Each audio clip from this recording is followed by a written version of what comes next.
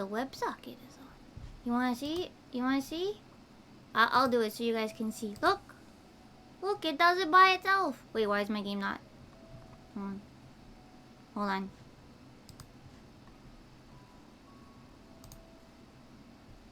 Hmm? Hmm? Hmm? Oh. I know why. Oh god, it has to go at the bottom. That's why. Got it.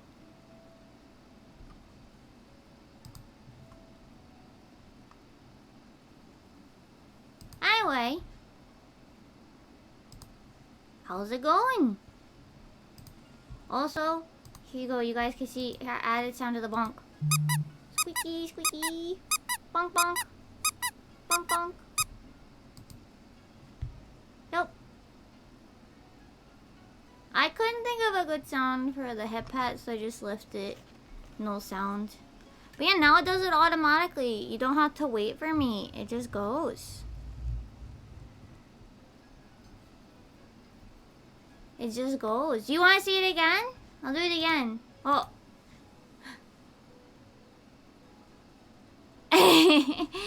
It's not as personal because I can't like do it by myself this time, but now you can head pat me whenever. And it'll go. Yup. Anyway, how's everybody? You got your vaccination notice? I got my vaccination thingy too. I can schedule it for August. I haven't yet because I want to make sure I look at the papers and stuff. And I'm not scheduling it for like the first available day. I'm not that crazy. But I can finally register to get my vaccination. Woo! Also, I am off work today because as I said in Discord, I hurt my foot. So the story is, yesterday I woke up really early. So you know, as you do, you go back to sleep, right? I mean, what the hell? It was like 6 in the morning. I guess some weird dream where like I'm on like there's some train ride thing. And like, what is it? It seems like really dangerous or whatever. And they're like, oh, we're not responsible for whatever happens or something. I don't remember. Anyway, so I like get off because I'm not gonna do that. That's scary. And then I get like the staff like chastised me. Well, I gotta keep talking. Like chastised me for getting off, right? But and then like we go to like the end of the ride to go for the people that like I went on the ride with, and like they never got off. I don't know. It was weird. The important thing is though, of this part of the story is that I woke up at 9, like 10, and I was like, oh shoot, I'm gonna be late for work. So I'm rushing. I'm checking my phone to see like if it says that I'm still gonna be on time if I catch the train. And so it says what it actually says is to leave at 9:30, catch the 9:40 train, and I'll be there at 9:55, so I won't be late.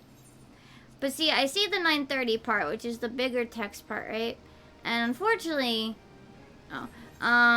that I'm like, oh no, I gotta make the 9:32. I think I saw like, I think it said like that you get at the train station at 9:32, right?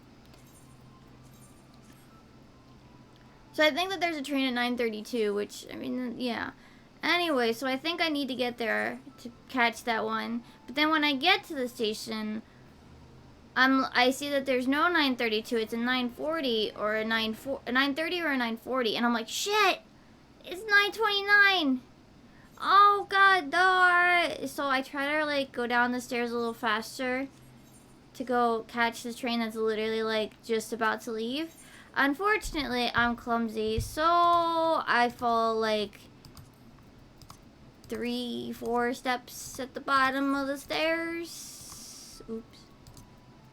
And the thing is, though, like, I think, like, it's okay, it's fine, right?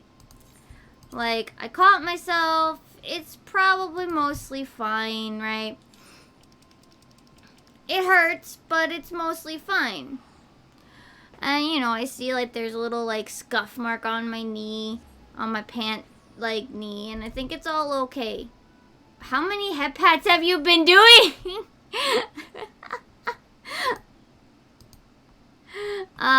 So I think, like, okay, I'm fine.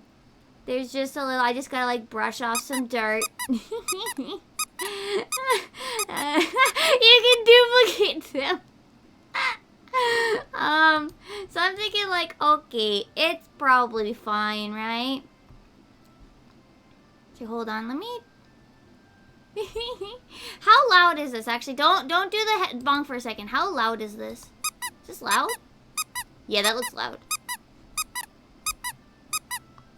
Yes, it is. Let me turn it down a little bit. Okay. Okay, so moving on. So yeah, I go like dust off the knee. I think it's fine, right? And then I realized that it's not just like dirt on my knee, that it's actually like a scuff mark and there's a hole in my pant, like, oh no. But then I'm like, okay, it's fine, right? I have an emergency sewing kit, right? I have an emergency sewing kit, all is good. No worries, I just do a ladder stitch and nobody will know that I didn't have black thread. Keep that. Keep that. Did I put a cooldown? Hold on, let me make sure that there's a cooldown, if only so that it doesn't break, I just don't want it to break, trigger fire. Hold on. Hold on.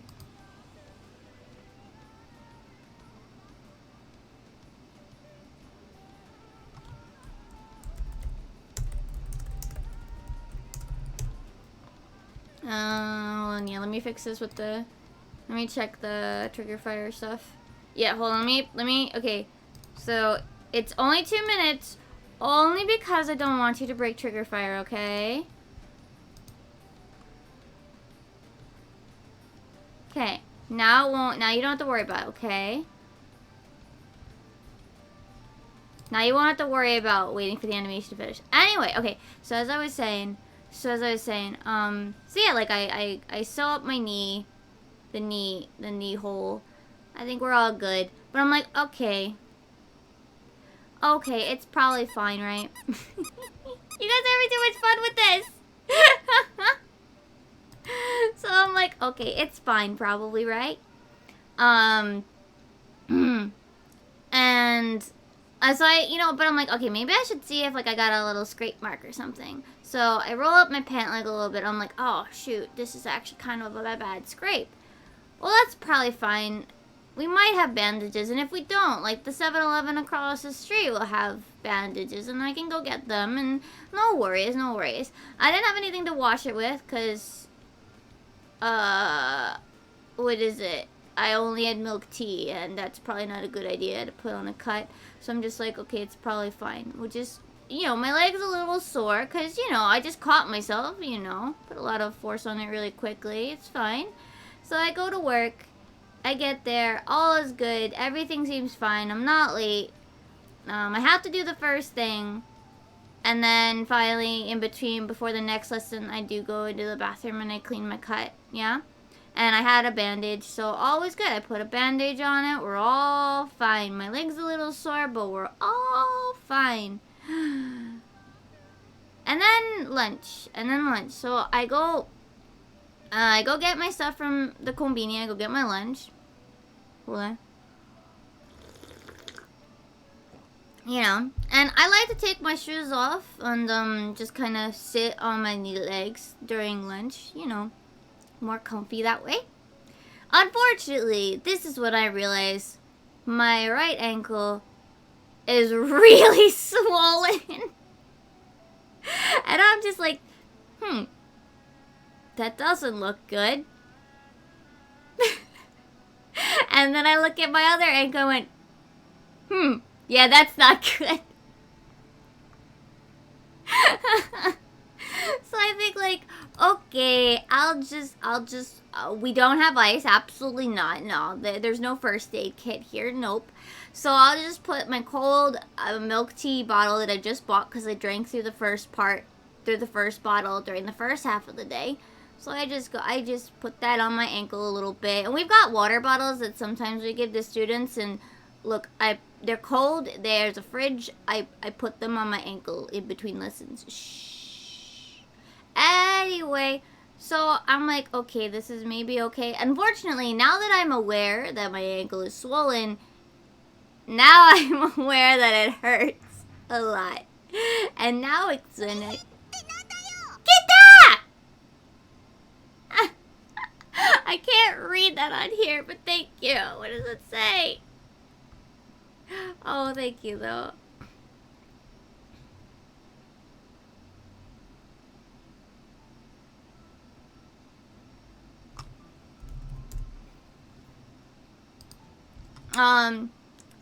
So, where was I? Right, so yeah, now that I'm aware that it's really swollen, I'm like, okay, now it's like really hard to walk. And like walking the like short distance from the teacher room to the online lesson booth area, because I had a lot of online stuff yesterday, was like, I wanted to die. So then I'm like, I should probably call out for tomorrow. It's only a half day, so it'll be fine. So yeah, I fill out the paper like before I leave. Unfortunately, the manager's just like, we gotta talk to you about this. Thankfully, it's like the nicer manager, and I'm just like, look, I sprained my ankle probably. I hurt it really bad. And it's really hard just to walk a few feet. And he's just like, oh geez, damn. Well, take it easy tomorrow. We'll find a coverage for you. Thank you. I hope it heals quickly, because he's the good manager that's nice and actually sounds like he cares. And yeah, so I'm off today. Unfortunately, on the way home yesterday, there was an accident of some kind, and the train was delayed like an hour. It had been on delay since like 2 hours before I got to the station after work, so that sucked.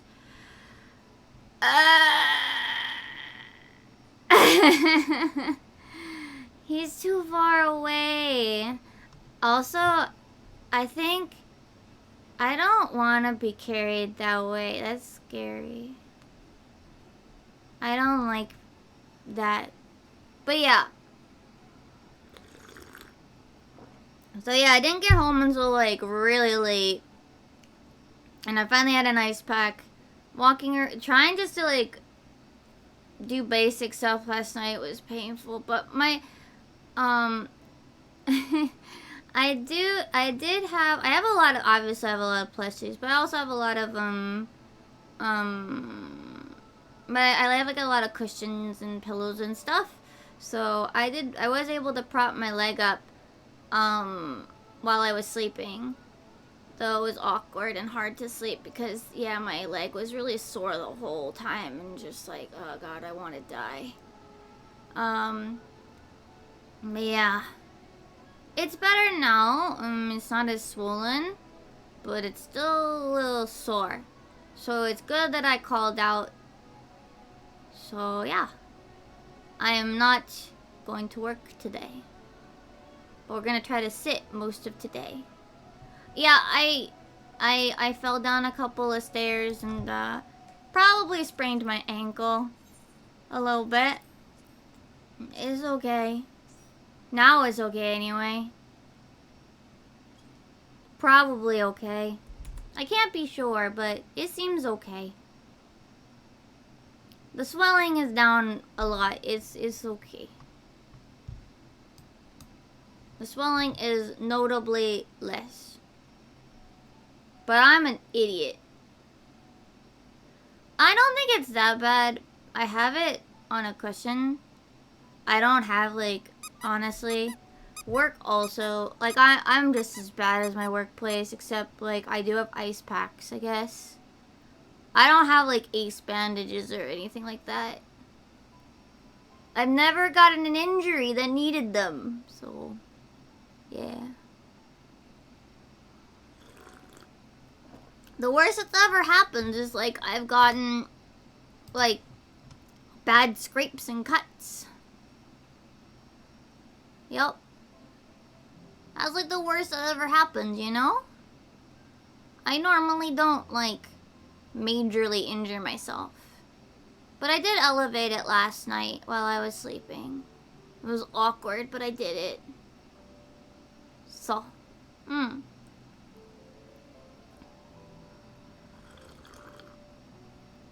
It was really bad last night, basically. Today, it's okay. Just gotta remember to stand up on my left foot when I stand up, which is hard because you know, I'm a righty. So that means that my instinct is to not do that, to do with my right foot. And yeah. Gotta be careful for today. And Tuesday, Wednesday is always off, so we're all good. I told my manager, the boss man, that I'll probably be okay by Thursday.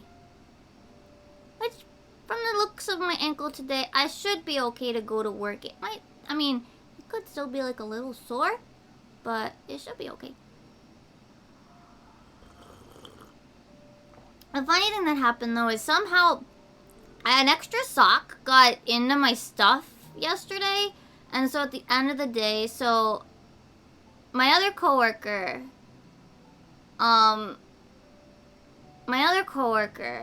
she's much more sporty than me and whatever, nah. And so she's much more versed in good things to do when you get hurt. So like she's like, we don't have anything to do for compression. I'm like, if I put on this other sock, I guess that could help. So I was like, it's a weird situation. I'm like, I guess this worked out. I don't know. So I wore 2 socks on my way home.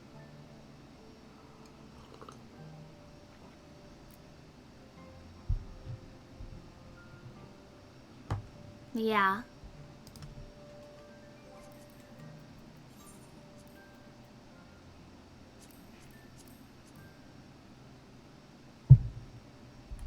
Yeah.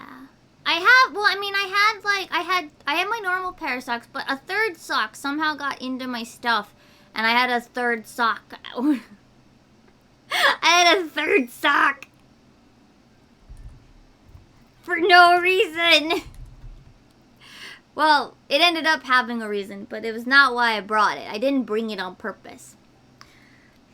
Unfortunately, I had to buy another pair of pants, but yeah, I had to go to Uniqlo and buy another pair of pants, because now the pants that I bought have a hole in them.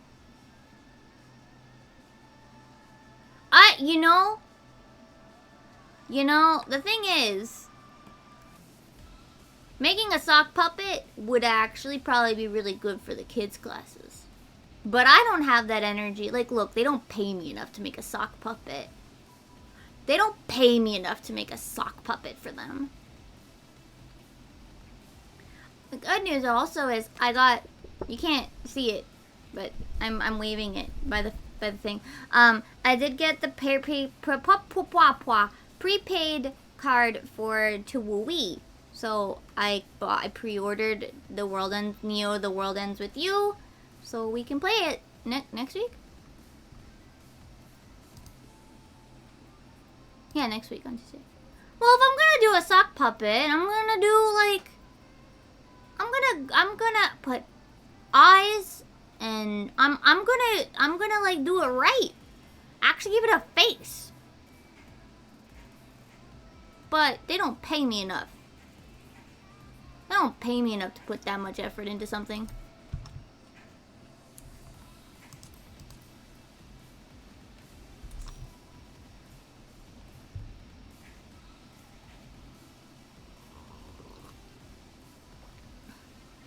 They actually used to have puppets for some of the little toddler class characters, but most of the branches that did have them, I think they got rid of them because nobody used them and they got dusty and dirty, and no, they were like, well, nobody uses them anyway, might as well just get rid of them.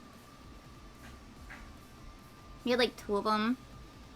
I think I used it like once because I knew they were there and we were having a trouble kinder. They've been trying to train us again on how to, like, teach the toddlers. And, like, honestly, the manager that's doing it, it's that one manager that I don't like, right? And, well, nobody really likes him, but... Oh? What is that one? Ah! It's like... I do more kinder class, and I could teach this training better than him. Like... And when you look at the way that they train us for this kid stuff, you can tell that they never, ever, ever have actually done these with, like, focus groups and test groups. They have no idea how an actual kinder class goes. And it's insane. They have no idea, like, the kind of actual problems.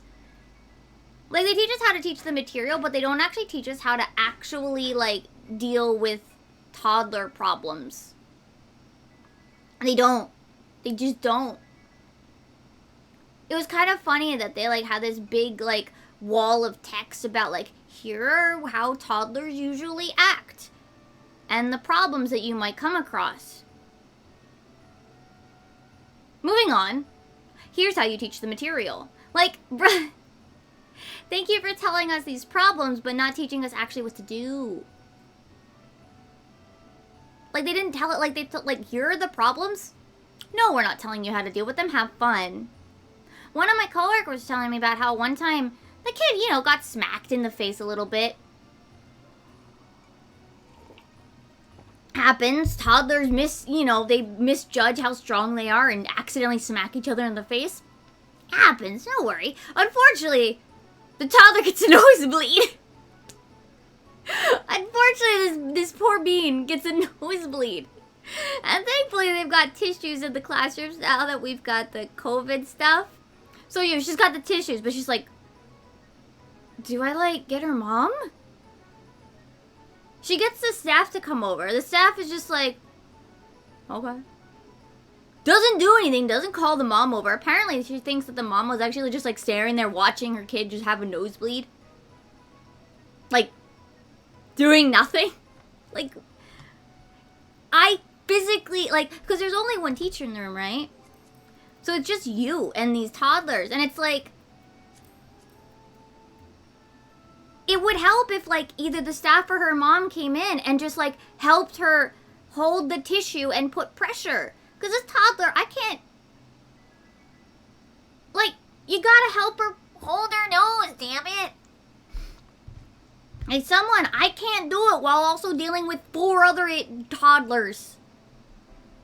Hello? Well, see, the problem is, remember, not every teacher knows Japanese, so she can't necessarily talk to the mom, right? So this wasn't me. This coworker, she doesn't know Japanese enough to talk to the mom and get her attention. She can talk to the staff, but the staff didn't do anything. She just, like, came over and was like, okay, and then left. Like, what? And then her mom just kind of, like, stands there. And apparently the mom does eventually come over, but, like, the mom just, like, watches. While this kid is, like, bleeding and, like, bleeding into her mask even. No, we don't. This is not like a normal school. We don't have nurses. We don't even have a first aid kit.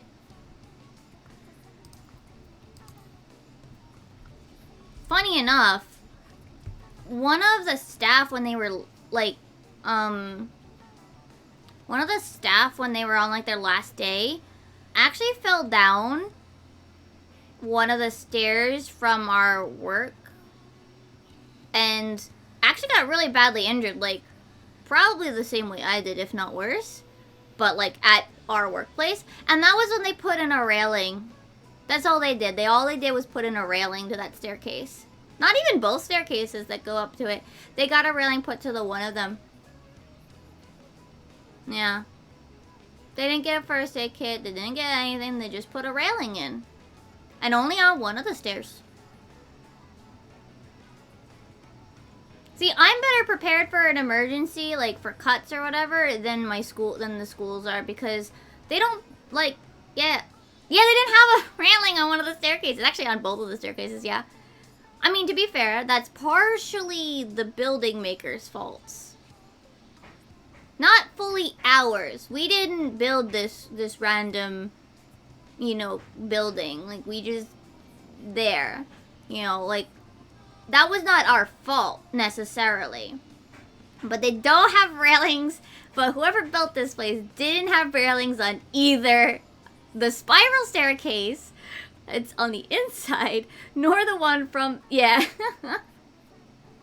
nor the one, the other one.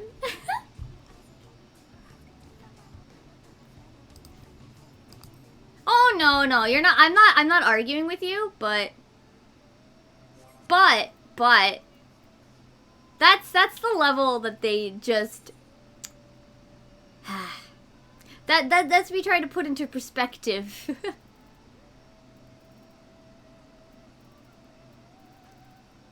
But yeah, like, there's only so much I can do. And, like, I can't, what is it? Like, force? No. Like, I can't force them to go out and buy this stuff. Why is Leica logging out? I can't force them to go buy this stuff, right? And I don't have power, and I don't have the power to, like, go and buy this stuff. Like, even if I did go and buy this stuff, like, first aid kits, that's mine now. I'm not giving it to the school. They're not gonna pay me back for it. That's gonna be my personal kit. For myself. Like, that's not going to work. If they want to be prepared, if they don't want to be prepared for emergencies or accidents, especially in a place where we get toddlers and stuff, that's their problem. Not mine. They can be the ones that get in trouble, not me. I have usually just Band-Aids and emergency sewing kit.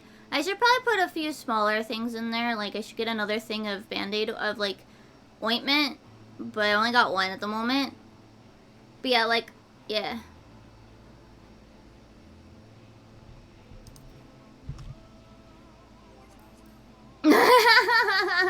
Why are you taking it? It's like, I paid for it. You gonna pay me back? Exactly. Yeah, no, I probably should, well, I don't know how, I feel like, what is it? I know over-the-counter stuff is a lot weirder here. But yeah, it's definitely, like, it's one of those things where, like, I kind of forget, like, what other things I should probably put into it until, like, I actually have a situation. But, I mean, I have, like, basic stuff here. Alright, who's missing besides... Oh, wait, we're missing Emmy. And Tristan. So that's 6, 7. Aji is 8. Yeah. Hold on. I gotta bother them.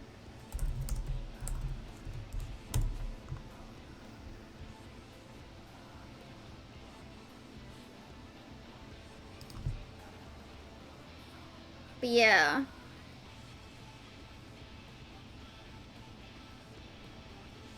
And then I've got, like, some of my meds in there. But yeah. That actually reminds me. I think I used the one Band-Aid that was in there. I think I did. I only think I saw one in there. So, now that I'm thinking about it. Because I left the Band-Aid box, like, right here. So, funny thing. So here's my opinions on Band-Aids, right? Here's my opinion on Band-Aids. First off, kids' Band-Aids, way cuter. And also, they seem to be like the only ones that come in like a big box of like the same size. But also, if you ask me, they're way better. Not just because like, A, they're cuter, but also like, have you ever seen like the sticky level of those? Those won't come off like if you fucking tried. Like, that, they are like some, like, hardcore sticky Band-Aids. Like, you're gonna be in pain when you take it off, but good news, it didn't come off when you didn't want it to. But like, the Band-Aids for like adults are like flimsy as heck. And you're just sitting there like, bruh.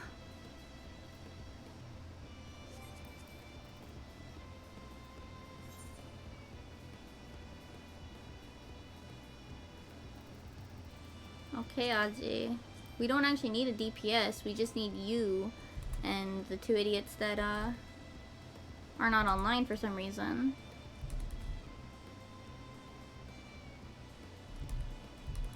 Hold on.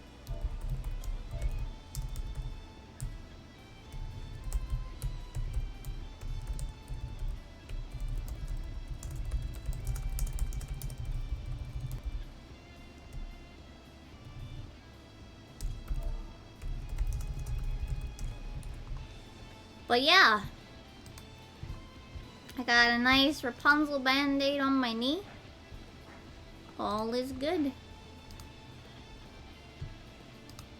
But yeah, like the other teacher was talking it over with the staff. They're like kind of like making like a little mental list of like what we should probably have in the case of emergencies, or like just, you know, accidents happen. Yes, we're teachers, but like. And there's probably like low chance, but like, we walk to work. There's no harm in like having an ice pack. The problem with the ice pack though is they probably have to get the one that like when you snap it, it gets ice, gets cold, because they don't have a freezer to put it in to make it cold. They only got a fridge, so they probably need one of those that has the snap. When it gets, so that it gets ice and cold.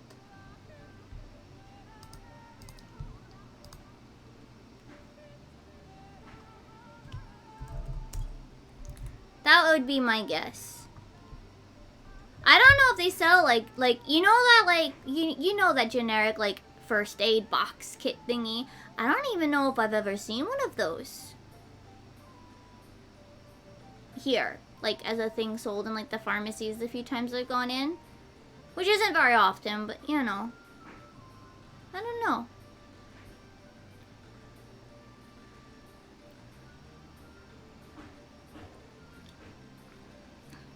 You would think for a place, for a country that gets a lot of earthquakes, and shit can just go, you know, bad. they would think to have like a freaking first aid kit, especially also because my workplace has, you know, kids. I'm trying to adjust and find a way to sit that's not making me want to. God damn it. At least like moving doesn't like make me like go pain as it did like the other day, as it did yesterday.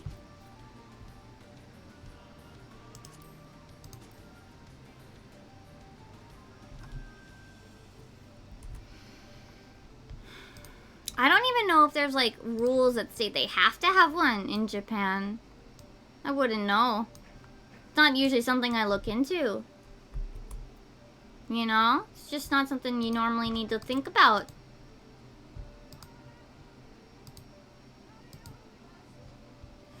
Ugh. Yeah. That's all I got. That's all I got. That's what happened yesterday. That's my story. That's all I got for today.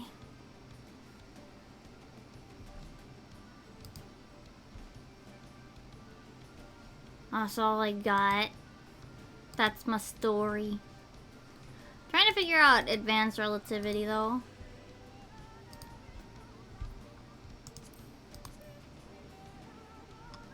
Yeah. Okay, neither of these idiots are online. Did they forget that we have raid? Are they dead? Oh, no. It's fine. I mean, like I said, I'm not the one buying it. I'm not the one... you could tell me all you want, but I'm not paying for it. And it's fine. It's fine, please. It's fine. Lahi? Okay, like legit though? Where's Emmy and Tristan? Legit though. Tristan's is idle. Emmy's actually offline, which is unusual. Huh? Huh?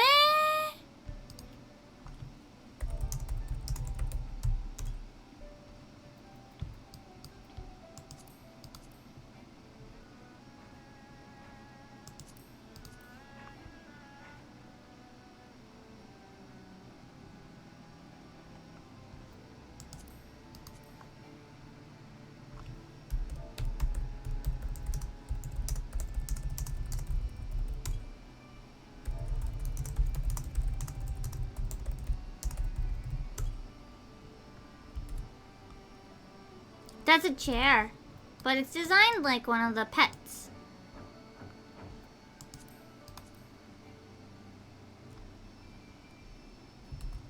Let me go message Emmy. Ah!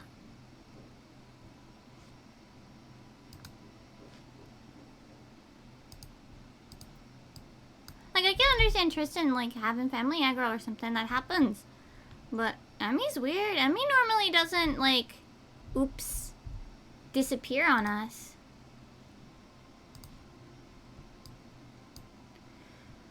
I hope he's okay.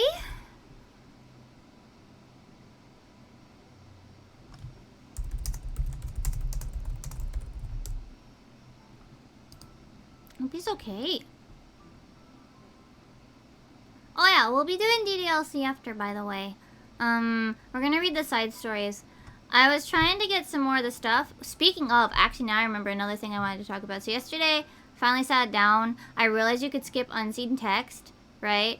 And I was like, oh, well, that makes this easier. Anyway, so I was like, okay, we'll go through. I'll get some of the other secret poems. Frickin' Monica gives me both of the secret poems I've already gotten from her. And then gives me one of the items, one of the quote-unquote secret poems that doesn't count for completion. And I'm just sitting there like, are you kidding me?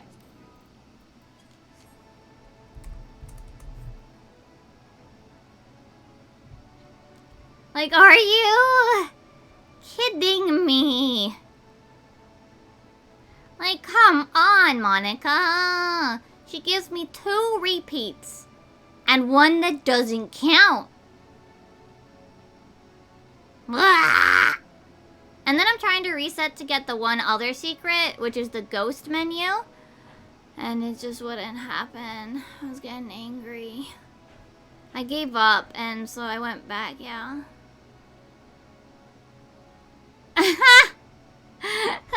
Who's your PC?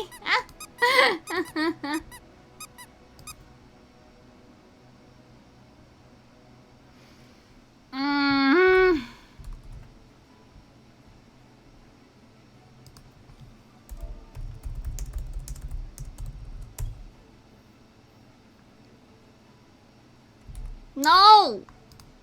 I don't want Monica. She's not even the best girl.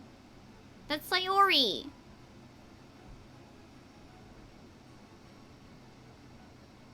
Yeah? Yeah. Yeah, I was resetting for that. I still gotta listen to... Well, listen in quotes. I'll probably turn on auto at, like, off stream I'll probably turn on auto and listen to 15 of her thingies. 15 of her, monologues. Emmy's here!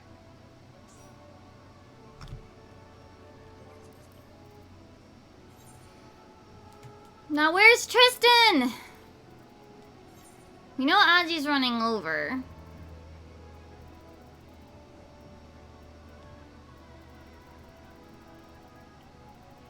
Where's Aji?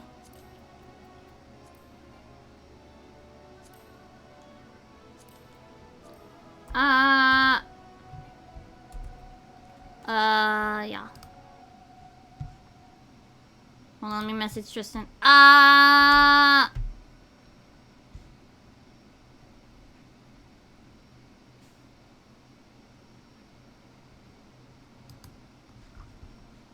Did he forget?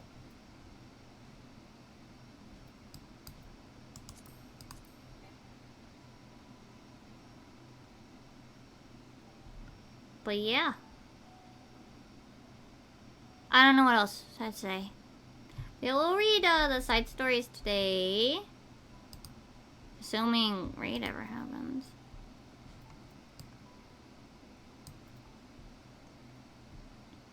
Yeah, well, I mean, actually, no. I was also, literally just typing, in my message to the static mates that are, that are late. Because, like, it doesn't actually matter what I say.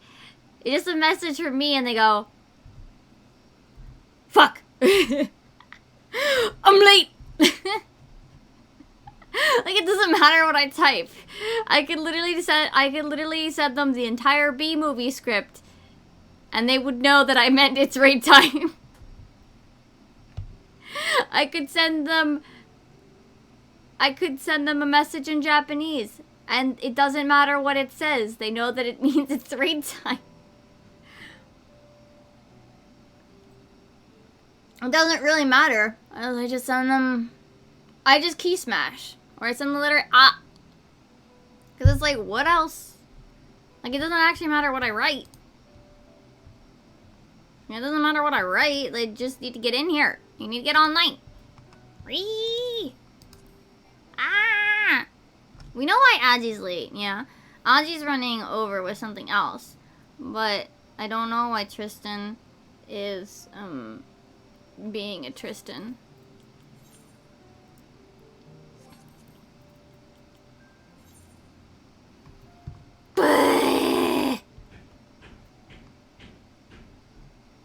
Why is Tristan being a Tristan?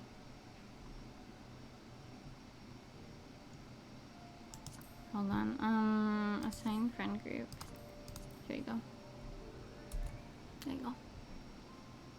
Blah! Thank you. That one's a weird blah. But that's what you get.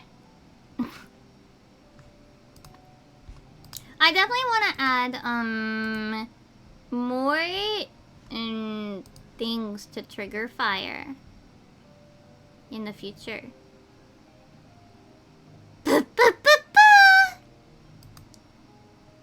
The Kita classic. Ara ara. Enjoy your lurk, Cygnus.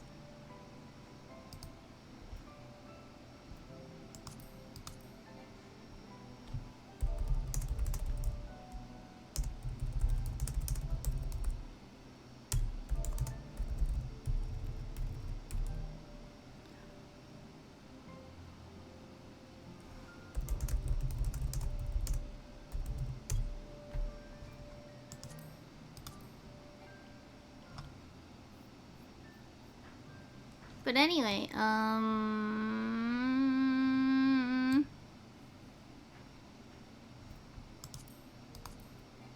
yeah. That's all I got. That's all I got.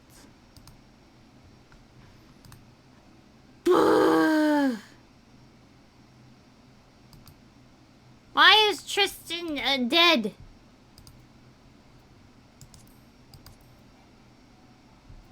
Aji's not in the instance.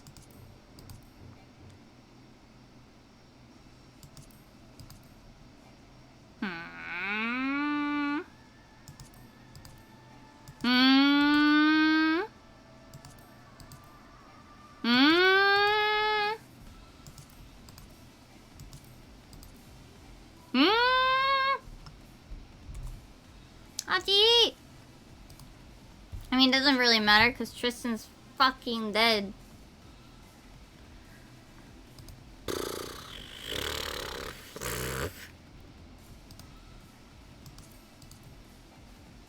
Oh yeah.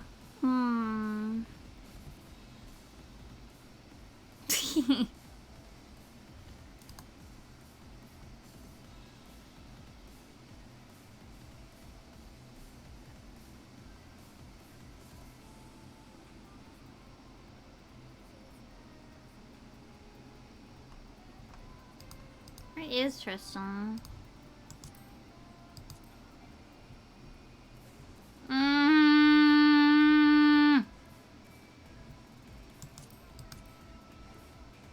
Eh?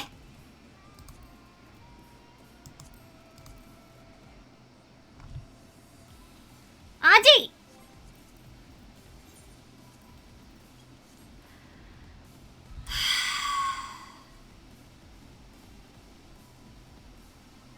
I want to die.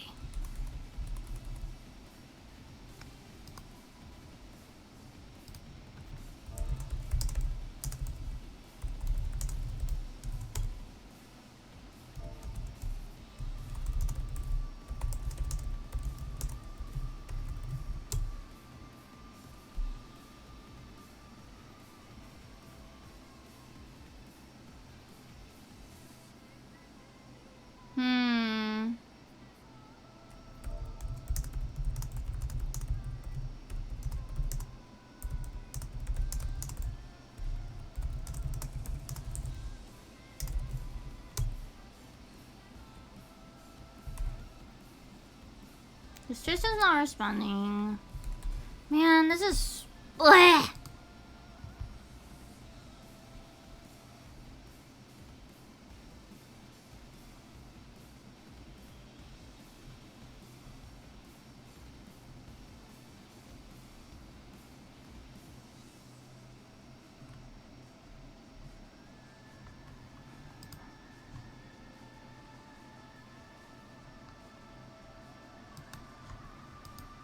Hold on.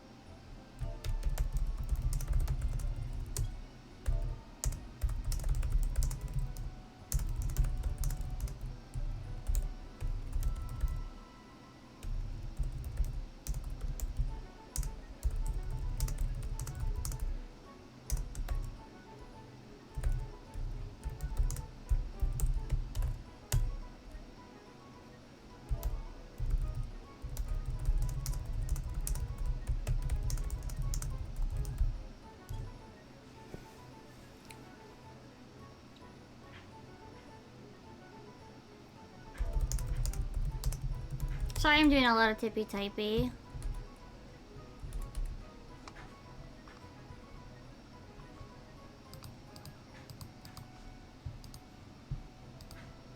Apologies.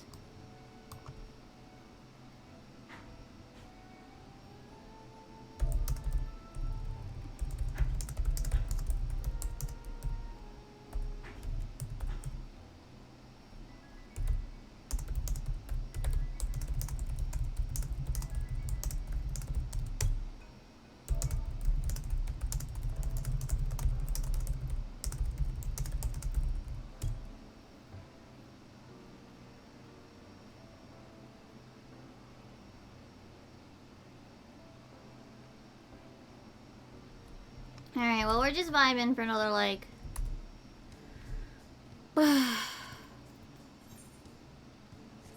Honestly, if Tristan doesn't log in, then there's nothing we can do. It doesn't really matter about, Aji.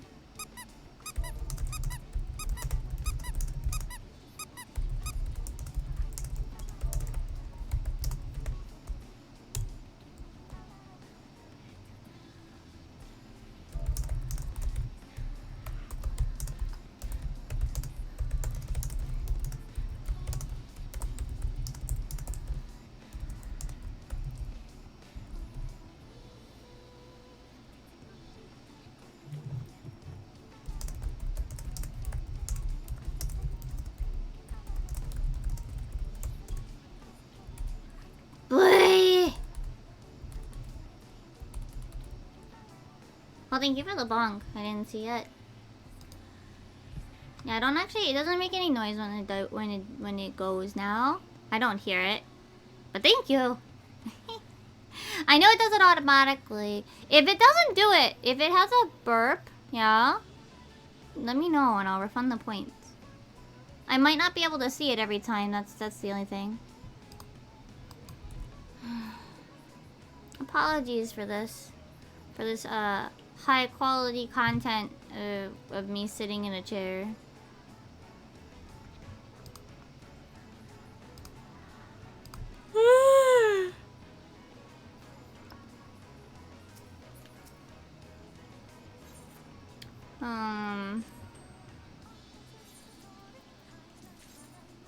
But yeah, we're gonna, if neither of them like even respond or say anything as of 9:30, then we're gonna call it for the day. Which I hate to do this, and I really hate doing this like often because this seems to keep happening, and it's really, really, really annoying. Tristan said he was available starting like the 15th,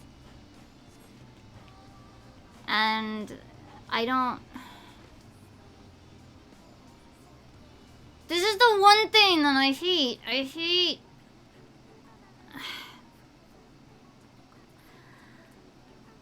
I hate when people they made the commitment. Please. I get out of bed for this. You know, like, I don't know, I guess that's my thing with it. It's like, I got out of bed. It's not like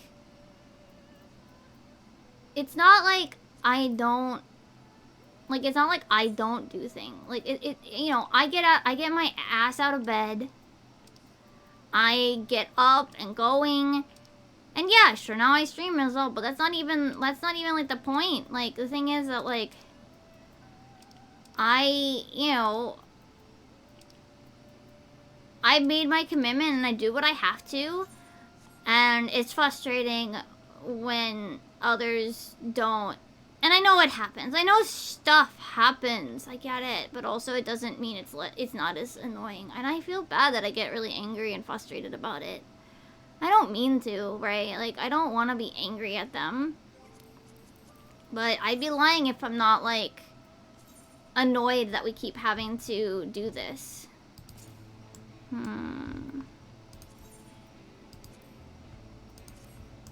This doesn't change anywhere. Like, I'm super annoyed that we have to keep doing this. I should make this.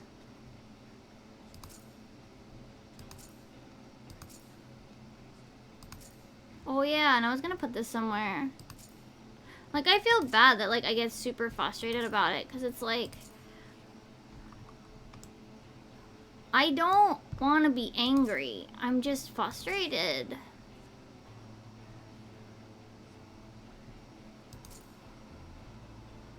Dun, dun, dun, dun, dun. Road that we walk is lost in the flood. Here proud angels bathe in their wages of blood. And this the world's end do we cast off tomorrow. I should maybe make some of these and redecorate. But yeah, like, I feel bad because it's not like I get that stuff happens. But like, I don't know. I get, bleh. frustrated.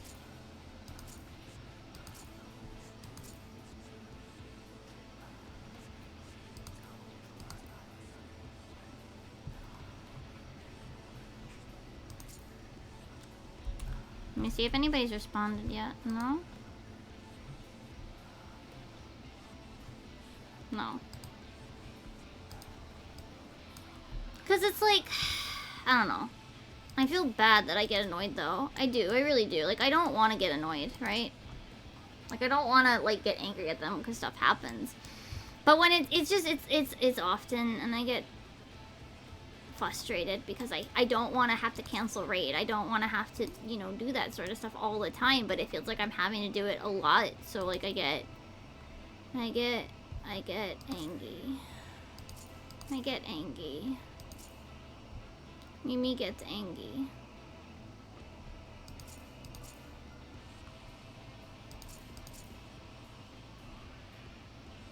I have tea. I actually brought, like, the big tea. I brought over big tea cup thing, but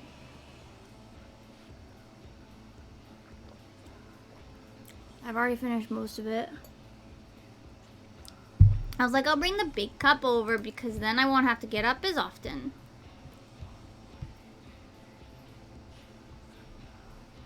I want to redecorate my house.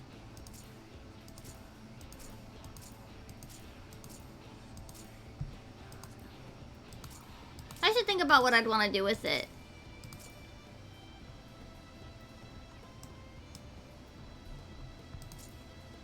This is pretty. I think I'd really like to use this somehow.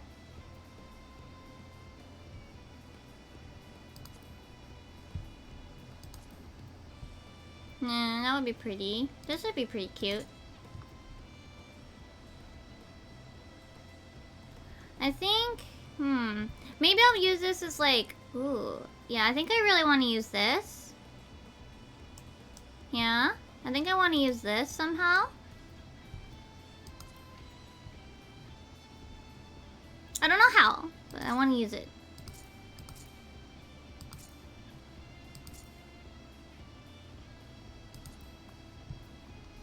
Emmy! He's already in here, never mind. Never mind, I'm dumb. But yeah, I'm looking at the items and seeing what kind of things we could include.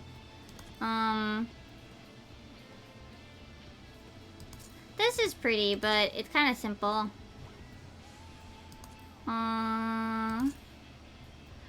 Pardon me. Okay, enjoy your nap, Kita. Thanks for stopping by. Sorry that I was just chit-chatty. I think I definitely want to use this if I'm going to use the flower thing, right? This could be really cool. Like this thing. Along with this thing, it could be cool. I want to use a spiral staircase too. Oh, wait, I could use a spiral staircase and like connect it with this thingy.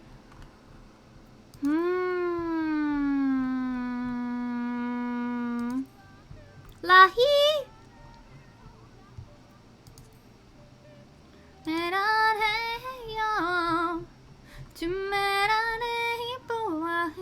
And I definitely want to use this too. Maybe I'll make like a cutesy little section. Maybe I'll make a cutesy little section. I have to think. I don't. Yeah, today because they're gonna play the thing with the stuff, the DDLC stuff. I definitely also want to use this. I want to use this really bad. I want to use that, and maybe that. This is also really cool. This could be totally useful.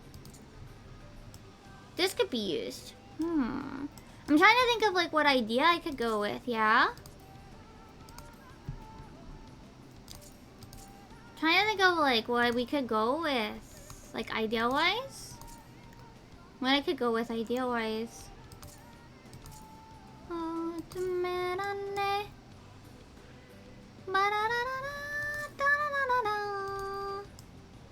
Mimi Bird, no. Look how cute this is.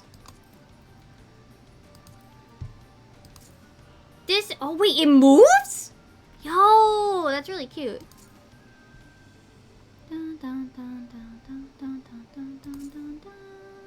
This Marimo, I really like this. This was actually a person designed that. This is really cute too.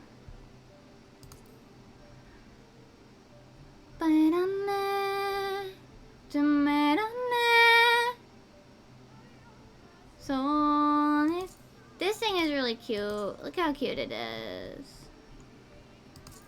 Look how cute these are. Cute. Ugh. I'm trying to think of, yeah, like other things that I could utilize. This would be cool if it wasn't a pain in the butt to get. The handbasket would be maybe something to consider. These are, I love them. I wish they died though. I wish they died.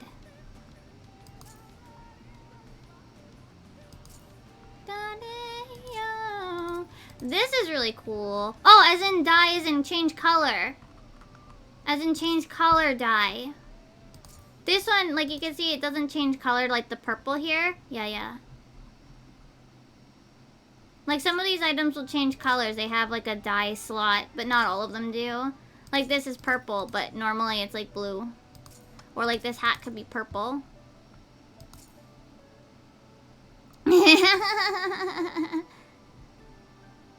Yeah.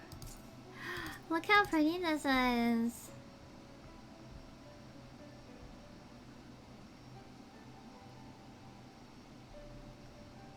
Ta-da! This is really pretty. The homemade cookie set is really cute. Where are there any other, Look how cool this thing is! But it's such a pain in the butt to make. Dun dun. Dun na na na. Dun na na. Dun na na na na. Na na na na na. Na na na na. Na na na na na. Da.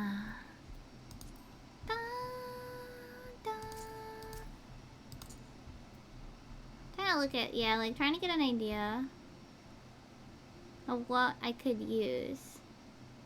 Oh, it's 32, and I don't think Tristan's here.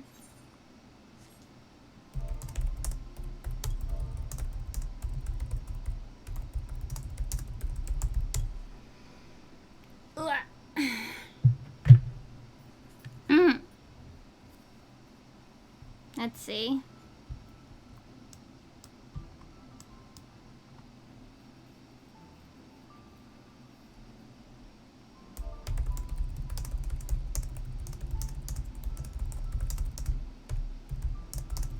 No, we're not doing pugs. We actually have a reason we don't do pugs.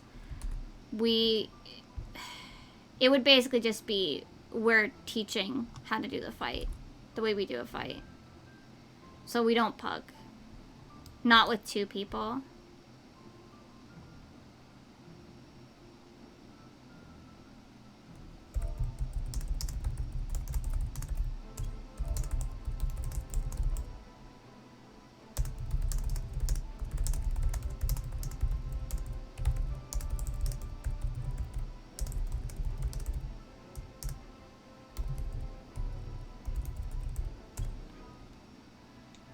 Pugs are bad. Yeah, pugs don't read.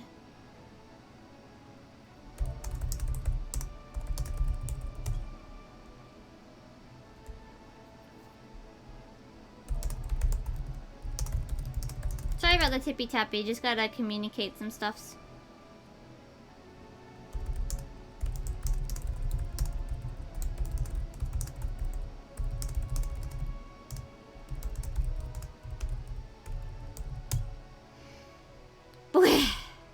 Okay.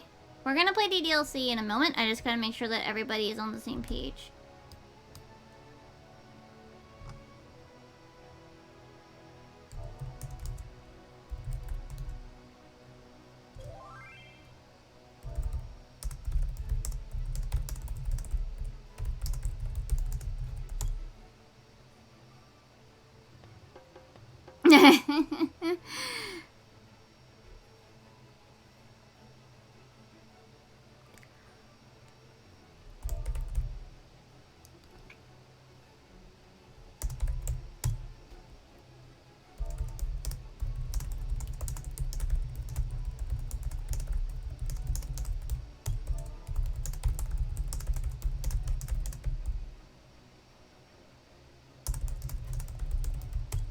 Yeah, our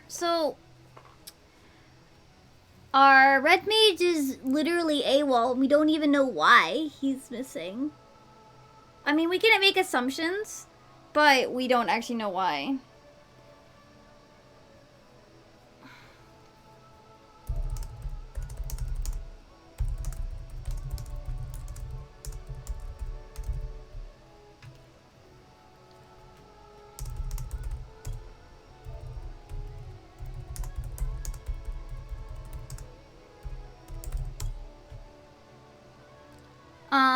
And then our other DPS that's been helping us, they're running late with something, but it doesn't really matter if our red mage is AWOL.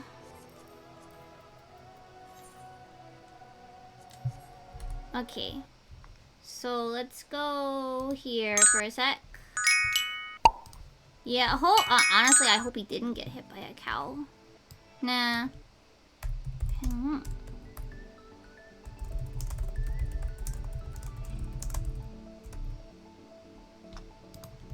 Doki Literature Club Plus, not end game, done.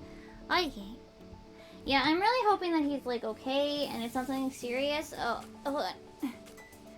I really am. I hope for his sake and for our sake and for everybody's sake that he's just something just came up and hopefully I can find out what exactly happened. But yeah, I'm hoping. And then yeah, it didn't really matter if our other DPS joined us because if we didn't have Tristan, we would have had to have somebody else. The reason we don't pug, but is yeah, basically we do a non-standard PF strat. We don't do PF strat for basic relativity, so it would basically mean, we'd probably have to be teaching somebody how we do basic relativity, meaning we're not progging. Oh my god! I just exit out and Tristan messages me.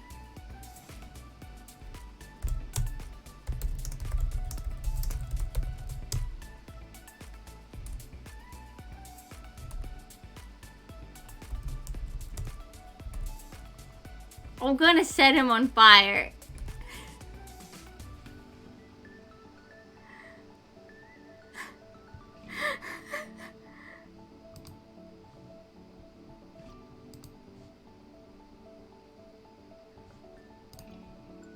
I'm gonna set him on fire.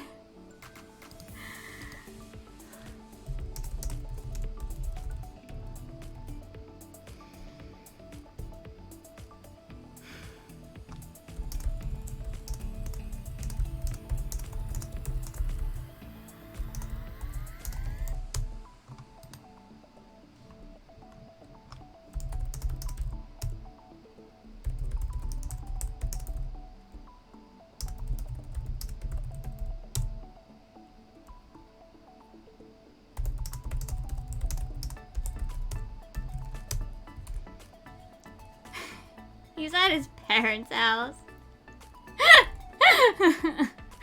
I'll set him on fire later.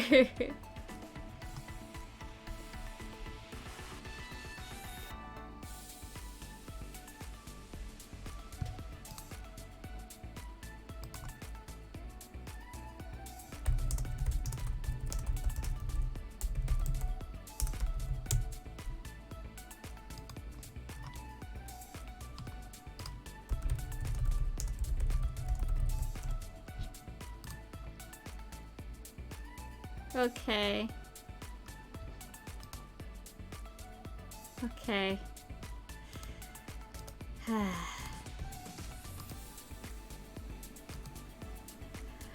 Moving on. I mean, we already called it anyway.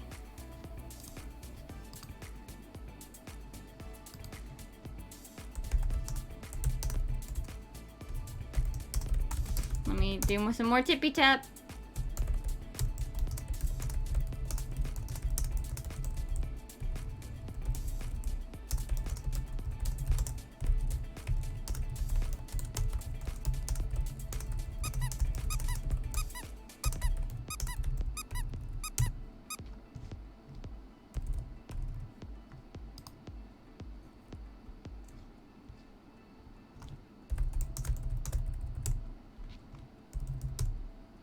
Okay. Okay. Tippy top top. Yep. Alright. Okay. Okay. Let's just go over here and pretend none of that happened. Alright.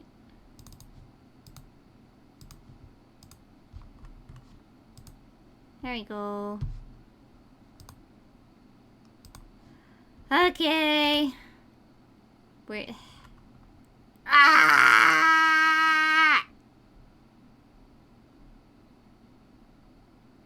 I don't think I want Blanky today. Yeah. Oh, we don't need Rio. Rio is not. We're not playing herbs. We're playing this. Okay. Okay. Anyway, moving on. Alright. So hold on. Let's see if Streamer Luck can do a thing. Dun dun dun da da dun da dun dun da da da da da. No. Okay. I wanna try a little bit. Hold on. We're gonna try to get the ghost menu. We're gonna try, okay? We're gonna try. Nope. Come on. Come on. I wanna get spooked. So if it changes, so it already gave me the My Sunshine, You're My Only Sunshine. So that one does mean... Hold on, is it a little loud? Okay, that's probably fine. That means that you should be able to get the ghost menu. But it's like a 1 in 64 chance. So...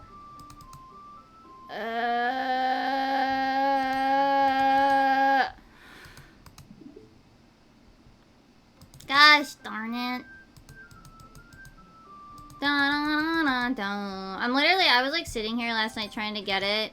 And I'm just like... God damn it. I want to die. I'm so tired of this song. Hold on. Dun dun dun dun dun. Okay. Yeah, so I've already gotten back here. Yeah, I already got back here on another run through, yeah. I have granted kids to hell. Can you grant me to hell? Can you, like, give me the spooky ghost menu yet, Monica? Please. Please. Please? Basically, if it ever shows up white, like if this part shows up, you didn't get the ghost menu. Hold on, let me check my Discord messages.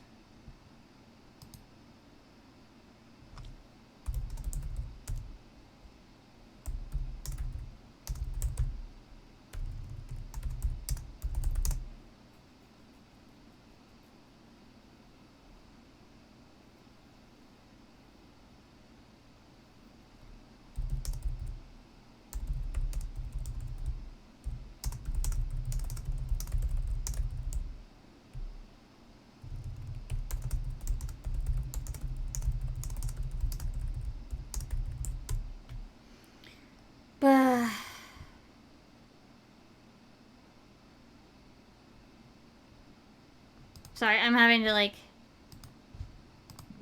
hold, like, a bunch of different conversations all at once. I'm so sorry.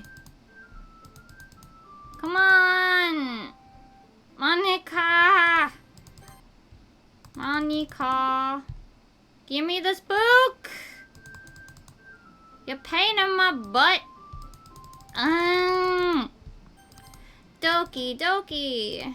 I want to die. Dun dun dun dun dun dun dun dun. Doki, Doki. Nope. Hold on.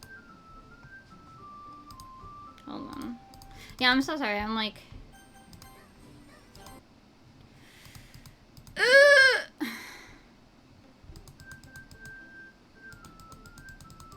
Da na na na na.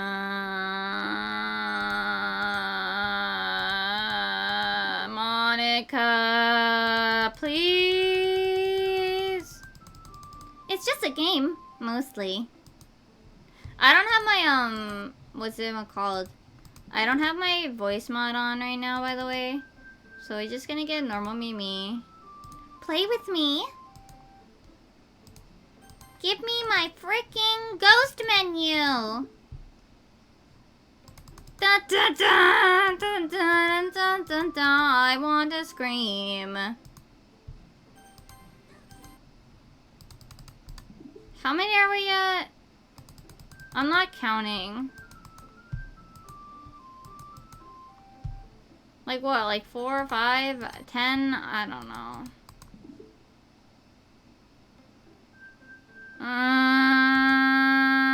No.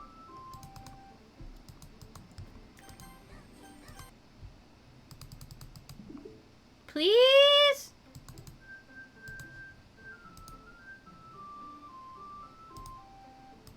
Oh, right.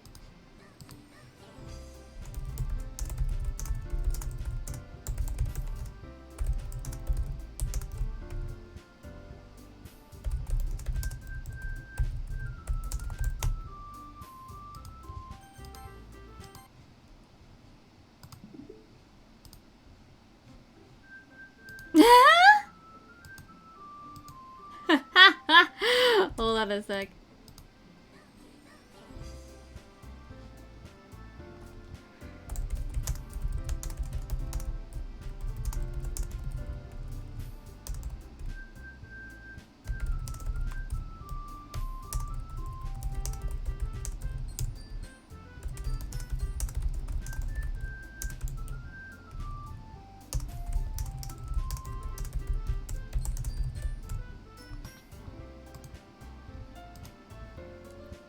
Okay, okay. Monica, if you don't give me the ghost menu... Monica, if you don't give me the ghost menu, I'll send you back to the programming department, you salty ass bitch. Bitch.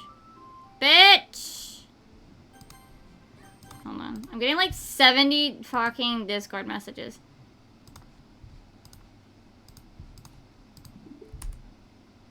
I didn't do very, like, I just did, like, Mimi regular. Like, angry Mimi. I just want the ghost menu!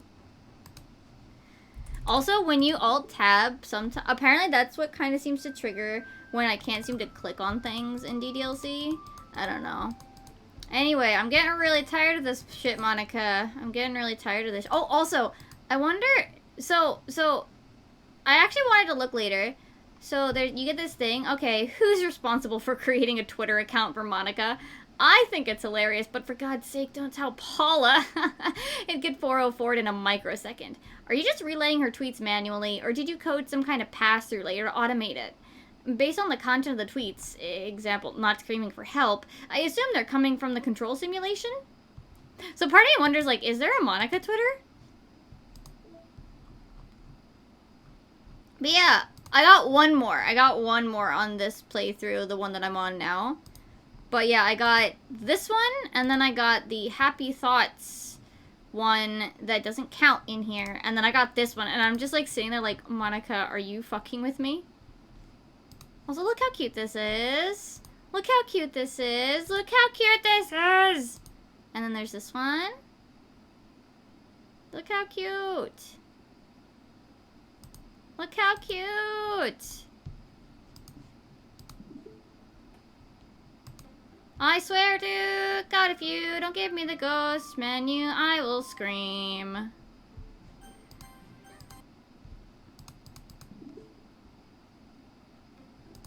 You know, even because I'm even though like I'm expecting it, right? I'm probably gonna jump when it happens. A little bit. Like, it's not like there's a sound effect or anything. Well, okay.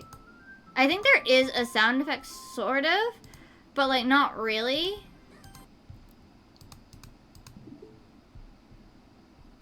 Dun dun dun dun dun. Like, I'm starting to wonder, like, did I fudge up somewhere? Like, am I not far enough? I'm getting so tired of this. Doki, Doki. Like, am I doing something wrong? Should I be doing something different? Hello, Monica? Monica! Every time I get slightly hopeful when it stays black for like a split second longer. Or rather, my perception of time is just messed up enough that I think it feels longer.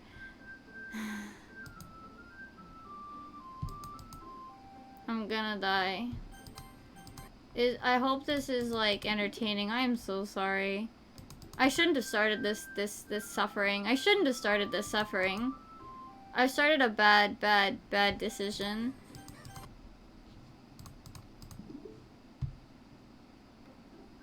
I'm going to scream. I have granted kids to hell. Monica, please give me the thing.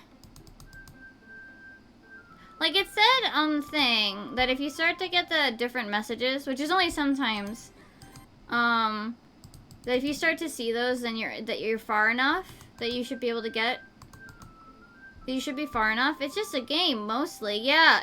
Can you give me the spook yet, Monica? Hi. Da na na na na na na na na. Play with me. No! Not until you give me the ghost menu.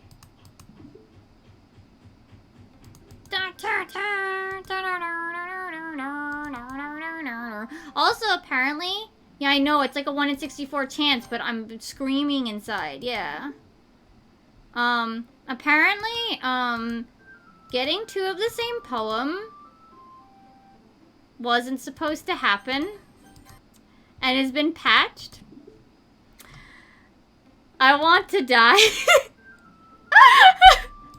I wanted to die when I saw the edits of the guide that I was looking at for the stuff to just kind of keep track of things. I was like, they fixed it? They fixed it? Ah!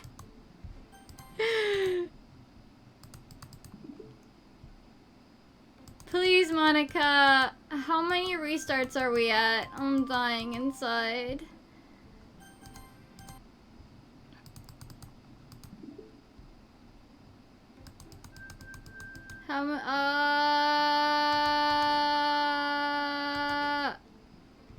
Doki, Doki.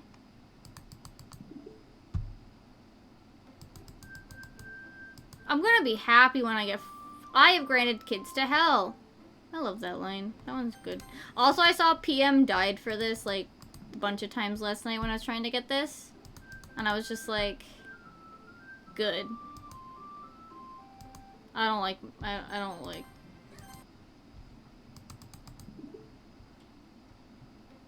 Oh my. Project M. So the guy who worked on this did the, what is it called? What's it called? The, Project M mod for Brawl? Was it? To make it more like Melee? I just thought it was, I'm just like, oh, this is dumb. Who cares? Just leave Smash as it is. It's whatever, it's just Smash. Yeah, Project M was a mod for, Super Smash Bros. Brawl to make it more like Melee. Because People didn't like the way that Brawl felt, so they wanted to make it more like Melee. I don't get it. I get that it was a thing, but oh my god. Monica, I missed you. I didn't.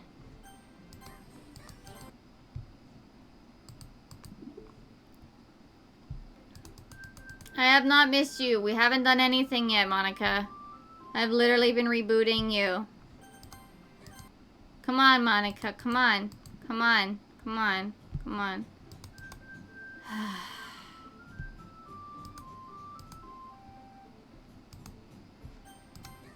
Well, how did I miss her? Like, we're literally just reloading the game.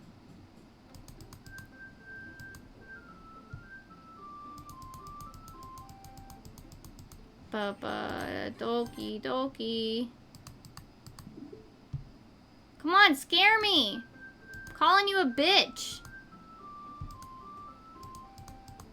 What, Monica? What, Monica? Are you too, are you too nice? Monica? Monica?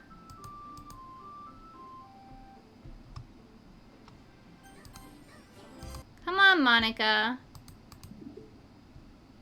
Come on, Monica. What are you, chicken? What are you, chicken? Come on, Monica.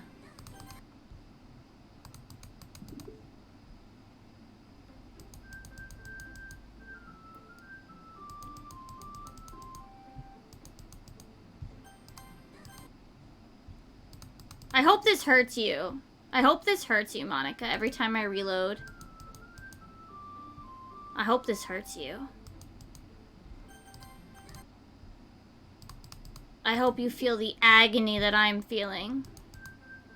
Every time I have to hear this godforsaken fricking opening tune.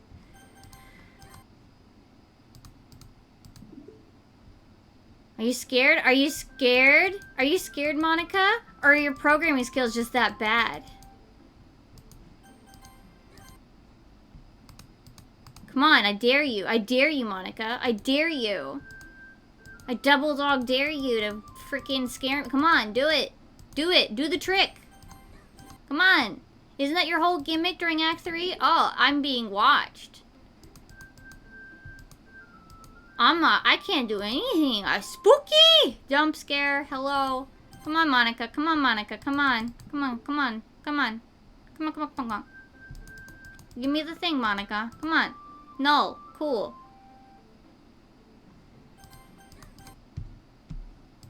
Monica. I can only make fun of her for so much. For so long before I get bored. Monica.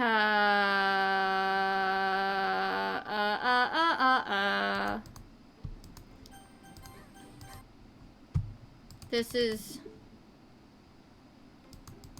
torture. Easily disturbed? I know you want me to suffer, Monica, but like... Doesn't this hurt you? Doesn't this hurt you, Monica? Do you really want to feel this every single time where I reload the game and stab you? Do you really want this? Do you really want this, Monica? Monica, if you just give me the ghost menu, Monica, then we'll be done. We'll be done. I'll read your cute little side stories. We'll have a great time. Maybe we'll even sit here and skip through a couple of the stories so that we can go and listen to you talk. We could talk. We could sit here and listen to 15 of your monologues, Monica, if you just give me the gosh damn frickin' ghost menu. Come on. Where's the streamer luck? Am I doing something wrong, Monica? I really feel like I must be doing something wrong. Like, I feel like I must be missing something to get this to trigger. Like, I feel like I must be missing something. Because it's just not. I get it, it's 1 in 64, but like I feel like I must be doing something wrong. Monica, please.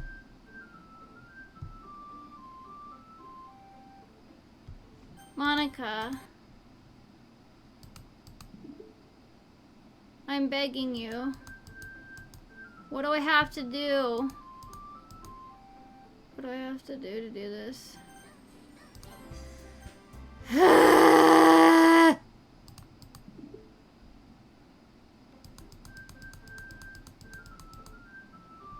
Don't forget to back up Monica's character file. Can we actually do that on this one?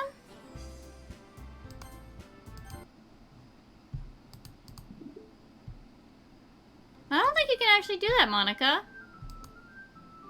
Monica, all I can do is open and delete files. I can't do that here.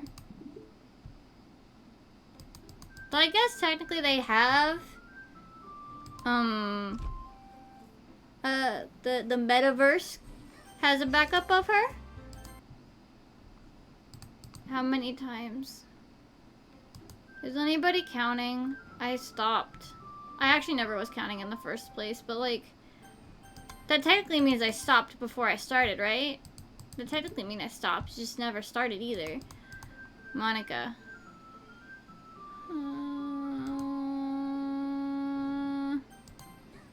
74! Are you actually counting? Oh my god. My odds are so bad.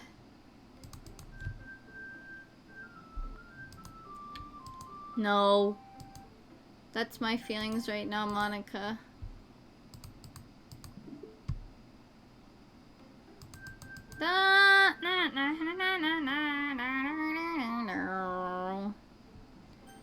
Doki, Doki.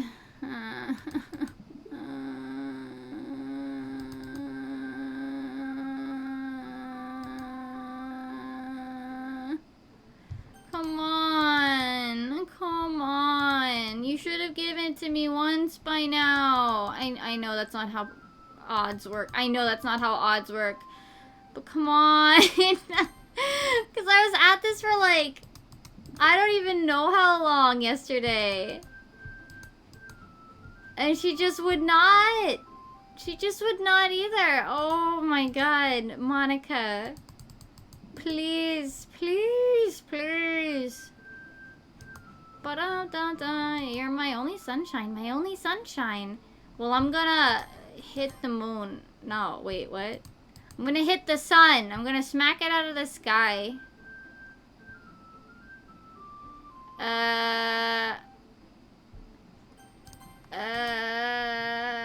Doki, fucking Doki. How long is this gonna freaking take? Does the dismembered one come up here too? Or did they get rid of that one? Or have I just not seen it?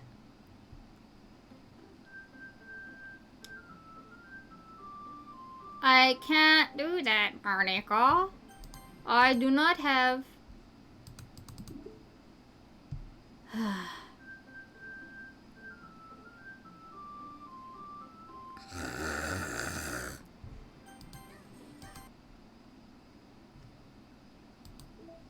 Oh yeah. Here.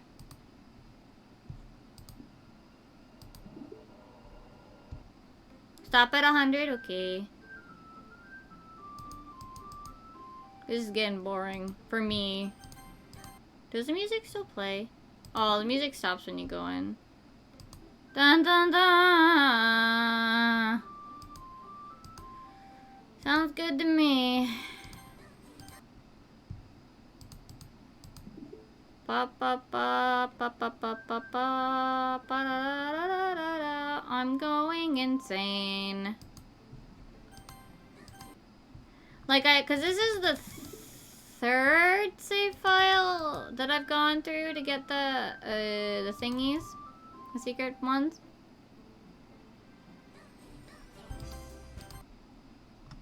Right? So this is actually the 3rd time that I've been in Act 2. I'm gonna have to, alright, so we're at 90.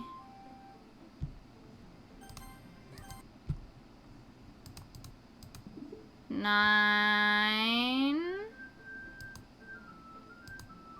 If I get to 0, Monica, you're gonna be sad. 8.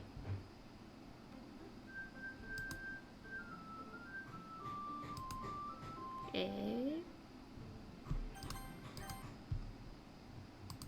7.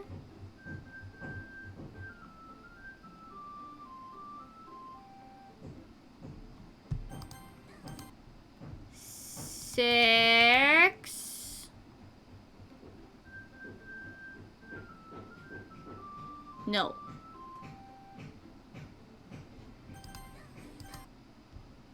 5.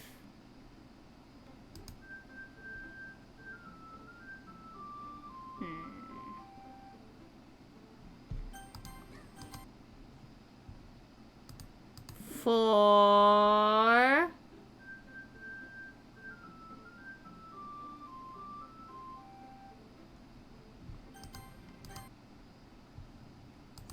3.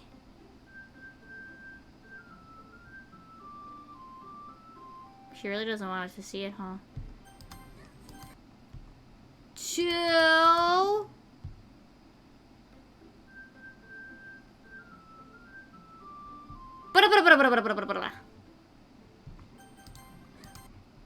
1.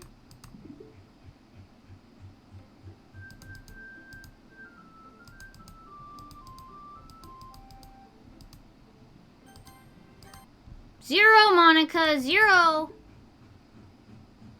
Nope. I was feeling like maybe she would do it just on the last one because it'd be funny. But nope. Alright, Monica, we're done. Bye.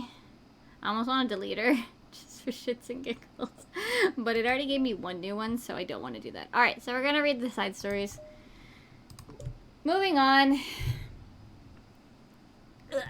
The club meeting is suddenly interrupted by the sound of the door, causing Monica and Sayori to turn their heads.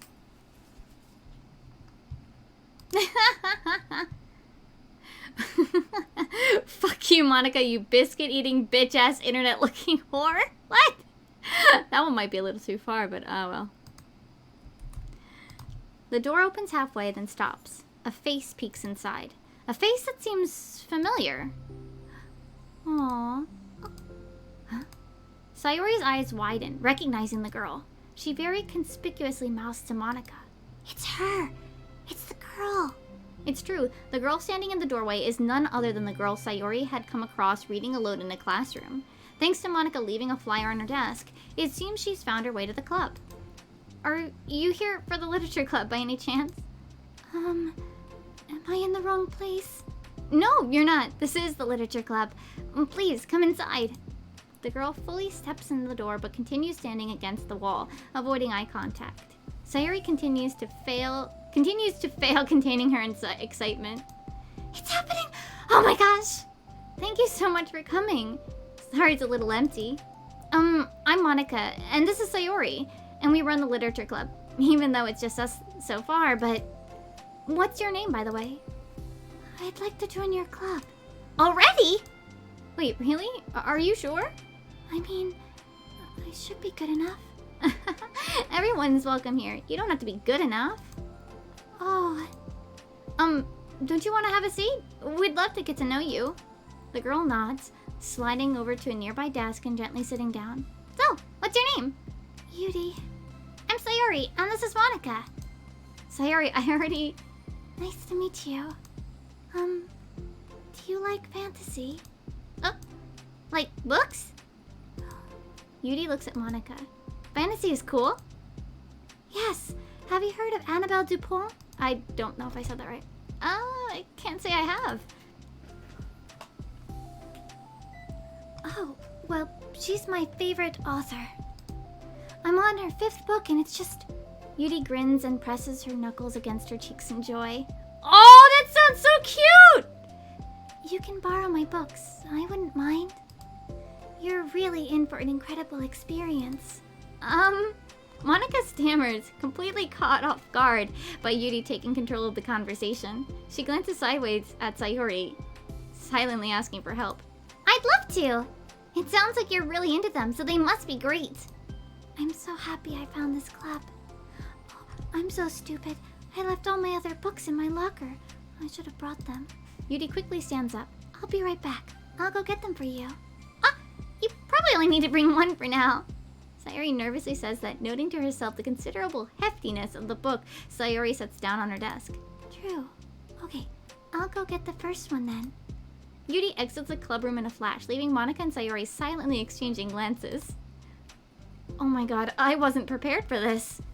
How do I handle someone so intense? I have, no experience with fantasy, except maybe stuff that I read when I was a kid, but that's probably like a joke compared to what she's into. I'm sure it'll be fine. In fact, I think it's neat we have different people who are into different kinds of literature. It'll be fun to learn from each other. Yeah, I don't mean to disagree, but what if this is her only interest? Doesn't it kind of seem like that? Monica, don't you think you should be more optimistic? We have a new club member. There shouldn't be room for anything but being happy. I'm excited to get to know her more, aren't you? Yeah, I guess you're right. Sorry for being so hasty. I just got really anxious all of a sudden. It's because you're afraid of not being able to take the lead. What the heck? It's kind of scary how you can point things out like that, Sayori. I just like learning what makes people happy or sad. Yeah. Hey, you know what? You'd probably be great at helping Yuri feel comfortable here. Maybe you could take a break from helping me with the administrative stuff and just focus on spending time with her. Yay! That's exactly what I want to do. Besides, Sayori lowers her voice. I'm probably gonna need all the time I can get. She taps her finger against a dauntingly chunky book Yuri's left sitting on the desk. Right afterwards, the door opens to reveal Yuri's return. I'm back. Her breath is slightly heavy, which, combined with her short time gone, indicates she may have ran at least part of the way. Aww! She makes her way back over to Sayori and sets the book down on her desk. Just as Sayori feared, the book Yuri brought for her is just about equal in size to the one already on Yuri's desk. Well, there are probably a few things you should know before getting started on it. There are some things that are more explained in other books that take place in the same universe, so going over those would be good to keep you from getting confused at the start. Sayori nervously interjects. Well, I was thinking that maybe today we could just get to know each other a little bit more. You know, if we're gonna be reading together, then I would like that. From across the room, Monica smiles and nods at Sayori while Yuri isn't looking. Oh, okay. Yuri sits down, then looks at her book, then glances around the room, showing no indication that she has anything more to add. So, what made you decide to want to join the club? Well, I like reading, so I was immediately interested. I had no idea that someone was starting a literature club. That's my fault, since I haven't been paying attention to any of the club recruitment advertisements. I only found out because Yuri glances over at Monica. Monica! Monica came into my classroom and put the flyer on my desk. Suddenly Yuri's face darkens and she shakes her head at herself. I was so stupid. I got too nervous and couldn't even look up, so she just walked out. It took me several days just to come here because I was afraid that Monica told everyone how inconsiderate I was. But I decided that was probably irrational. Wait. No, that was totally my fault. I felt so bad about interrupting you that I just, walked out. I was actually really hoping that you would come by. Yuri exhales in relief. Oh, they're so cute! I always seem to interpret things as the worst possible scenario. Well, I was really nervous to come here for some other reasons too, such as there being too many people. Not that I mind that much, but I have a really hard time having to meet a large number of new people at once. So it's actually amazing that it's just the two of you. I definitely came at the right time. Oh, well, that makes me happy. I'm proud of you for working up the courage to come. Yuri smiles warmly to herself. I've never really had the privilege of sharing my interests with others before. It's so hard to find others who are into the same things I am, except online. So I thought the literature club would provide a chance for me to do that. Oh, this is so cute! Uh-oh. What kinds of other things are you into? Like genres? I don't know, just anything. Even if it's not literature. Oh, just things you would think are dumb. Sayuri pauses, a look of concern on her face. How about I'll tell you something I'm into, and then you can tell me all about something you're into? I suppose that would be okay. Okay. Well, I'm pretty into like crafty things. Like making cute little collages or decorating things like cards or jewelry boxes. My room's always cluttered with random stuff because I keep buying things to make gifts for my friends. But I put it off to last minute. So yeah, that's something kind of silly that I'm into. You sound quite creative. Well, no, this is with Monica. Monica was supposed to just be a normal character. The player, well, Monica just got a glimpse at bed. She got messed up. Not that much. It's just that you'd be surprised how much you can do with scissors and glue and stuff. So I have to share something that I'm into, right? Well, I guess I'm into nature. Ah! I love nature. Monica, I'm gonna start a nature club. No, you're not. You're stuck with me now. I'm not. Oh, yeah? Well, I hereby appoint you as vice president of the literature club. There. Now you're stuck with me. Oh my god, that's so cute!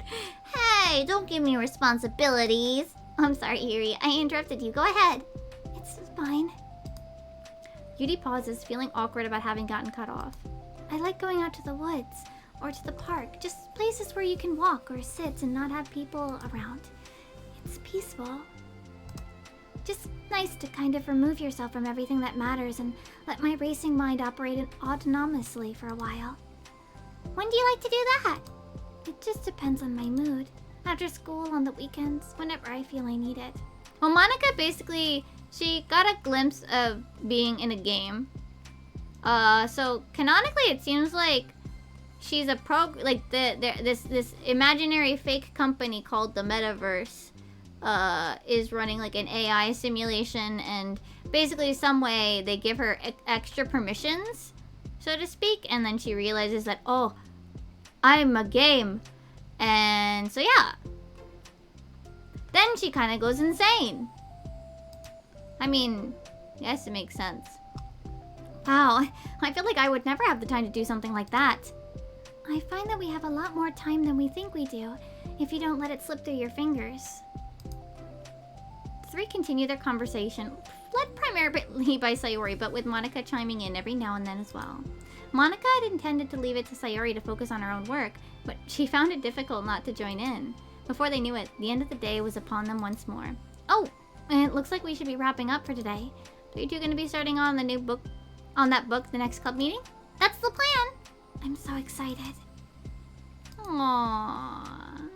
Waves to Sayori and Monica with a gentle smile. Bye!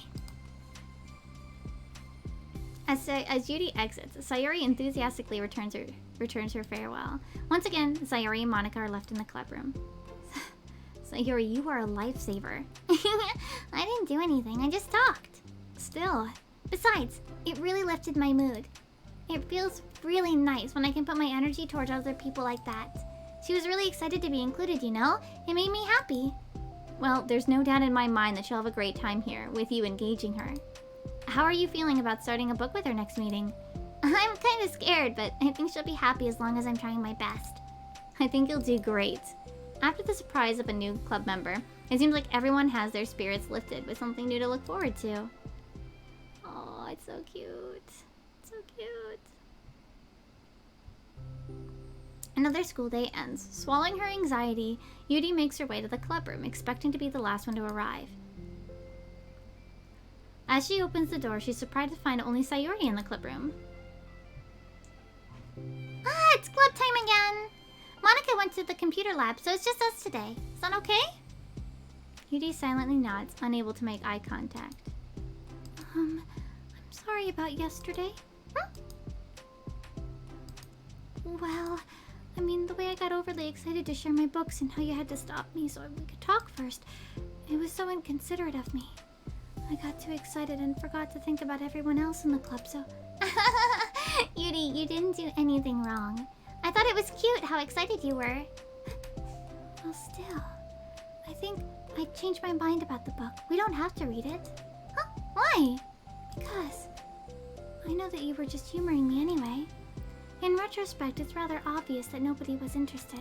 But if you like it so much, then it must be worth sharing. I've already decided I'll join the club, so you don't have to try so hard to entice me. That's not what I was doing. Oh no! Well, the thing is, we don't even have club activities yet. I mean, Monica and I have just been working on recruitment stuff mostly. So it just sounded like something fun we could do together, reading your books. You know, like as a club activity. That would be okay, right? Why am I being so resistant to this anyway? It's exactly what I wanted in the first place, and you're being so nice about it. I really don't know what's wrong with me. I'm sorry for being like this. You don't have to apologize. Just tell me if there's anything I can do to help you feel more comfortable here. Sayuri pulls her desk up against Yudi's and sits next to her. The book in question is already on Yudi's desk. Peering over, Sayuri reads the cover of the book. Dusk Bell. Part 1 of the Everlast Saga. It's Dusk Bell by Annabelle. Sorry, I'm writing now. Oh, right. I should probably get some paper. Yudi grabs a spiral notebook of hers and tears out a few sheets of paper. Wait, how come you need paper?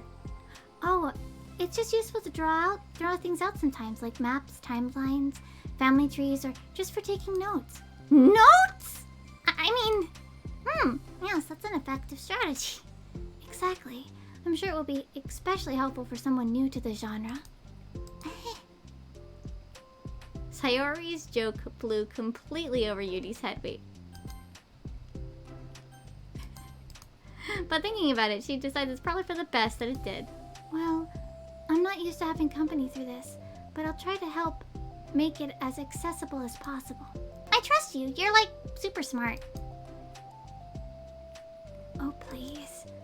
Yudi tries to dismiss the compliment, but she can't hide her smile and light blush. Aww. You can't generalize intelligence. I'm only smart in the things I have a lot of experience with. Contrarily, I'm awful at anything involving real people. That should be evident from the 2 days I've spent here so far. So in my eyes, it's everyone else who comes off as smart. Especially you. No! Aww. You're such a sweetheart when you're not being shy. Anyway, would you like to get started? Okay. Aww. Guide Sayori through the basics of the fantasy world her story takes place in. The more of it she details, the races, the factions, history, elements of magic, the more questions Sayori seems to have. But despite Sayori's expectation, Yudi eloquently guides her through it in a way it's fun to follow along. It becomes evident that the world-building aspect of the story, not just the story itself, is one that Yudi finds her passion leaning towards. How do people come up with this stuff? It's like the exact opposite of the kind of writing I do. What kind of writing? Oh, like poetry and stuff like that. The things I write are like just putting down the feelings that come into my head, you know? But this is like, there must be so much planning and hard work. Ah, you're into poetry? I think there's an appendix that includes some of the kingdom's written works, like poetry and folk songs. No way! Yudi giggles, filling Sayori's heart with happiness when she realizes it's the first time she's heard Yuri's laugh. Anyway, I think we can get started reading now if you're ready. Okay, but I can't read very fast. Oh, that's fine. I'm very patient. Patience is something I pride myself in. I see. Sayori jots, Yudi is patient into her notes. Hey, that's for the book. I'm just kidding. But I'm kind of glad you're patient, because I need that sometimes. A lot of times. Sayori flipped through the first few pages of the book, getting past the table of contents. Okay, chapter 1. The room becomes silent as the two of them begin to read, but the silence only lasts for a moment before Sayori speaks up again. What does vindicated mean? Oh, well, in this contest, it essentially means that he was proven innocent. It's okay to ask questions, right? Of course. Oh, this is so cute. Are these footnotes? A lot of the dialogue has cultural references that require explanation to be understood. Yuri's relaxed expression remains unchanged. Meanwhile, Sayori's expression grows tense as she tries to make her way through the dense text. Up until now, their expressions had been reversed, with Sayori easily navigating the social situations and Yuri struggling in them. But now the tables have turned. Wait! Are they talking about the past right now or the present? Where? Right here. They're talking about the past. These paragraphs are describing a flashback that Barnes is having. But they didn't tell me that. It's implied from the context. Sayori rubs her temples. She begins to understand the value in the notes, as she finds herself referring to them somewhat often, even adding to them. But her reduction in questions comes not from getting used to the reading, but rather from her fearing that she'll come across as stupid. Aww, Sayori. At last, Sayori reaches the end of the chapter. I think we can stop here for now. Okay. So what are your thoughts up to this point? Sayori tries to find the words. Am I doing well so far? Huh? I'm not sure I understand. I don't know. When it takes me so long to read and understand things, it makes me feel really dumb. But I really like how into it you get. It makes me want to keep going and keep doing my best, so I can see it the way you do. The relaxation from Yuri's expression fades. I see. Yuri quietly gathers her things. We can continue tomorrow, right? Yuri pauses and shakes her head. We can do something else tomorrow. But I'm sorry. Wait, sorry for what? I don't understand. I'm sorry. I don't want to do this anymore, that's all. I'm sorry that I made you. But Yuri leaves. Oh no! You weren't making me. How did this happen? We were having fun just a second ago. It's my fault. I said something stupid and hurt her. I should have just told her that I enjoyed it. Monica trusted me with this. It's the only thing I'm good at, and I still messed up. What if she doesn't want to come back? Drowned in guilt, Sayori stares blankly at her desk, spread with notes. The book sits next to them. Right. If she wasn't coming back, then she wouldn't have left the book here, right? Unless she just forgot to take it with her. This is horrible. Was it really because she thought I wasn't enjoying our time together? Or maybe she wasn't enjoying our time together because I'm not good enough? I probably let her down so much by having trouble following along. Yeah, I'm sure if I was smarter, she would be having so much more fun. I need to do better for her. Oh no. No, no, no, no, no, no. No, no, no, no, no, no, no, no, no. Sweetheart.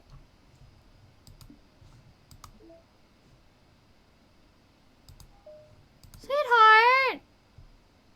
Babies. For the first time, Sayori is the first to enter the club room. Anxiety courses through her relentlessly. Will Yuri show up today? Sitting at a desk, she stamps her feet in an attempt to calm down. Why am I letting this affect me so much? I'm doing everything I can to make Yuri happy, but my best wasn't good enough. But it was still my best.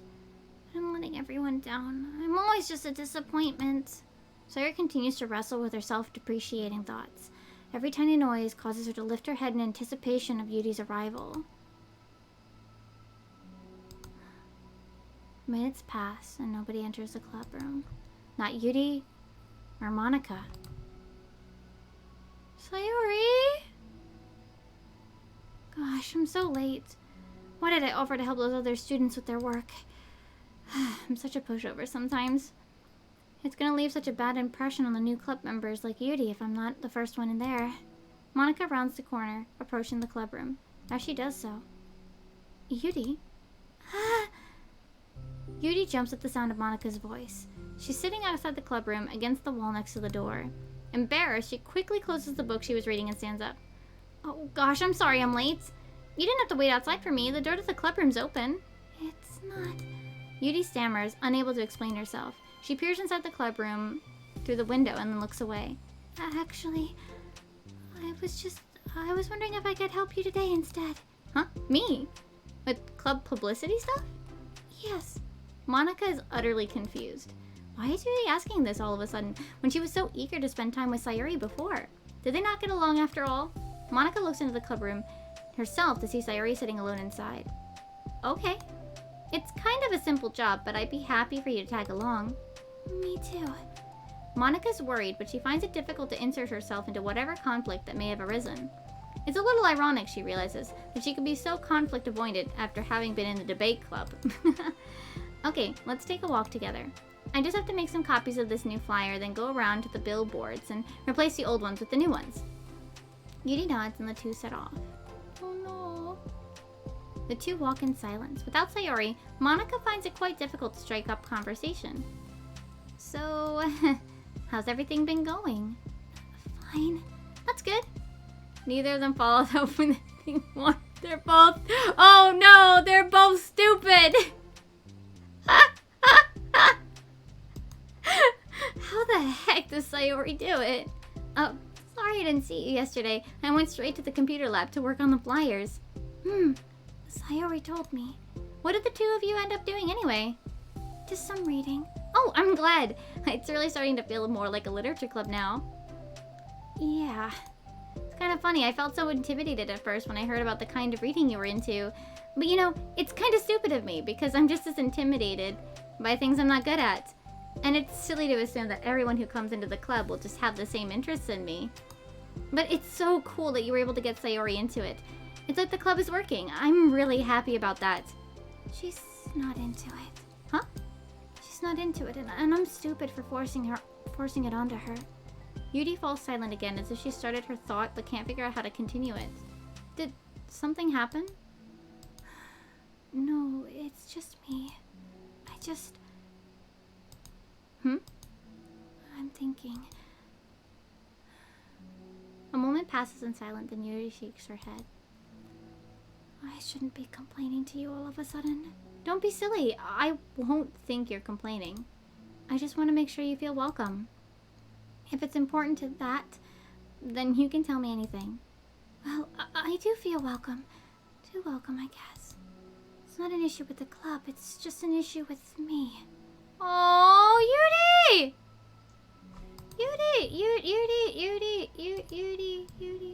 Yuri. Papa.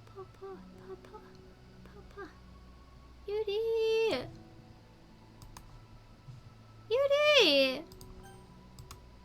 So I feel wrong to inconvenience you with it. Ah. Well, what if we put it this way? It's my job as president to understand the needs of the club members, right? We're gonna have all kinds of people joining this club. Hopefully, anyway. And learning about the diverse needs and interests of everyone will help me come up with club activities that everyone can be happy with. That everyone can be happy with? Not just only some people? Of course! I need to be looking out for everyone. Otherwise, what kind of club would this be? I see. Yuri looks a little more relaxed. Each individual truly does have their own needs. Okay. I'm a really weird and awkward person. I've accepted that about myself. I just don't know how to, I guess, connect with other people. How is it so easy for everyone else? How do you just make conversation about any arbitrary topic? I could talk for hours about the things I'm into. Unfortunately, so much that I don't know when to stop. But for anything else, I just have no idea what to say. So I understand that about myself. I'm just not good with people. I can't help it. So it feels like whenever I'm confronted with a new social situation, I'm either ignored or made fun of, or taken pity on. And Sayori falls into that third category. What? Hold on. You're saying that Sayori is taking pity on you? I just want to be treated like a normal person. If you don't like me or don't connect with my interests, then just tell me. I can accept that and move on. Sayori is too nice to me. I'm so stupid for not realizing that she would just go along with whatever I pushed her into. Nobody deserves to put themselves into that kind of discomfort just because they pity some weirdo who doesn't know how to make friends. It's the worst feeling. I hate it. Oh no. Oh no.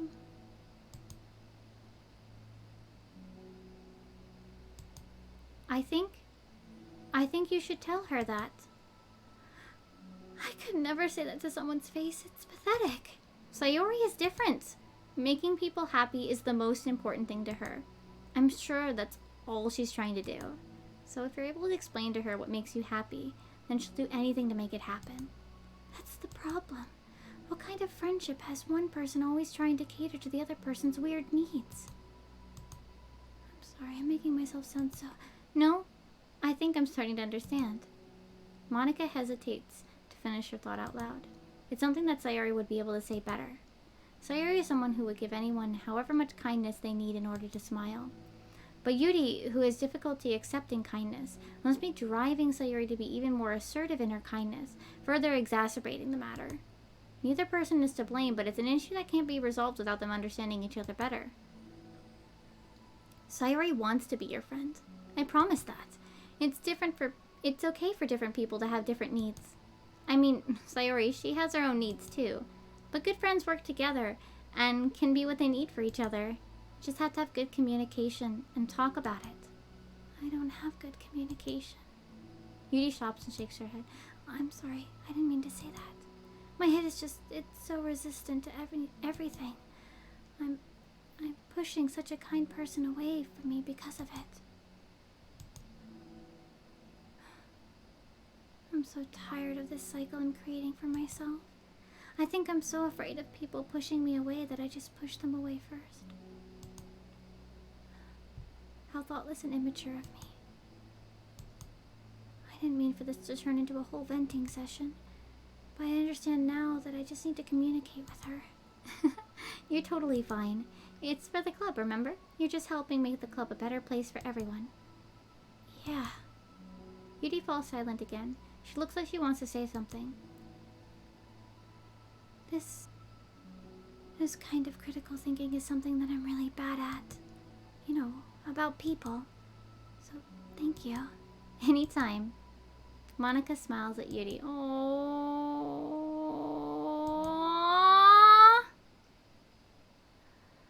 that's so cute. Yuri and Monica finish replacing the old flyers with the new ones. Miraculously, Monica did most of the work while Yuri followed along. But as the clubroom once again draws near, so does Yuri's confrontation. I can't do this.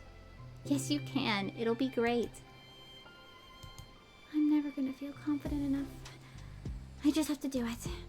If I don't do it now, I never will. Yuri starts towards the door, but then turns to face Monica. You're not just going to wait outside, are you? I can take a walk. Want me to get you a coffee or something? Actually, I prefer tea. I like to make it on my own, though, so please don't worry about it. Although, I suppose that's one downside of reading here in the club rather than at home. I don't get to drink tea while reading. Sorry, I guess that has something to do with this. You know, now that you mention it, I bet we could get permission to keep stuff for tea in the club room. You can use like an electric kettle to heat up water, right? Would that really be possible? I'll look into it. I think it would be great. Aww! Well, I'll be back in a bit. Good luck. Monica waves at Yuri, then turns and departs in the hallway as Yuri's smile fades once more. A moment of daydreaming about tea isn't enough to save her from the anxiety of the task that lies before her. But it must be done. Taking one more deep breath, Yuri timidly opens the clubroom door. Yuri! Oh, wait, hold on, I'm not done yet. Sayori shuffles a bunch of papers around. Yuri stammers, her words suddenly caught in her throat. At that moment, she realizes how Sayori has been spending her afternoon. I wasn't expecting you to come today. I was really hoping to make it all the way through the next chapter first. But I got most of the way through it. And look! Sayori holds up a sheet of paper, and it's a page of notes beautifully produced with indentations, categories, and even color coding. As Yuri sees it, her expression shifts from anxiety to despair. I was afraid if you were getting disappointed in me, so I've been trying really hard. Stop. Yuri presses her fist against her forehead. Please stop. I can't take this. Yuri! Sayori's voice quivers in shock after having received the exact opposite response she was expecting. I'm sorry. Did I do something wrong? I don't understand, so if I did something wrong, please tell me. No, it's me. I keep putting myself in these situations where people are afraid to treat me normally. If you don't like this kind of reading, it's okay. Please just tell me. I don't need to be treated differently just because I'm weird. But I don't treat you differently. I just want my friends to be happy. I thought if we did something together that you really would like. I don't want your pity. Wait, hold on. I don't want your pity. Why did I do that? Yuri sinks to her knees. Her voice squeaks. I'm sorry. This wasn't how it's supposed to go. Why is it so hard to just articulate your thoughts? Why do you end up pushing everyone away from you? Yuri's mind pounds with internal accusations as she shuts her eyes, unable to face Sayori or the rest of the world. She should just leave, just escape from here before Monika sees her like this, and before Sayori tells Monika what she did. And before Yuri can put any strength into her legs, she feels a warm pair of arms gently wrap her around her from behind. It's okay. It's okay. It's okay. Yuri sniffles, breathing heavily through clenched throat, trying with all her willpower to control herself. I understand. I understand the things you're feeling in your head are different from the things you're trying to say. I know that must be what you're feeling right now. I promise. I understand that. So I'll give you as much time as you need. When you're ready, just tell me your feelings. And we'll talk about them together, okay? She gives herself a minute to compose her thoughts, then speaks while steadying her voice.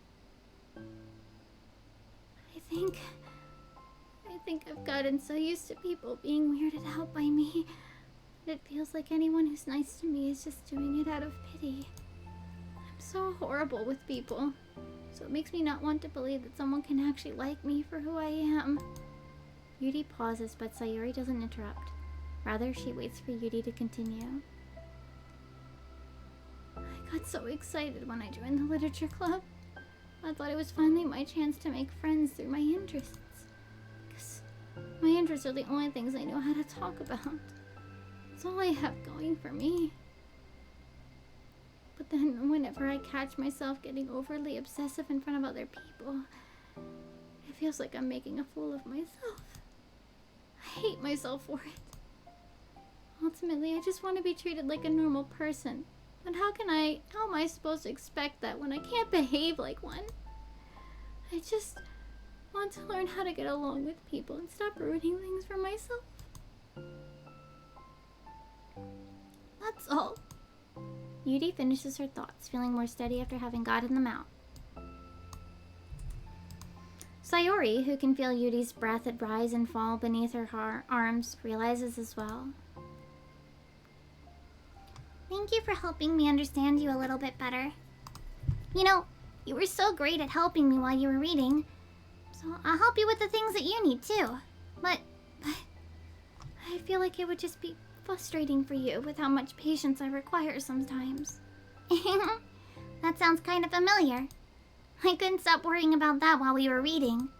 I was so afraid you would get frustrated with me. But I never do that. I did my best to reassure you by mentioning how I have a lot of patience. Yeah, I know. But my irrational fears wouldn't be quiet sometimes. I'm sure it's the same for you, right? Yeah. Irrational fears.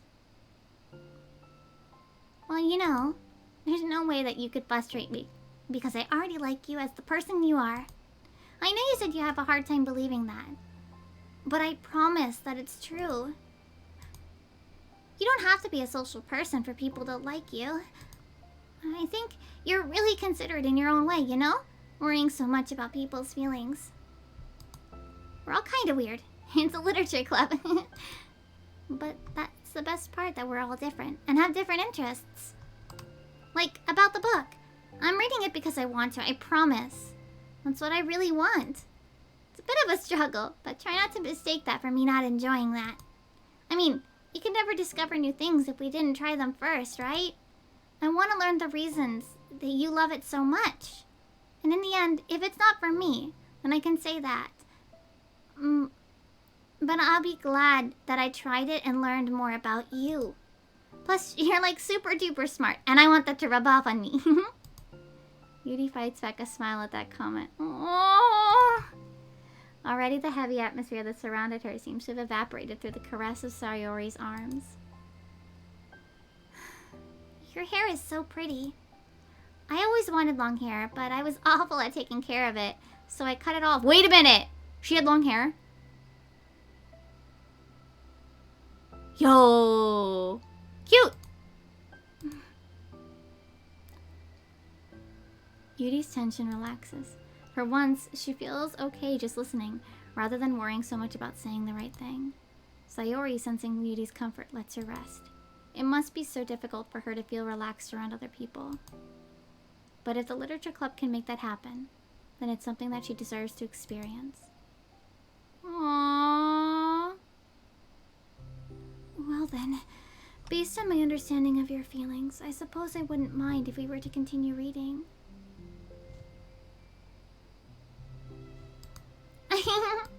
That's what I wanted to hear.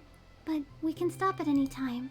If you truly don't like it, please be honest about it. I wouldn't be offended. Of course! I'm not gonna judge anything this early on, though. And so, we'll just see what happens. Oh, and, it's not good to touch people without their consent first. Oh, no, I'm sorry. I didn't mean to make you uncomfortable. Oh, you didn't. I mean, I suppose it was kind of nice. I was just saying... I'm back! Monica's back! I haven't seen you, like, at all recently. Sayori trots over to Monica. Ah! She whispers loudly. Can I hug you? Sure, Sayori. Oh, yeah, Yuri, it might be good to know. Sayori can be kind of a hug monster. Hey, don't call me a monster. Artemis is a monster. If he inherits the kingdom, it could spell disaster. Yuri laughs. Monica perplexedly looks between the two of them and then smiles. Well, I'm glad you've been enjoying your reading so far. It's like our first real activity as a literature club. About that. Well, you've been so patient with exploring my interests. I think that it would be inconsiderate of me not to return the favor to you and learn about the things you like. Yes! Do you like poetry? Ah!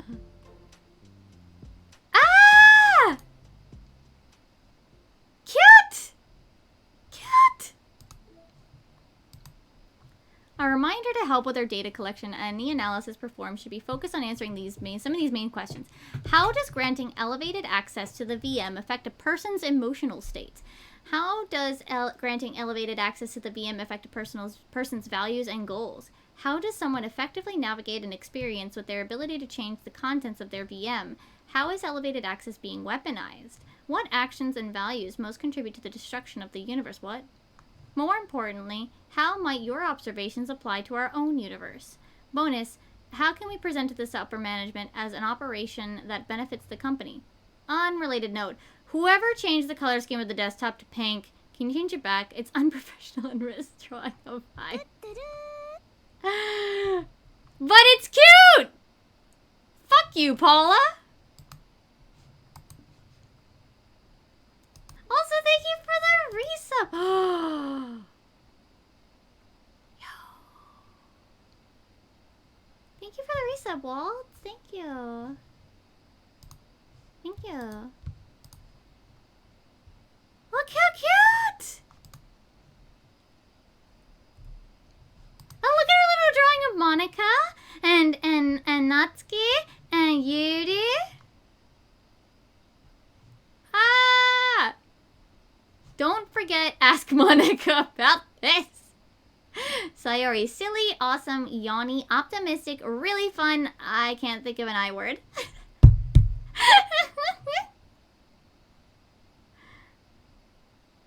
Trash baskets. Natsuki's got 13 and Sayori only 4. Oh no! Homework. Math thing. Study for quiz. Pack snacks. Types of poems to try. Haiku. Sonic. Acrostic. Over here. She wrote the S! The cool S! I'm pretty sure this one it says remember and then don't forget. Oh my god, that's so cute.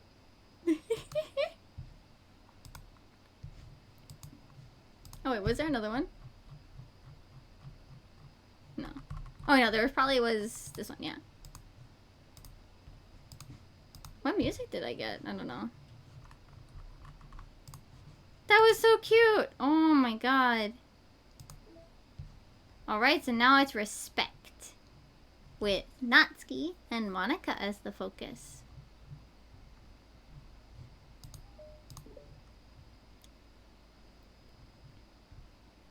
It's been several weeks since the club has officially started. Though, through their initial setbacks, the 3 club members so far, Monika, Sayori, and Yuri, have increased their collective bond within the club. Sayori has partaken in some of Yuri's high fantasy literature, and all 3 of them, led by Sayori, have taken an interest in poetry. On a day like any other, the 3 find themselves suddenly interrupted by the clubroom door opening.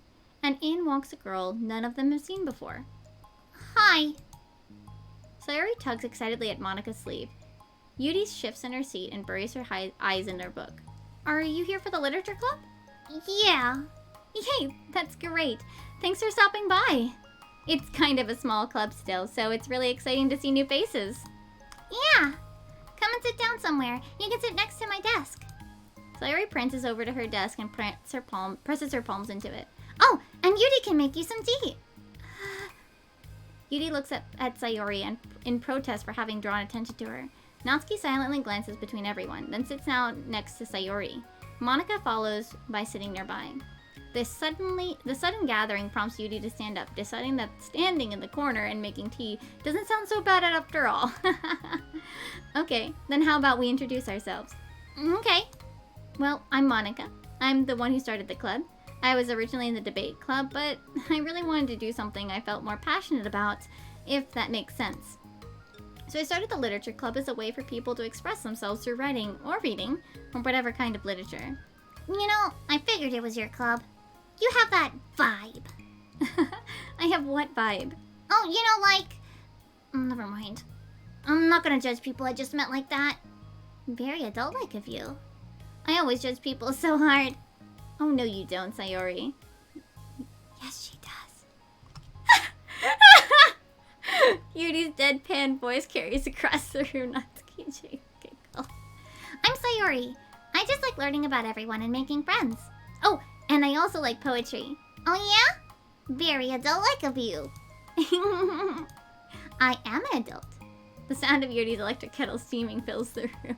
Oh, that's Yuri. Sayori lowers her voice. She's kinda shy, but she's really nice and super smart. She likes big fantasy books and tea, and I love her. Well, I guess that leaves me then. I'm Natsuki. I like listening to music and hanging out downtown and stuff. And my favorite ice cream flavor is strawberry. Ooh, let's get ice cream. My favorite flavor is probably cookie dough? Or maybe chocolate. It's cookie dough. And Monika's probably vanilla. What the heck? I take way too many online quizzes. The ice cream ones are always accurate. What's Yuri's favorite? Natsuki shrugs. Probably green tea. I'm just joking. I actually have no idea for Yuri. Still, it's pretty chill here. Do you just like hang out or do you actually do club stuff? Well, we do club stuff too. It just hasn't been very structured yet since we only have like 3 members. So we kind of just loosely spend our time doing the stuff we like. But I keep thinking about time we start with... it's about time we start with like some more structured club activities. It's been a while by now. I started the club, so yeah. With that being said, what kind of literature are you into, Natsuki? Anything you'd like the club to get into? Well, I guess I'm, literature. Well, I like manga. Manga? Why'd you say it like that? I want to read manga in the club. Wait, hold on a second. That sounds so great. Like I've been doing all this, Yudi returns to the desk with a tray of teacups, which she sets down on an empty desk. After all the deep and immersive reading I'm doing, I wouldn't mind doing something a little more simple. Manga isn't simple. If you think that, you just don't understand the nuance. I didn't mean simple like that. Well, anyway, putting manga aside, is there any other kind of literature you're interested in? Well, not really. In that case, have you considered the anime club? Are you serious? I'm not gonna join the anime club. It's full of weird guys. Come on, is it that big of a deal? Manga's literature, right? I mean, I guess if you consider the literal definition of literature, then technically... I get it. Look, I'll do whatever club activities you want. Can I please just join? I won't bother anyone. If I can just keep, like, my manga here and hang out after school, I'll do literally whatever you want me to do. That's fine, right? Yeah, I guess there's something wrong with that. Oh my god, thank you. You're the best. I have most of it crammed into my locker, so I'm gonna start getting it, okay? Natsuki stands up. Need some help? No, I got it. I don't want you to see my locker. If you say so, but there's no way it's worse than mine. I hope we never find out then. Natsuki exits the club room, leaving everyone in silence, save for the sound of Yuri sipping her tea. I'm such a pushover. Hey, it's not that bad. Natsuki seems like a lot of fun. Maybe, but I mean, she has like no actual interest in literature, you know? And that's normally fine, but she said she would participate in club activities like it's some kind of obligation. Her tea is going to get cold. Yeah! Wait, that's not related. Well, I think everyone deserves a chance. Especially if we can bring her happiness. Besides, maybe she'll take a liking to literature. Are you sure you don't just want to read her manga, Sayori? Hey, who do you think I am? Sorry, I didn't mean that. I just feel really uneasy about this. Do you have any opinion, Yuri? Not particularly. She said she wasn't going to bother anyone. That includes me, so... Does that mean I bother you? No, you're a pleasure to be around. I was just fishing for a compliment. Sorry! I know. But still, I really think we should give her a chance. Yeah. Alright. But I really am gonna start enforcing club activities. I'm willing to cooperate. Suddenly the three of them hear a thump against the door. What was that? Thank you. Carrying 3 boxes of what is presumably manga, Natsuki grunts and wobbles inside before slowly bending over and dropping the stack onto the floor as gently as she can. That's quite a collection. Sayori giggles in excitement while catching her breath. Natsuki replies, "There's still one more box. I can put them away myself. I know how to organize them." Monika anxiously glances between Sayori and Yudi. Is this really okay for the club? Maybe it's what she needs to really kick the club into gear before everyone gets too complacent. It seems like things are finally going to start getting more serious. Do. At the next club meeting, Monika is the first to arrive. But ever since Natsuki joined, she feels a lot less relaxed. Why am I so nervous? Monika paces, trying to figure out her feelings. Natsuki said she wasn't going to bother anyone, so why does it feel like the atmosphere has changed so much? While Monika thinks, the club door opens, and revealing Natsuki carrying a box. Monika forces a smile as Natsuki makes her way to the closet. Natsuki forces one in return. Need help? No, I got it. Monika awkwardly tries to start some kind of conversation, but fails. Curious, she peeks into the closet where Natsuki is stashing all of her manga. Once dull with school supplies, the shelves are now vibrant with bright colors and cute-looking artwork. You know, the top shelf is pretty empty. Maybe we could keep it up there? I can't reach up there. That would be so inconvenient. Yeah, but... The teachers are going to ask why all this manga is doing all in here, and I have to tell them it's for the literature club. So? Monika backs off and slumps into a desk. With this kind of tension, it feels like the relaxed atmosphere accumulated over the past few weeks is being sucked right out of the room. Good afternoon! Sayori spins into the club room. Oh, I see someone's in a good mood. Yeah. Because I have this! Sayori brandishes a cookie wrapped in plastic. I found some money and got a cookie. Ooh, that's so pretty. Sayori trots over to the closet. The colorful shelves catch her eye. Which one do I start with? Well, you can start by giving me a bite of that cookie. No way! I saved all of my luck for that money. If you want entry into my kingdom, you need to pay the tax, peasant. Boo. Defeated, Sayori unwraps her cookie and breaks off a piece for Natsuki. Then, Sayori silently walks into the clubroom. Monika glances at her with pleading eyes. Yuri returns with a quick nod of understanding. Well, everyone's here now. Despite the club only having one more person than before, it somehow feels twice as lively. Okay, I think we should go over some potential club activities and see which ones we want to do first. We have 4 members now, so it would be great if we found some stuff to do as a group. Does that sound good to everyone? I agree. Okay, so I have some ideas of my own, but I want to hear your ideas too. Well, I've been having fun learning about everyone else's interests. Maybe we can give each person a day to share their favorite kind of literature with everyone else? Oh, maybe. Something tells me that... Monika glances at Yuri and Natsuki, who both appear very unwilling to even consider each other's interests. Maybe we can try to come up with something that everyone can enjoy equally? You know, like we all vote on a book to read or something like that. I think we should all collectively try to expand our interests, rather than just stick to the things we're familiar with. Why does it feel like I'm being targeted here? Natsuki, didn't you say that you would go along with whatever the club wanted to do? Well, yeah, but that doesn't make it okay for you to ignore everyone else's preferences. I liked Sayori's suggestion. Yeah, me too. Yeah, but... Monika's voice trails off. Oh no, Monika! Although she'd let Natsuki join the club, Monika finds it incredibly difficult to relent to her demands. If Natsuki doesn't respect the club, why should Monika have to yield to Natsuki's opinion on anything? Natsuki, are you sure that you don't have any other literature interests you could share with the club? I swear I don't mind if you keep your manga in here, but just... Natsuki cuts off Monika by suddenly standing up. Well, it's obvious I'm not wanted here, so I'm just gonna leave. But I really would have appreciated you being more upfront about it. Okay, I think you're kind of jumping to conclusions here, but you're free to do whatever you want. Natsuki shoots Monika a glare before walking straight out of the room. Oh no. Sayori runs after her, leaving just Monika and Yuri. For the second time today, Monika slumps down into a desk. Why am I such a jerk? No, she's a jerk. She's just making me feel this way. Monika looks up at Yuri, seeking affirmation. Yuri looks away.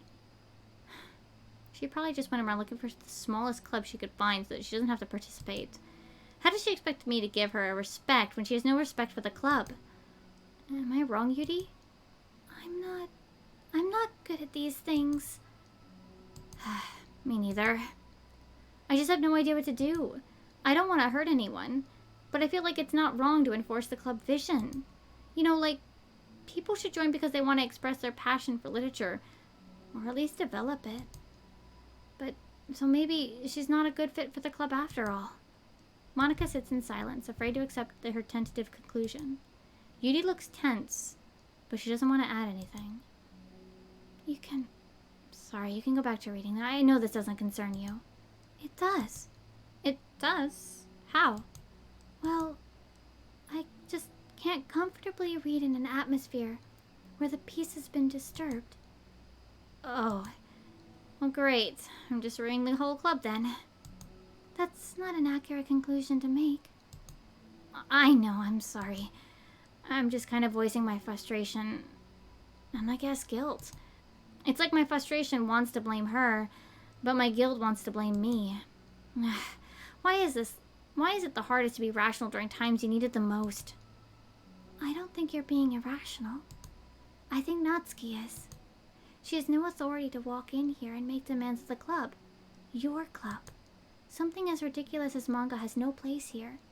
The fact that you're even storing it for her should make her completely indebted to you. Well, you're right, but... I don't know. Isn't it a kind of harsh to say things like it's ridiculous and has no place here? Do you not feel the same way? You've been doing everything you can to avoid associating the club with it. So I assume you felt the same way about it. Well, that's not true. Well, recalling her confrontations with Natsuki, a realization starts to set in. You may be right. I mean, if it was anything besides manga, would I really be acting like this? Maybe I've just convinced myself that it has nothing to do with manga. I'm really upset that I would let myself do that. With a sigh, Monica walks over to the closet. She finds herself staring at the colorful shelves. It's just, this really wasn't what I had in mind for a club about literature. There shouldn't be anything wrong with that. Monica starts defending her position once again. It's a complicated issue that Monica has failed to consider before now. Where is the line even drawn at what's considered literature? Lost in thought, she reaches into the larger box's sets and pulls out a volume, inspecting it for no particular reason. The cover features 4 girls, striking cute and exaggerated poses, all dressed in short skirts. Yeah, I mean, amused by the absurdity of the cover, Monica opens the book. Oh! Oh! Ah! Is this gonna be some cute? Is this gonna be some cute shit?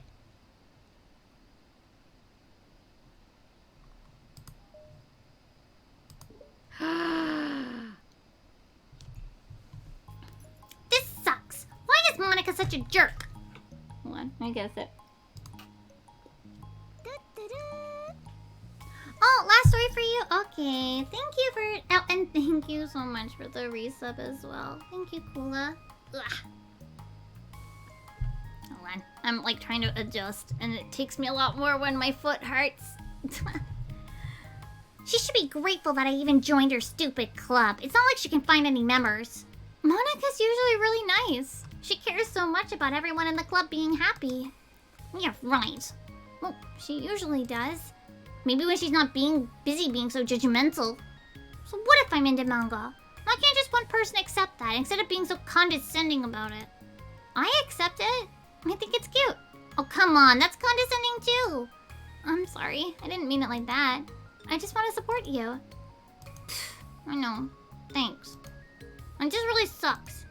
Do you want me to talk to Monica? I don't know. It's not like it's gonna change your opinion of me. Like, even if you were to convince her to back off, that wouldn't suddenly make me feel like I'm actually welcome in the club. I should just find another club. Wait, you don't have to do that. We can figure this out, please.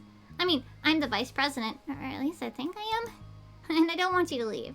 Everyone deserves to feel welcome and to be happy. So I want to make that happen for you. I was wondering, what was the reason you decided to join the literature club? Well, it's kind of dumb. Oh, don't say that. There's no such thing as a dumb reason when everyone is welcome. I wasn't welcome. You were to me. So, just don't tell anyone, okay? Especially Monica. I promise. I'm just tired of everyone judging me all the time. I can't enjoy any of the stuff I'm into without people making snotty comments about it. Not that I care what anyone else thinks. But you know, the sign for the literature said that you can be yourself or whatever. I decided it was at least worth a shot. But that was a lie, apparently. Natsuki dejectedly kicks the toe of her shoe against the wall. Oh, and I like writing too. Really? How come you didn't say that to Monica? Because she was being so judgmental that I didn't just want to tell her something she wanted to hear. She didn't deserve that kind of satisfaction. And she knew. And if she knew I was into writing, then she would just be like everyone else and try to push me away from the manga in favor of the more mature thing. Oh, Sayori... not Sayori. Natsuki! The two of them remain silent for a while. Sayori understands that it's out of the question for Natsuki to return to the club room for today, at least. But Natsuki has a reason for wanting to join the club, just like everyone else. It's part of the club vision for her to be welcome. You deserve to express yourself as much as everyone else does. That's supposed to be what the club is for. So, I'm gonna do everything I can to fix this. I promise. It's lunchtime the next day. The cafeteria and hallway are bustling with students. Bustling. Rushing to meet with their friends and make the most out of their limited break time. Where could she be? Among them is Monica, who always eats her lunch in her classroom, but she has some additional business today. Fearing Natsuki would avoid coming to the club, Monica decided to try to find her during lunch so that she could make amends. After searching for an extensive time, Monica finally spots her. Despite her short stature, Natsuki's bright hair helps her stand out from the crowd. Oh gosh. Suddenly feeling awkward, Monica is afraid to get closer. Natsuki is with some friends whom Monica doesn't recognize, and they're all energetically chatting together. It would be really tactless just to interrupt them. Oh yeah? Did you end up joining that literature club or what? Huh? Of course I joined. Why wouldn't I? Huh? I told you she would join. Come on, you know she only joined because you wouldn't stop giving her crap about the anime club. I told you, I never even wanted to join that stupid club. No, it's fine. Thank you for stopping by, Walt. Enjoy. Oyasumi. Oh, sure. Well, you have to give her some credit for at least making an effort to finally grow past that trash. True. Well, congrats on finally graduating middle school, Natsuki. We're proud of you. Shut up! Just let me do my thing. I'm just joking. You know we love you. Yeah, once the literature clubs make you a famous writer, we'll be the first ones to buy your books. What, you're gonna buy her smutty fanfiction? Well, obviously. I just want a signed copy. That was like years ago. You don't think I've grown out of that by now? I told you I was joking. Besides, it's a good reminder of how far you've come since then. Wow, her friends are jerks. Not to mention you could have done it without us. That gives us a pass to joke. Wow! I hate these two. Yeah, sure. They grow up so fast. It brings a tear to my eye. Natsuki suddenly glances in Monica's direction, prompting Monica to quickly turn away and distance herself. What the heck? That was horrible. I should have said something to defend her. Why did I have to be so conflict avoidant? Not that I deserve to say anything. I'm hardly better than them, after the way I treated her. I'm so awful. I'm not doing anything right. Monica! After school ends, Monica distractedly makes her way to the club room. She finds Yuri already inside, eyes on a book as usual. Monica picks a desk and slumps into it.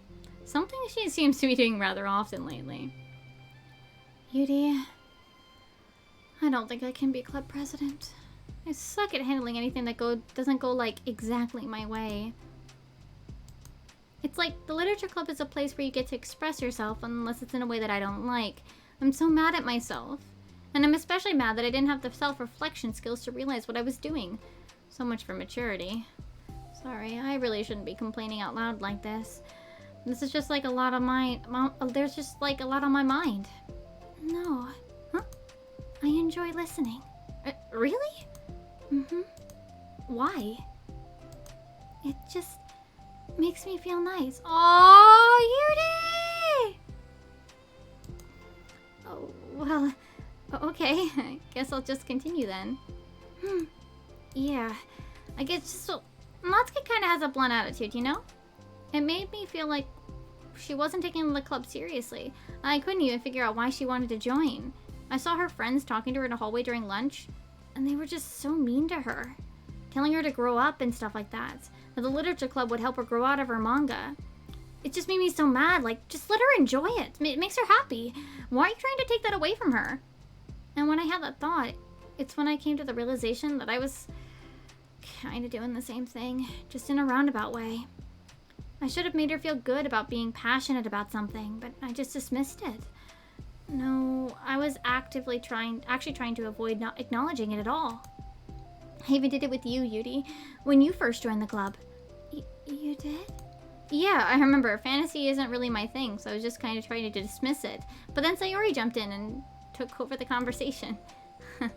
I should have reflected on that, but I didn't, because I just let Sayori handle it instead. And now I'm repeating the same mistake, except I really hurt someone this time. I'm so tired of being afraid of things I'm not comfortable with. It's so stupid. Like, I can just picture how much joy it would bring Natsuki if I let her share her passion a little. I'm so angry that her friends were treating her like that. I'm gonna get them back for it. Get them back? Yeah. I'll get them back by making sure this is the literature club that Natsuki wants, not the one they want. Suddenly, Sayori bursts through the door, making Monica and Yuri jump. With a rare, stern face, she marches over to Monica's desk and sits down next to her. I'm having an intervention. I can do that because I'm vice president. Is this about Natsuki? Yes. Yeah, I know. I messed up. I'm super sorry. I was just talking to Yuri about it. Eh, really? I was so dismissive of her passion that she felt threatened and probably just unwelcome. Literally the exact opposite of what the literature club is supposed to be. I really need to make it up to her. Oh. Yay, I did it! Thanks for the intervention, Sayori. I'm glad we're on the same page. Friendship wins again! So, how do you want to make it up to her? I have a plan. Sayori, do you know if Natsuki's coming to the club meeting today? I don't think she is. I see. Monica was afraid of that. Not because of her plan, but because she's facing the consequences of the damage she's inadvertently caused. But the only way to do the right thing is to face it head on. It's so easy just to duck away from conflict and just wait for it to blow over. But that's not enough. To truly respect someone's feelings after you've hurt them is to face them and admit your wrongdoing. Not the wrongdoing of mismanaging the club, but the wrongdoing of disrespecting Natsuki's feelings. Okay. Do you think you can get her to come to the meeting tomorrow? I can do that. Okay. Awesome. Yuri, you don't have to worry about anything, but thank you for being my friend. You're a good listener. Aww, they're so cute. Well, I guess for today, it's just gonna be a pretty quiet club meeting. I'm gonna step out for a bit. Is that okay? Yeah, I'm gonna read with Yuri. Hey, is this one of Natsuki's books? How come it's out here? Sayori picks up a manga that was resting on an adjacent desk. Oh, that... Natsuki probably just left it out by accident. But I thought she hasn't been coming to the club? Actually, Monica's been... Okay, Yuri, I'm sure it was just someone else who was using this club room then. Okay. Monica smiles at both of them. I really shouldn't have left that out. If Sayori catches on, she'll definitely tell Natsuki, and that would get really awkward. Now, I wonder if there's a keyboard I could borrow from the music room. Oh?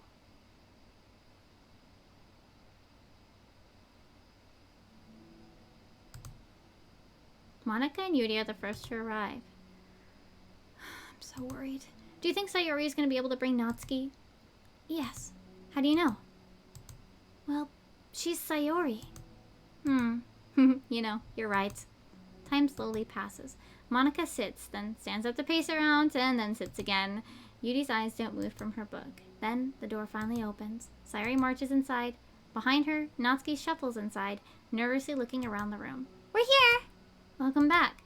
Monica, the club president, stands up and greets him with a smile. Sayori picks a desk and takes a seat. Natsuki sits closely next to her. Oh, excuse me. Looking back and forth between the club members, Monica is struck with a nostalgic feeling. Oh? She would stand at the front of the club room just like this, struggling to picture just who may eventually be sitting before her. But imagination was never enough to predict how unique and diverse each member would be. Each with their own struggles, her own reasons for seeking the vision that Monica had, admittedly, so vaguely advertised. Seeking trust, understanding, respect. What new lessons will the future hold for the literature club? Realizing she's getting ahead of herself, Monica takes a deep breath and returns to the present. Okay, everyone. The phrase! The literature club is starting. We have an activity planned today. Monica turns to face the chalkboard. On it, she writes manga in big letters. Today, we're going to learn from an expert about a unique form of literature, manga. Oh, come on! Isn't this kind of forced? I know you didn't actually want to do this, so just...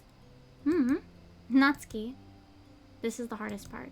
After making it this far, it would be so easy just to smile and move on. But that's not enough. Not this time. I'm sorry. It was wrong of me not to take you seriously when you were kind enough to show interest in my club. I thought about it, and I realized how biased I was against manga. And it caused me to disrespect you, and I'm sorry. But I think you deserve to be able to share your passion with us. So can I make it up to you? Well, thanks, but I know you're only doing this because Sayori told you. Wait, that's not true. Monica planned this all by herself. I didn't even get a chance to talk to her. I was witness to that as well. This is the literature club. The literature club is a place where everyone gets to be themselves. We all have our own interests and our own differences. It's my vision to let us freely express that. And it's my goal to respect everyone for them. So I just want to learn about the things that make you happy. I think you deserve to share that joy, as much as everyone else does. Is that okay? Natsuki looks away and hesitates. But it's really dumb. The stuff I'm into. She kneels in front of Natsuki's desk, looking her straight in the eye. If you like it, then it's not dumb. Oh, except for me! Sorry, you're not dumb either. What the heck? You guys are so weird. Fine, I'll show you some of my manga. Only because you admitted that it's literature after all. Natsuki stands up. Oh yeah, I didn't say this before, but I'm actually into writing too. I'm kind of a pro. But I didn't want you to like me just for that. Oh, really? I really did have you all wrong, Natsuki. Yeah, whatever. Today's not about that, right? It's about manga, so I hope you're ready. Ah, they're so cute. Not a week has passed since Natsuki returned to the literature club. Since then, the club activities have been in full swing. Each club member has received a day in the spotlight to share all of their favorite kinds of literature with each other. As another meeting draws to a close, Monika approaches Natsuki on the way out. Natsuki, are you in a hurry home or anything? Me? Not particularly. Why? Oh, there was just something I wanted to show you, if you had a few minutes. Sure. What is it? It's not in here. Can you follow me to the music room? The music room? Why? Well, you'll see. Huh? Yo, this room's pretty? You know, I was thinking back. When the club was just me and Sayori, we talked about how we envisioned the club to turn out. We cared a lot about it being a place where people could express themselves. And she said something strange to me. She said that I was trying to make the club that I needed for myself, more than anyone. But I think it wasn't until you joined that I fully understood that. Because you really taught me a lot about myself. Like the things I was probably always too stubborn to admit. Oh, come on. You can't mean that. I didn't do anything. I just, brought a bunch of manga, then got fussy when I didn't have my way. It was really stupid of me to just make such a big deal out of it. No, honestly, I needed it. If you didn't express that you were hurt, I would have never realized that I did something wrong. Besides, your feelings are valid. They deserve to be heard and respected. It's just really hard to feel that way sometimes. You know, I really shouldn't care about what other people think in the first place, but when you're just criticized by everyone around you for being a certain way, it can get really hard to just brush it off. And it makes me feel like I'm the problem. Oh. Natsuki? I'm not doing enough to please everyone. And am I being too titled if I just want people to like me without having to hide a bunch of stuff about myself? I don't think I am. I just wish that sometimes people would try to appreciate me for who I actually am. As Monika listens, she recalls vividly how Natsuki's friends were treating her, and how naturally they did so. Natsuki! Natsuki! Natsuki! Natsuki! Natsuki! Ba-ba-ba-ba-ba. Natsuki! How long has she been fighting against that, refusing to change for others? I could only wish I was as strong as you are, Natsuki. You're so honest with yourself. I'm always trying to come off as perfect for other people. Anytime there's a hint of contention, I just crumble. But it's thanks to you that I really started to think about this kind of stuff. You really inspired me to start working on it. But like I said, I didn't even do anything. You were just being yourself. That's all you needed to do. Also, there's something else. The thing is, I might have read a bit of your manga. What? You? What the heck? Why didn't you tell me? I'm sorry, I just felt kind of embarrassed to admit it after I gave you such a hard time about it. I can't believe you, of all people, were reading manga behind my back. That's so funny. Yeah, well, I just flipped through one of them out of curiosity, but I ended up reading the whole bunch of it. But I mean, one of the characters was in a literature club. What are the chances, right? You were reading Parfait Girls? Wow, you have good taste. Just one volume. And I kind of picked it up randomly. Well, you have good intuition then. You have to tell me all of your favorite parts. Well, I think it was some kind of weird fate. Because the character isn't just in the literature club. She also plays the piano. It's just weird because I've always wanted to learn the piano. She was like the perfect person I wish I was.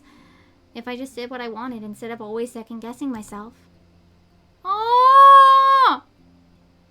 Ah! I've always felt like I should only share the absolute best parts of myself, the parts that will impress people or make them like me more. But after you join the club, I realized how self-destructive that mentality is. We share things we want to express ourselves, because we want to express ourselves. Sharing experiences allow us to share emotions. And I just felt like I wanted to show you this, because if it wasn't for you, I never would have started playing. Hey, I think the credit for that one goes to Parfait Girls, not me. No. Well, maybe it's true that Parfait Girls put the thought into my head. But it was still you who inspired me to keep practicing every day. Every day? Because, you know, you just make me feel like if I want to do something, I should just do it. I mean, I still haven't been practicing for very long. And I'm not really good at it yet, like, at all. But I wrote a song for the club. And I worked really, really hard on it. It doesn't have words or anything, but, well, yeah.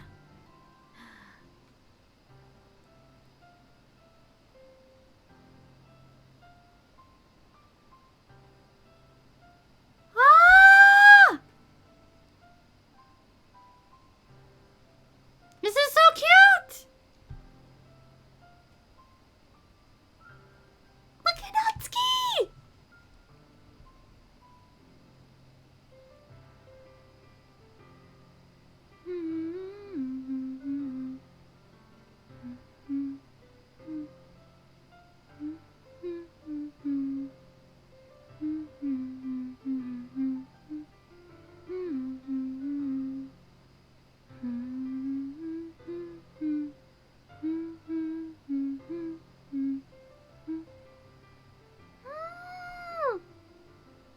They're so cute!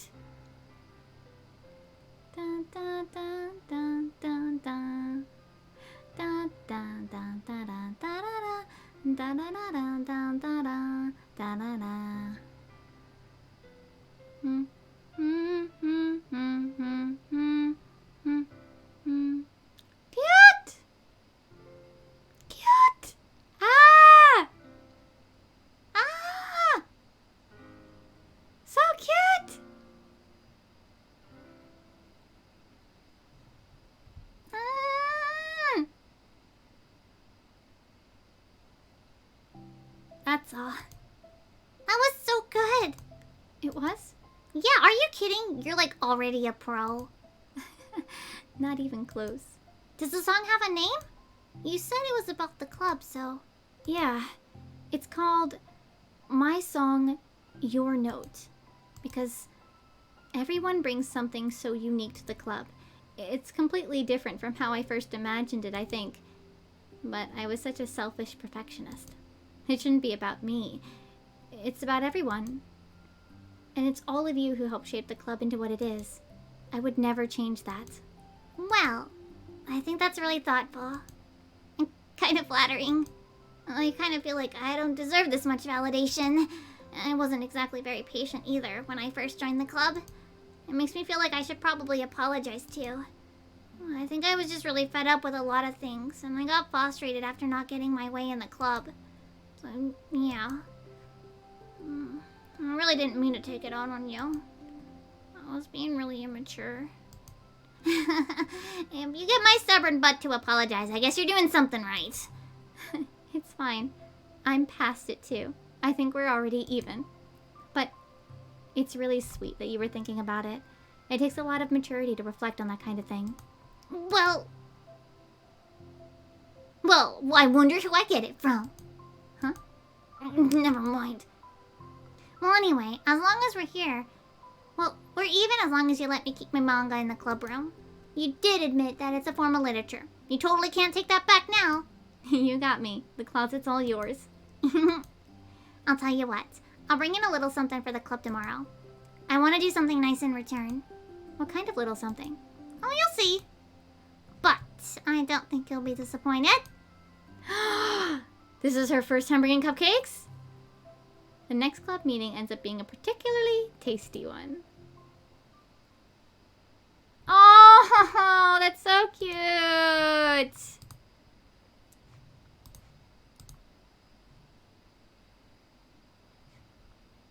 Oh, look how cute this is! This is such a cute one.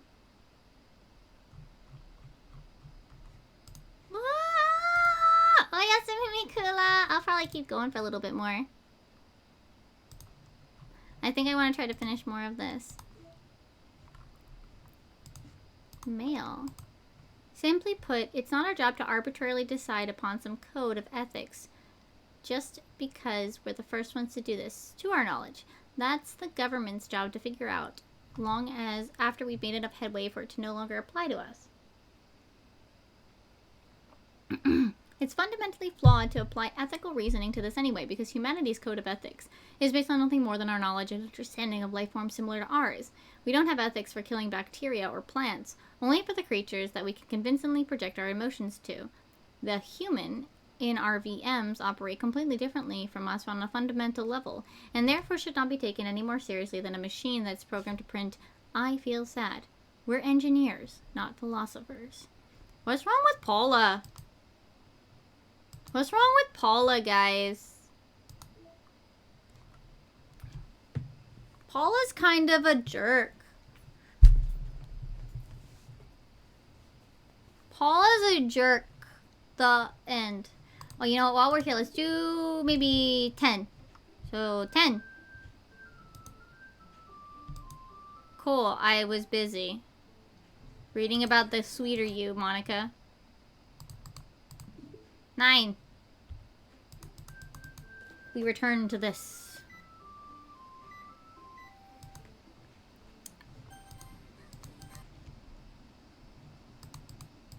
Eight.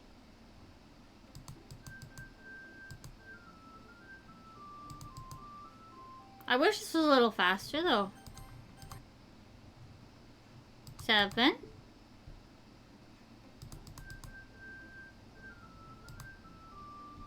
Da-da-da. 6. Monica.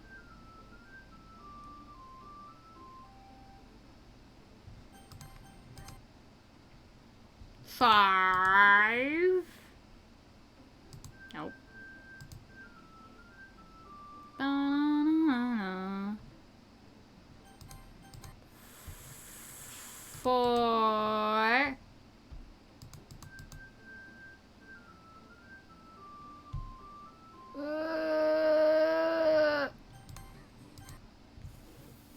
3. Nope. Streamer luck, where you at? 2.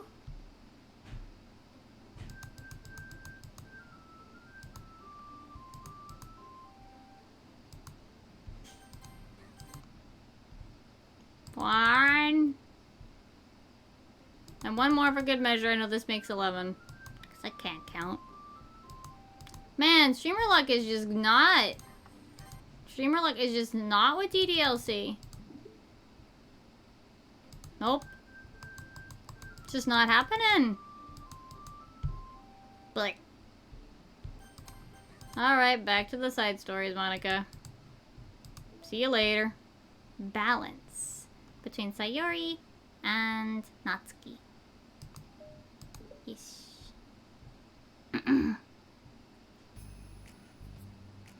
Well, this is new music. Natsuki! While Natsuki is messing with the orientation of her manga in the closet shelves, Sayori approaches from behind and pulls her into an embrace. What? Hi. Hi. The Literature Club has been full swing since Natsuki joined. Including her, the club is now comprised of 4 members, Sayori, Natsuki, Yuri, and Monica. Each club member had received a day in the spotlight to share all of their favorite kinds of literature with each other. Natsuki was first and shared her passion for manga. Then Sayori shared her love for poetry, as well as how she goes about writing it herself. Monica, who has multiple literary interests, decided to focus her day on short stories. And finally, Yuri managed to demonstrate her obsession with fantasy, with a little help and encouragement from Sayori. Aww. After the week was spent on their presentations, Monica decided to give the club members the next week to freely explore each other's literary interests. Sayori, having spent most of her time in the club so far with Yuri's fantasy books, is rather excited to begin her journey into Natsuki's manga collection. I want to read with you today. Tell me which one I should pick. Well, that depends on what kind of stuff you like. I mean, there's romance, drama, comedy, mystery. I like all those things. Sayori reaches out and pulls a random book from the shelf and inspects the cover. Shouldn't this girl be wearing more clothes? You wouldn't like that one! Natsuki! Okay, well, if you really have no preference, then let's just start with something that's easy to get into. A lot of these don't start to get really good until like a few volumes in, and I wouldn't ask someone to make that kind of commitment unless they're already really in the manga. I could handle it. I did it with Yuri's book at least. Well, I'm more considerate than that. Although, I'm kind of impressed by your attention span if you put that much effort into her books. No, I have the attention span of a donut. But I love my friends, and I can do anything if it's for them. Well, okay then. Let's pick something that even donuts can read. I didn't say I was a donut, I just said I had the attention span of one. Aw, were you trying to call me sweet? You're so cute. No! How did you get to that conclusion? Don't call me that. A donut? Cute. Oh, how come? I just don't like it. I don't need a reason. Natsuki yanks the book from the shelf and closes the closet doors.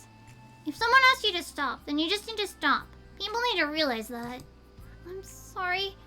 I didn't mean to hurt you. No, sorry. It wasn't you. Natsuki shakes her head while pulling a second chair over to her desk. I was talking about something else.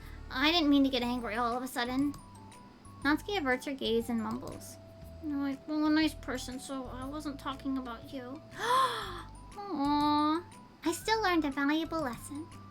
Sayori speaks softly as well, feeling shy after receiving the unexpected compliment. Well, anyway, here's the book. So just start it whenever you feel like it. What's it about? Well, it's like a comedy. And there's romance, too, obviously. Love is another word for luck. It's about a girl who keeps accidentally running into the same guys. Then you find out, like... Well, you should just read it. But you have to tell me what you think. I can already guess who you're gonna ship yourself with. It'd be so funny if I'm right. Ship? I don't get it. Never mind. Let's not worry about that yet. Just tell me what you think. Oh, okay. I'll start then. Hey, maybe tomorrow we can do poetry too. Oh, yeah, I guess. But don't you want to finish this first? Yeah, but we could do both. I mean, unless you don't like poetry. Then I won't make you or anything. No, it's just... Never mind. We can worry about it tomorrow. After the club meeting ends and Natsuki and Yuri leave, Monica strikes up a conversation with Sayori. I see you got Natsuki to share some of her manga with you. I really want to become better friends with her. She is a cute donut. She's so enthusiastic and expressive. I could just listen to her talk. She's so cute. I'm not sure if she meant I can't say it to her or if I just can't say it at all. Say what? Nothing. I'm a woman of respect. But Natsuki is a woman of cute. Oh, I said it. What's so bad about that? I don't know. But you know, there's one thing I'm kind of worried about. Sometimes I'm afraid that Natsuki doesn't like me very much. Oh, that's ridiculous. How come you feel that way? Well, I mean, just little signs, like how she only says hi to me after I say hi to her first, and it feels like she only gets excited to talk to me when it's about manga and other stuff she likes. She seems dismissive a lot. She was like that when I brought up poetry. Yeah, but that doesn't mean she doesn't like you. She probably is just shy, you know? Maybe. My stupid head is making me worry for no reason. It likes to do that. It's okay. Try not to worry so much, and everything will be great. But you can always talk to me about any concerns you have. I'm here to help. You're the best. Sayori gives Monica a quick hug. Well, I'm gonna keep trying because I love her and I want to get closer to her. You got this. Aww! Cute! After the next club meeting, Sayori is the last one in as usual. Trotting into the room, she sees Natsuki sitting alone by the closet, reading what must be manga. Without hesitation, Sayori pulls up a chair and plops herself down right next to Natsuki. Hello there. Hi. What you reading? Can I read with you? Natsuki pulls the book away from Sayori. You can't just start in the middle. There are spoilers. Besides, what about the one I gave you yesterday? Sorry, I was just curious. Well, anyway, I've been waiting forever for this volume to come out, and it just came out yesterday, so... Oh, that's exciting. Well, I'll let you read then. Can I sit next to you, though? Sure. Sayori plops herself down next to Natsuki, then pulls out a blank sheet of paper. Natsuki reads in silence, save for the periodic flutter of a page being released from beneath her thumb. From Sayori's side, only the light tapping noises of her pen meeting a paper can be heard. Ah, that's why she didn't want to do poetry today. Time passes. Sayori's paper is filled with scribbles, and the margins are lined with stick figures. Natsuki lets out a deep sigh and closes her book. Did you finish? No, but it's a good stopping point. My head is swimming. I need a break. Natsuki stretches her arms. Aren't you bored? No, I was writing. Oh, I saw all the stick figures and thought you were just bored. I just draw this when I'm thinking or waiting for inspiration. I made friends with them all. This one is sad because she thinks the night sky is pretty, but she can't look up at the stars in public without everyone thinking she's a weirdo. And this one has problems with his back, but the doctors can't figure out what's wrong with him. What the heck? You're the weirdo. Want to read the poem I'm working on? Sure, I guess. Sayori slides the paper over to Natsuki. As Natsuki reads through the poem, she furrows her eyebrows. She slides the paper back over to Sayori. Don't you ever just feel weird just sharing all of your thoughts and feelings like that? I mean, your poems are like really emotional. Is that bad? Well, no, it's just an observation. I think people can get closer to each other if they find ways of expressing their feelings. Well... Natsuki begins to protest, but she can't find a good way of putting her thoughts into words. Doesn't that depend more on the kinds of friends you have? I don't know. To each their own, but I've never met anyone I'd feel comfortable sharing my poems with. Not that it's you, it's just how I am, so... You write poems? You never told me that. I just thought you wrote other stuff. Yeah, that too, but... You should... I mean... Would you ever want to share? Like I said, I don't do that. Can we talk about something else? I'm sorry. It's not your fault. It just makes me uncomfortable. I can't help it. Still, I'm sorry. It's fine. Well, let's move on to something that makes us both happy. I should continue the book you gave me since I didn't get very far yet.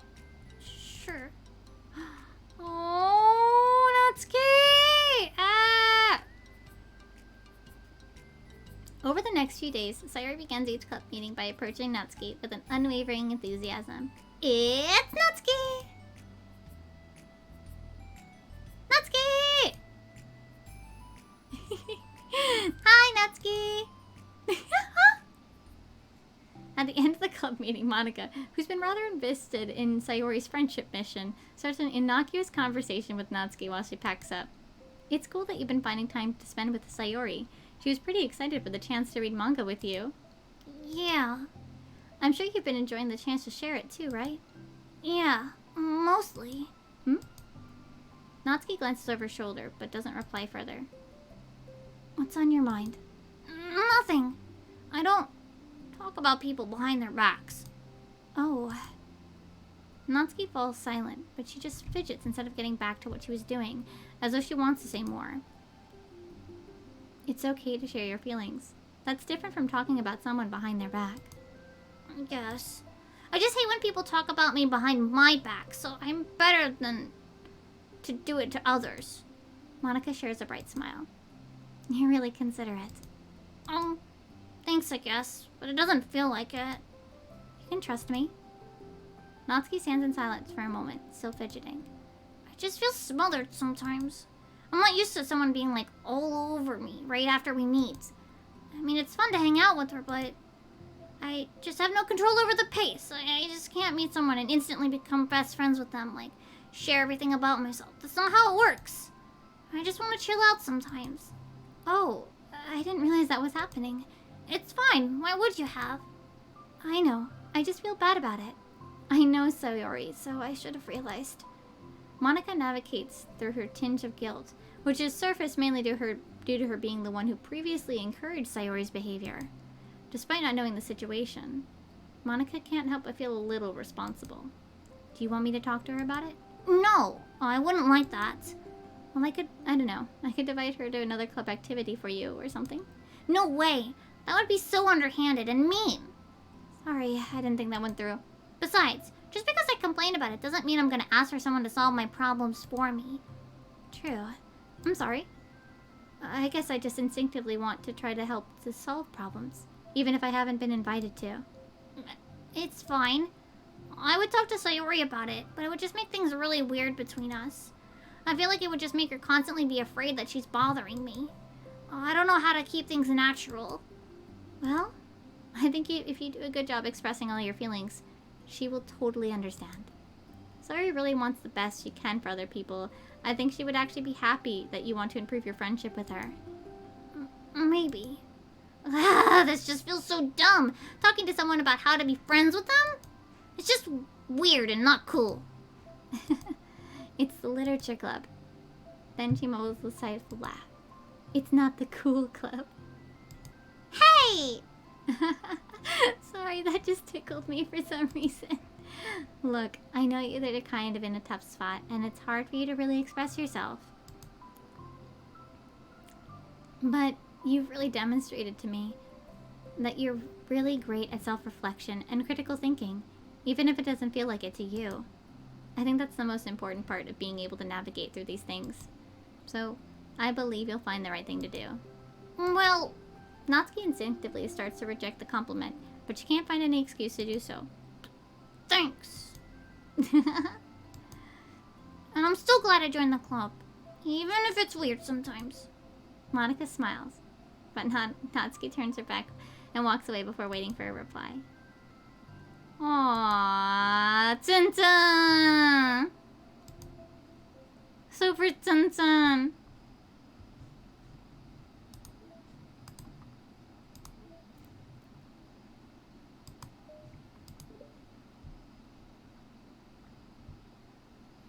It's lunchtime. Sayori, who usually buys her lunch, is making her way to the cafeteria like any other day.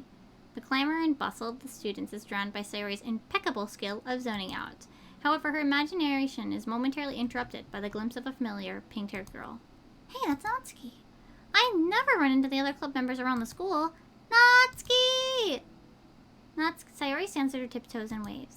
Natsuki, who's busy walking and chatting with her friends, doesn't notice Sayori at first. Then she glances over in Sayori's direction. Sayori waves enthusiastically. Following her friends, Natsuki quickly ducks around the corner. Hey, she definitely saw me. Oh no. Monica is the first to arrive at the club meeting, then Natsuki. Sayori, having glanced through the window to see Natsuki already inside, is unable to work up enough courage to enter. Natsuki's been so distant with me. I was so stupid to think she ever wanted to be friends. She only got excited because she got to share her manga. But aside from that, she doesn't even like me. I should just go home today. Sorry, but do you plan on going inside? No. Why? I'm sulking. Oh. Well, I'm sorry for bothering you. Excuse me. No! Don't leave me! Oh, I'll stay here then. I don't want to go in. I'm afraid of bothering Natsuki. I saw her at lunch today, so I waved and called out to her, but instead of saying hi, she just ran away from me. Really? Not bad. Hey! Sorry. I'm sorry. That was a joke. It just sounded like something stupid I would do. From anxiety. From anxiety? Well, I just don't like attention being drawn to myself. Oh. Well, that makes sense based on the person you are. But Natsuki isn't shy like that at all. I thought we were friends. But it feels like every day she's trying to distance herself more instead of get closer. Feels like she was only spending time with me during the club because I was reading manga. But she doesn't actually want to be friends with me. Well, I feel like I'm missing a lot of context here. Was she in the middle of anything when you approached her? No, she was just walking with her friends. With with her friends. How do I put this? Sayori, you're very fond of your friends, right? You always want to be spending time with them. Of course! I don't think there's anything more important than to me. I mean, the best parts of my days are always with my friends. Besides that, I really hate being alone, so... You hate being alone? We're very different people. I cherish my time alone. I wouldn't trade it for anything. So I think... Well, if I was trying to have alone time and it was being threatened with an interruption, then... It would not make me feel very happy. Yeah, but that doesn't have anything to do with Natsuki. Okay. Thank you for stopping by, though. She was already with her friends, not trying to be alone or anything. No, I think it's similar. Well, we're all friends in the club, but we all have our own lives outside of the club as well. If you think about it, making new friends isn't some casual occurrence that happens on a daily basis. A friendship is an invitation to intertwine your lives together, but the capacity at which each person is ready to do that might be different. There are friends who just like to have fun together, and others who talk every day and share every detail of their lives with each other. I think when establishing a friendship, it's important to consider the comfort level of the other person. I mean, we don't really know much about Natsuki's life outside of the club. It could be that she simply needs to make friends at her own pace, rather than jump headfirst into new commitment. But that means I really was bothering her? I just really wanted to be good friends with her, so I treated her like one. Was I actually hurting her? I don't know. I'm sorry. My answer was only based on what I understand about my own needs. And Natsuki and I are completely different, so... Oh, why was I so selfish? Even if all that is true, that means I still hurt her. Thank you for the host. I think I messed up. Yuri, with you, I think I was really careful to understand your needs when I was becoming friends with you, but I wasn't careful at all with Natsuki because she already seemed really social. I just took control of everything instead of looking for the right balance. Now I hurt her and she doesn't want to talk to me. I could have let myself do this. Sayori, I think that... Well, there was one time you told me something about the way I saw things in my head being different from reality. It's easy to automatically jump to the worst case scenario. But I think it's more likely that Natsuki doesn't harbor any ill feelings towards you. So I think if you were to realistically consider the situation and how it would cause someone to feel I'm bad at this. I'm sorry. You're a lot better than me at comforting and reassuring people. Suddenly, Sayori gives Yuri a gentle hug. You're the best, Yuri. I'm sorry for burdening you with this. You're trying so hard for me. You're such a sweetheart. It's not a burden. I enjoy listening to others, and my friends deserve happiness. Well, I think I'm gonna give Natsuki some space. She should do what she wants, and if she does still want to be friends, then I'll learn her needs and I'll match her boundaries. Yeah, I'm sure that's what's best. I wish I didn't feel so awful and guilty. It makes me feel desperate. Like I need to make it up to her by trying to make her happy. But that's not what she needs. I just have to tell myself that. It hurts, but I guess it means I still need to grow. I really want to grow as a person. If it's to be better for my friends, I want that. That's very mature of you, Sayori. I'm mature! So does that mean you'll be going home after all? I need to be here to show her that I respect her space. I'll just spend the club by myself today. You can go in first. Okay. You're blocking the door. Oh! By the way, you said that you and Natsuki are completely different, but I don't really think that's true. I think you're actually really similar in a lot of ways. Sayori, that's absurd. You're very silly sometimes.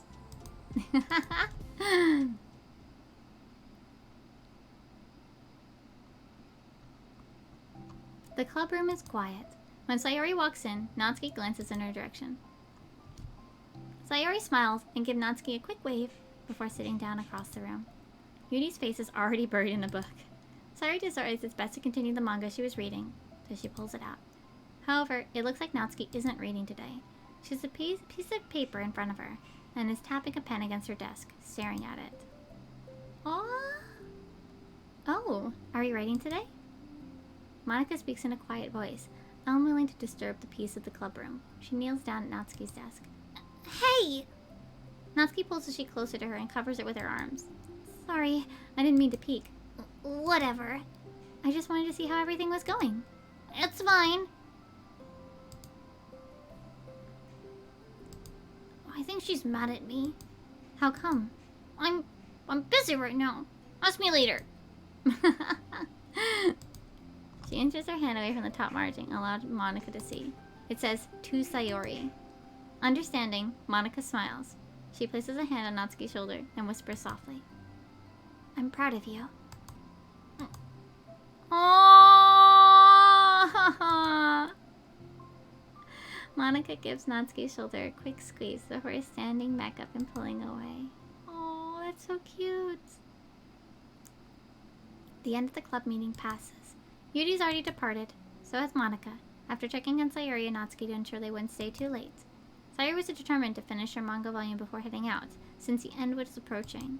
However, since Natsuki was also staying late for an unknown reason, a silent tension hangs in the air. After finishing the volume, Sayori brings it to the closet to put it away. She slides it back into the shelf while Natsuki watches. Then Natsuki gets up and pulls it back out in order to return it to its proper location. Sorry? I didn't know where it was supposed to go. It's fine. The two fall silent again, avoiding eye contact. They both look as if they're about to say something, but neither can break the silence. A moment passes.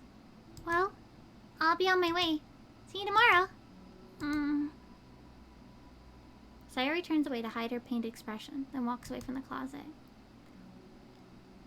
If there's any proof Natsuki no longer wanted to be friends, this was it. Defeated, Sayori carries herself out of the clubroom. Once in the hallway, Sayori takes a deep breath and hits her palms against her cheeks to clear her head a little. Suddenly, Natsuki's stammering voice calls from behind. Natsuki? Startled, Sayori turns back to face Natsuki. Ah! Natsuki fidgets and anxiously continues with a shaking voice. I have a lot of things to say. Me too, but you go first. Natsuki bites her lip and can't say it so. Stay still. Well, first of all... she stamps her foot and hops up and down. Oh, that's so cute! I'm sorry for the thing I did at lunch. I'm sorry for just being kind of mean lately. It's really hard for me to I'm not good with things that make me uncomfortable. Especially when it comes to like feelings and stuff. So... Phil holds a sheet of paper for Sayori to take. The best place in the world.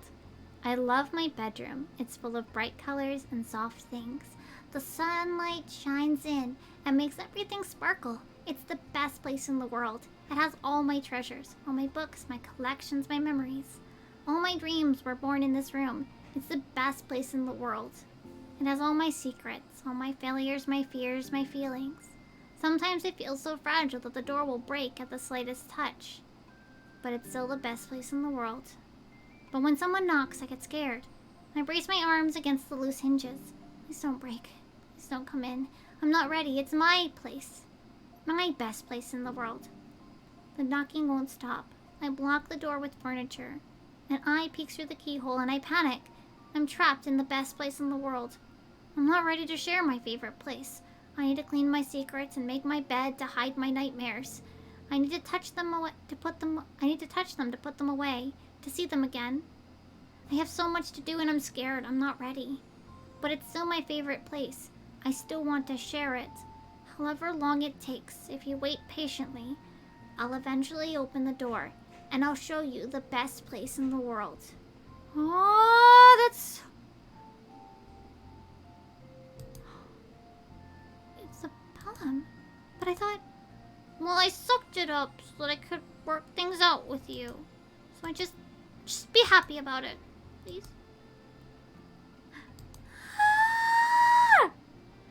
I'm happier than I could express. I feel so awful, but I'm so happy that you would do this for me. I actually realized before the club meeting that I made a mistake. I got so caught up in the chance to get closer to you but I forgot to think about what you wanted. And that we probably have different ways we like to make friends. About the friendship stuff. I mean, it's okay. I understand. So you don't have to force yourself to talk about it. Your poem did a good job. So don't force yourself if you're not ready yet, okay? You don't have to feel like you did anything wrong. It was my fault, and I'm sorry. I wasn't mad at you today or anything like that. I actually felt really guilty and wanted to give you space. I was thinking that it's silly that I just approach you all the time, and that I should just let you approach me when you want to. Just whatever makes you comfortable. I'll respect that from now on. Friendship should always start with those things. With the right balance. One thing about that. Well, I don't want to have to approach you all the time either. I just want it to be balanced, like you said. I understand. We'll make sure of that together then.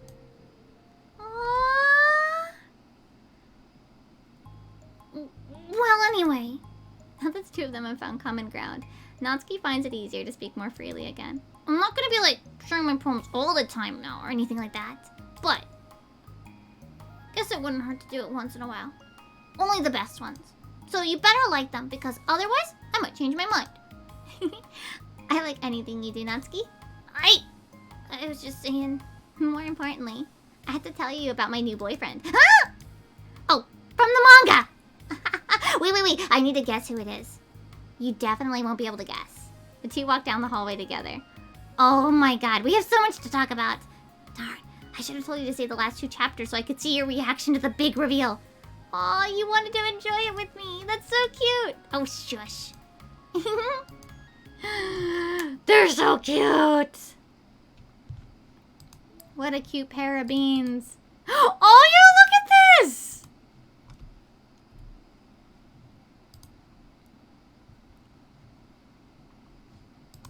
The Natsuki poem from Balance. That's so cute. Oh. I named my pen the Expression Express. My feelings aboard with a ticket to you. No room for stammers, no lies, no extra stops, no compromise. Station screaming by, attendant saying hi. 1 ticket to you, please and thank you. Take a headphone and doze. No bumps on the rails, just thumps in my heart. And loops in my letters, and clouds in the sky. And dreams in your eyes. Hey, wake up, the train has arrived. Expression Express, destination you. Choo choo. Yo, that's cute! Ah! We have 2 more. Let's do 5. 5 attempts. 5.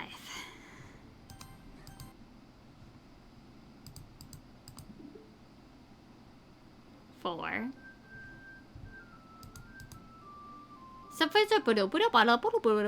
Moving. 3. Nope. Streamer luck's cursed.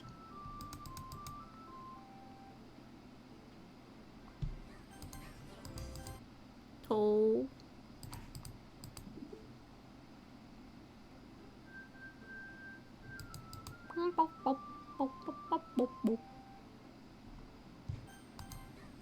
One more.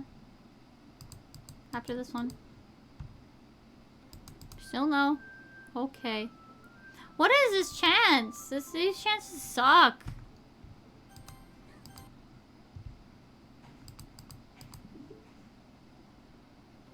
Damn. She really doesn't want to give me the spook. She really doesn't want to give it to me. Okay. Reflection.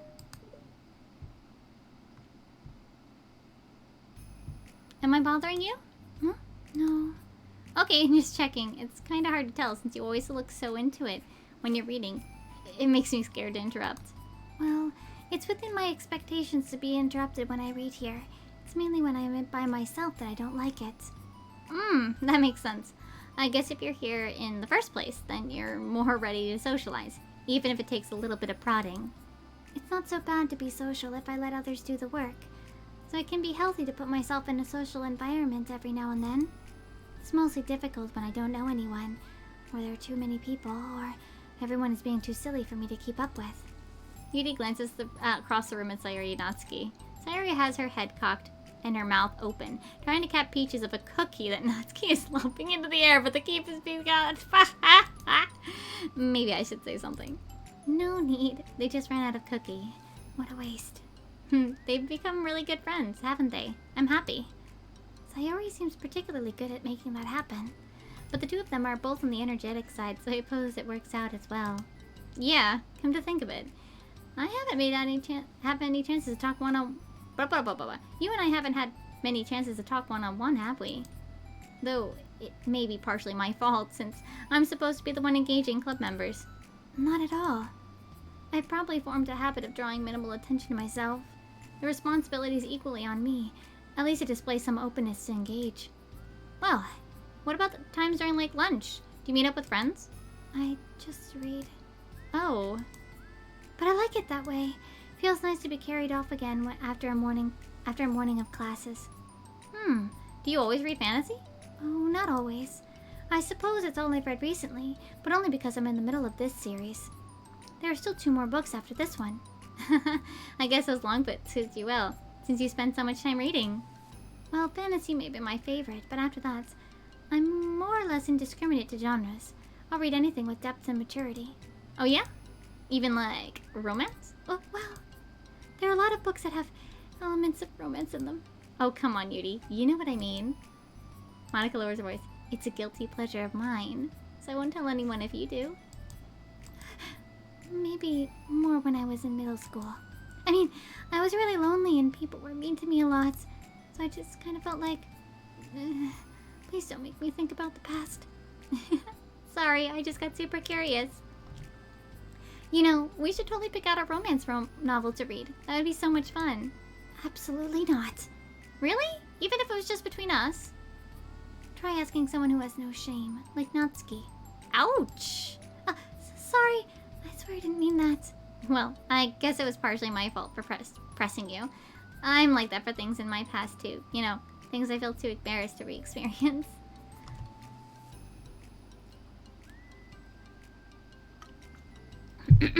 There's something wrong with growing out of things. It happens to everyone. For instance, Natsuki's interest in manga reminds me quite a bit of how intense I used to be about my own interests. It makes me think that she'll likely grow out of it too. Hey, were you talking about me? No, we were just... Oh, we were just talking about how our interests have changed over the years. When did you get into manga, Natsuki? Like a couple years ago, I guess. I was already sort of into it before that, but I wasn't really going hard until then. Oh yeah? What was it that inspired you to get into it more? I don't know. I guess, let me think. It was after I discovered a series that I really liked.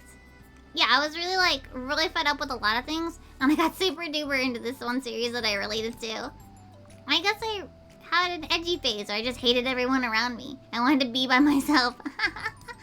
Hey, kind of like Yuri. Monica! Sorry. That's completely wrong, so it's so cool of you that you both really found your thing. They're almost like opposites, but it sounds like they helped you a lot through the hard times. You know it.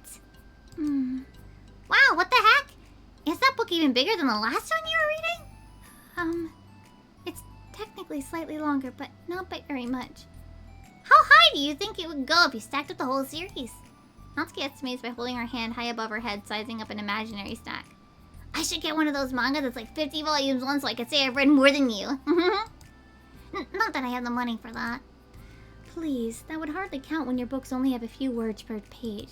I know, I was just joking. I could never actually read books like yours. It's too boring for me. Yuri shoots a glare at Natsuki. It's not boring. Chill, I said for me, not for you. I can have my own opinion. I just think it's too convoluted. Sayori, are those from the floor? Gross! Also, watch your hands before touching any of my books. But my hands aren't dirty. Just do it.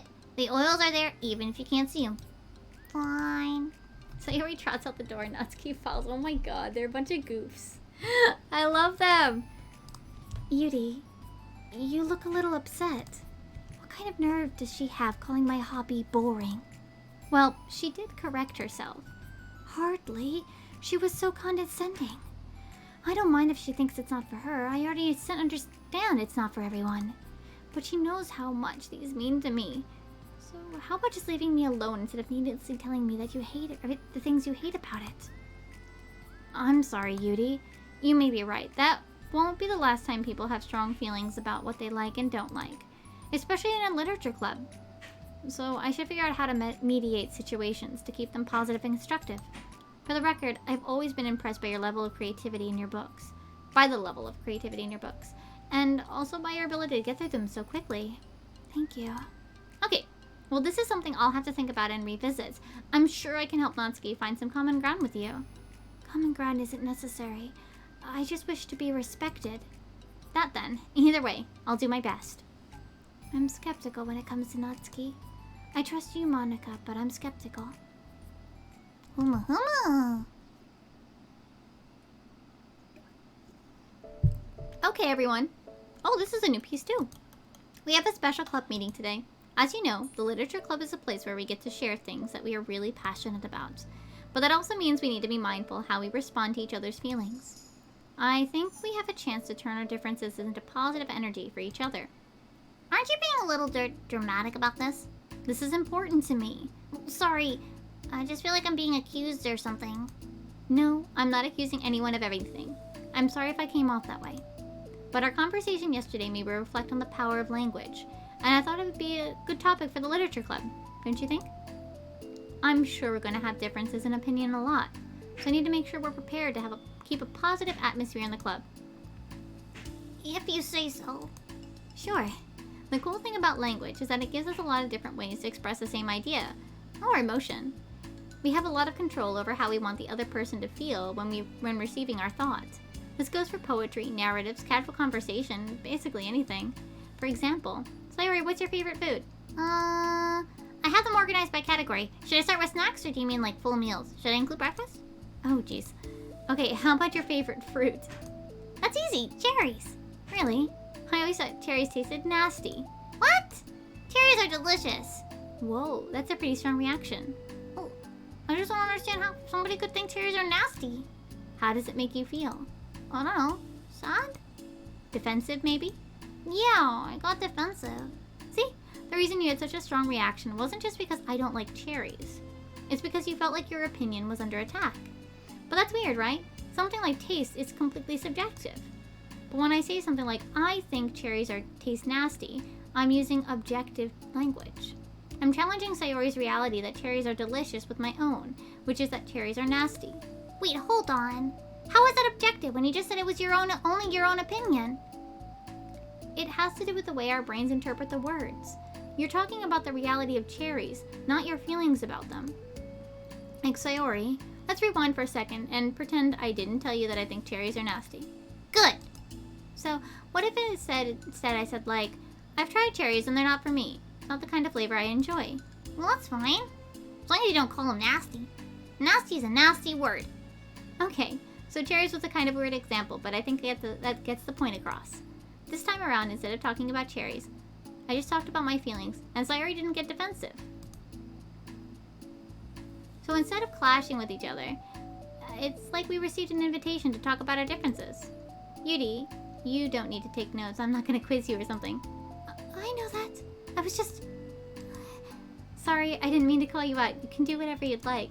But does anyone have any thoughts so far? Yeah, I just feel like I shouldn't have to put all my language through a filter just to protect someone's feelings. Well, you don't have to. The choice is yours on how you want to come across to other people. I'm only suggesting it as a tool to help turn your differences into a positive experience, rather than an argument. Right, Sayori? Whatever you say, cherry hater. Oh, come on. Sayori, I actually like cherries. I was just saying that to help demonstrate. What the heck? I've been duped. I'm sorry, Sayori. I'll make it up to you later. How about a cherry sundae? You're welcome to dupe me anytime, my beloved president. Buying your people's loyalty. How deplorable. Oh, like you would turn down a free sundae, Yuri. You were certainly a fan of those cupcakes I brought in the other week. I was reading and not keeping track of them. Oh, that's enough. We're getting off topic. So now that we have the gist of it, How about we try it with something more relevant to the club? Like manga, right? Let's try to have a productive discussion about our differences in opinion. Yuri, do you want to start? Well, I'd rather not know. Oh, how come? Well, because I don't see how anything productive can come from that. It's just going to start a fight. No, it'll be fine. That's why I'm here to moderate. Let's have a calm and rational discussion. Yeah, give me a little more credit. I'm not a child. You don't have to coddle my feelings. I always think it's more respectable just to speak your mind. Respectable. As Monica recalls, being respected was the crux of the matter for Yuri. Well, the point of the exercise isn't exactly like... It's fine. I have nothing against anyone personally. You're entitled to enjoy whatever it is you like. I just prefer more depth and nuance to my reading material. I look for stories that are imaginative and sophisticated beyond the surface level. Oh, well that's just a misunderstanding then. I thought you were going to say that manga's for children or something. Like, I don't hear enough of that.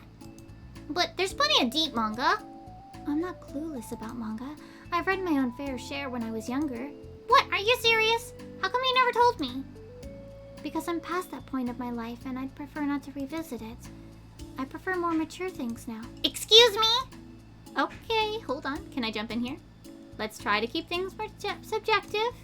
Because if you imply manga is immature, then aren't you implying that someone is immature for being into it?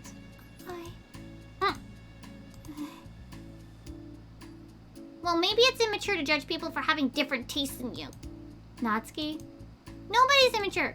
I've read Natsuki's manga and Yuri's fantasy, and I love them both in their own way. Okay. It's great that you like it, but I still find it boring. Boring isn't subjective. Okay, it bores me. That's subjective. But, I mean, the thing about... This is ridiculous. Do you see why I didn't want to participate in this? I knew it was just going to make people upset. I'm not upset! Like I said, I don't care what other people think. But I always got the impression that you were secretly looking down on me. So I'm glad my suspicions were confirmed. That's not true at all. You're making assumptions. You can't blame me for being defensive when nobody ever has the least bit of respect for the things that I'm into. The only thing I look down upon is when people make fun of me for just being myself and trying to mind my own business. What? Have you looked in a mirror? Tell me again about respect after calling my interest immature. You can't. Please stop. Please. You don't mean the things you're saying right now. Let's just be friends. I didn't mean for this to happen. Well, it did. So please don't invite yourself to try to solve other people's problems next time, okay? Oh no. Holy crap. I've never heard her sound like that before. I mean, she must be so pissed. Well, you weren't very nice either, so... I was just saying. How did this happen? It's my fault. Yuri wasn't wrong. I shouldn't have tried to moderate a conflict when I know how bad I am with dealing with conflicts. It was a really stupid thing for me to do. It's nobody's fault, and it wasn't stupid. Everyone in the club is a nice person. Nobody would have expected this. But I guess we're sensitive about the things we really love. Honestly, she just kind of brought it up on herself. Like I said, I don't care if you're not into manga, but if you actually look down on other people for it, that's kind of the point I was trying to make in the first place. It's not about sugarcoating things. It's about just recognizing and understanding our differences. Okay, but here's the thing about that. Yuri actually looks down on me. It has nothing to do with her word choice or anything like that. So I see what you were trying to do, but I really think the problem is her. Not just like the way we talk to each other, right? I mean, Yuri isn't like that. She's a lot sweeter than you're giving her credit for. I'm sure she'll be reflecting on this. I actually think everyone should. It'll be fine. I'll figure something out. Wow, I'm just like saying that instinctively. I'm just setting myself up to cause more problems. This wasn't your fault, Monica. You don't have to beat yourself up over it. If you ask me, it's good that the truth finally came out. Because I can just move on now. But... It's fine, I promise. Let's just get our mind off this, okay? In fact, it's a good opportunity to read some manga without having to worry about feeding Yuri's superiority complex. Don't be mean. I'll talk or read manga or whatever you want, but don't be mean to my friends, okay? Sorry. I'm just bitter. Everything will be okay. I mean, I don't have the answers, but I at least know that we're all good people and don't want to hurt each other. This will be a learning experience. Oh no.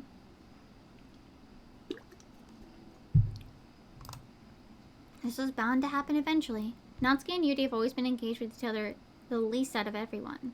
And this is the reason.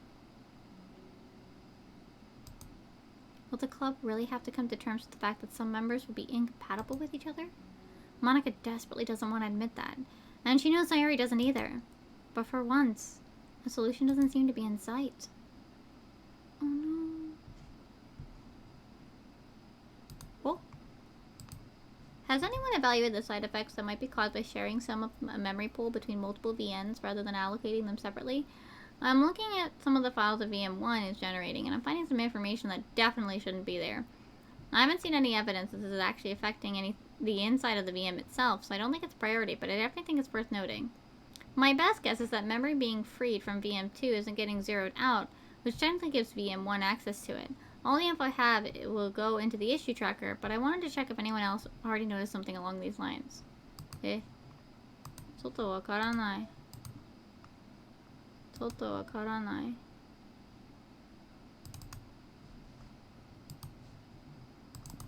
Is there like more stuff in here?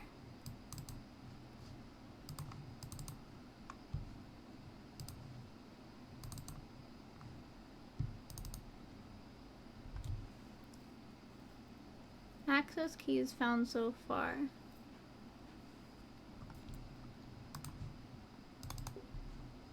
Do ba do ba do ba do. Do ba bo ba ba da ba.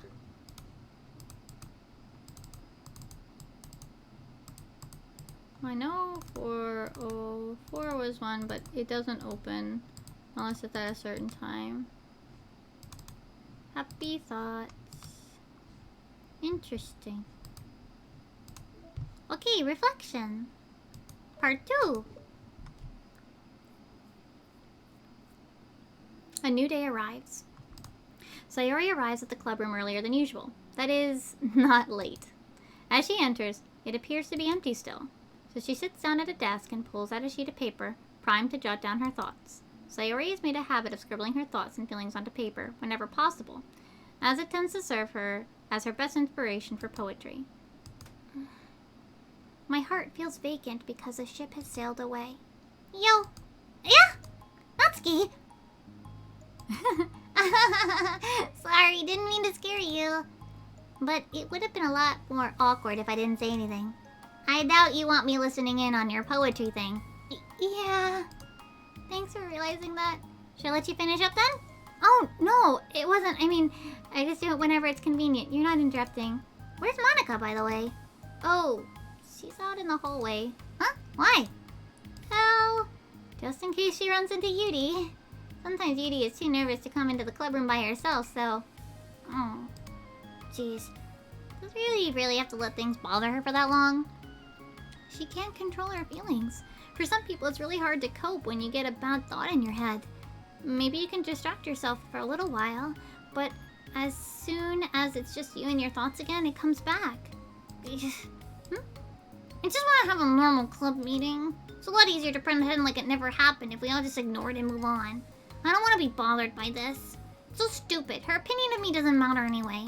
Besides, it makes me feel really guilty, and I hate that too.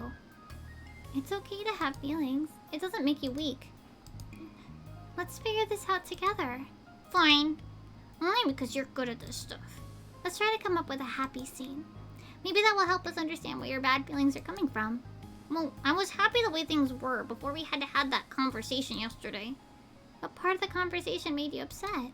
Was it Yuri being mean about the manga? Maybe. I doubt it though. Because my friends and other people make fun of manga all the time. I just brush it off and ignore them. But something about it really got to me this time, and I hate that I'm letting it happen. Is it because it came from Yuri? No! Why would that matter? I mean, well, maybe. I hate that she thinks she's so much better than me because she likes to pretend she's all sophisticated. Yeah, that's what it is. At least other people decide that they don't like me, or manga, or whatever. But Yuri actually, she's too good to even give it a chance. I'm sorry. Everyone deserves a chance. Yeah, exactly. Would you give Yudi's book a chance? After this? Obviously not. What about before this? Well, I would until I got bored, which wouldn't take very long. But if you actually keep an open mind, then it's not hard to realize that a story can be deep and meaningful without being needlessly complicated. I see. But you know, I like Yudi's books. Yeah, but you like manga more, right? I like them both.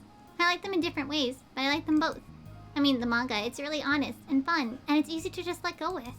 And the fantasy has a lot to interpret and uncover, and it's really rewarding to have a good, quiet time together with it. But the most important thing is that both the manga and the fantasy are true to themselves. So I love them both. And I think that there's room for both of them to be in the same club together. And I just feel like maybe they have more in common than you would think. How do you get along with everyone so well? I always get into fights with people. Aww. Like, first it was with Monica when I was new to the club. And then it was with you, and now it's Yudi. And I'm always like, oh, that person's gonna be in such a jerk. And if they just realize that, then we could get along. But nobody else has this problem. I just keep running away from, like, the reality that everybody is just a jerk to me. Because nobody likes me. And I don't know why. And I don't know what to do about it. I don't know what's wrong with me. I hate it. Natsuki. Aww. You're a wonderful person. You deserve to be loved just as much as everyone else. Everyone has different ways they like to communicate, you know? And sometimes that makes it harder for us to understand each other. I think that sometimes we get lucky and we make friends who are really good at the same kinds of communication. And it feels like you magically connect with them. But other times, even if both people are really nice, it's easy for them to misunderstand each other or to get the communication wrong. It's something that Yuri struggles with a lot, too. It can be really hard. It takes a lot of, like, reflection and self-awareness and vulnerability. I'm bad at that one. Vulnerability.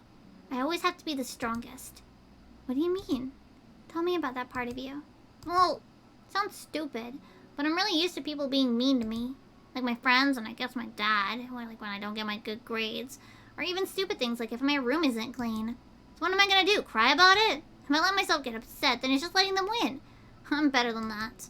I'm better than all of them.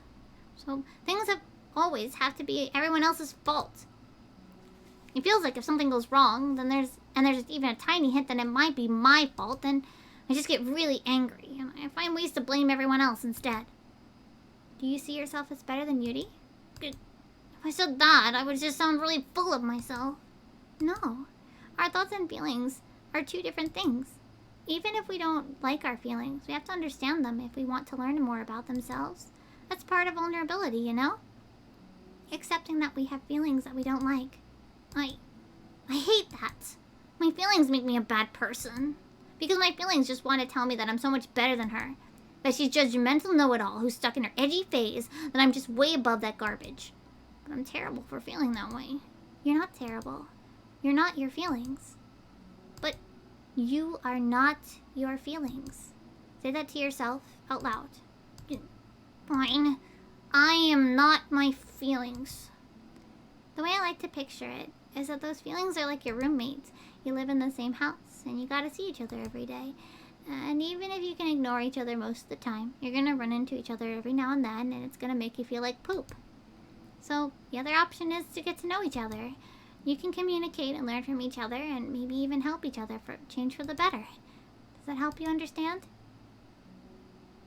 How do you know so much about this stuff? I just have a roommate that can be really hard to get along with. Called depression. Depression? But you're like the happiest person I know. I'm not my feelings.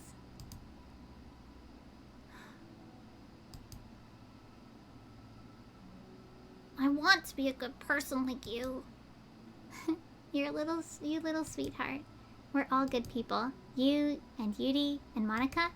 And I think Yudi will eventually learn that about you. Huh. As though flowing from a wound inside her. Was it the result of her vulnerability? No, it wasn't as though she was inflicted a wound after becoming invulnerable. It was as though she began to rediscover an old wound. One that can not simply be bandaged and left alone any longer. Oh.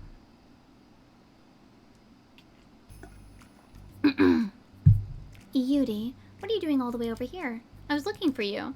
Hi. Please don't yell at me. Oh, I'm not gonna yell at you. I just wanted to say that I'm sorry about what happened yesterday. It was unfair for me to put everyone on the spot like that. Next time I won't try to jump in and solve everyone's problems. I guess it's a bad habit of mine. You're not mad at me? I thought you were the one mad at me. I was so awful yesterday. Yuri curls up, recalling the details of the argument. I can't even have a normal conversation without something going wrong and making everyone upset. Hold on, that's not what happened at all. Let's talk about this, okay? Yuri pauses for a second, then manages a nod. Monica takes a seat next to her on the staircase. I'm having a lot of negative thought patterns and I can't get away from them. What kinds of negative thought patterns? Like, everyone hates me, especially Natsuki. Oh, that's terrible. I don't think Natsuki hates you. How do you know? Well, because...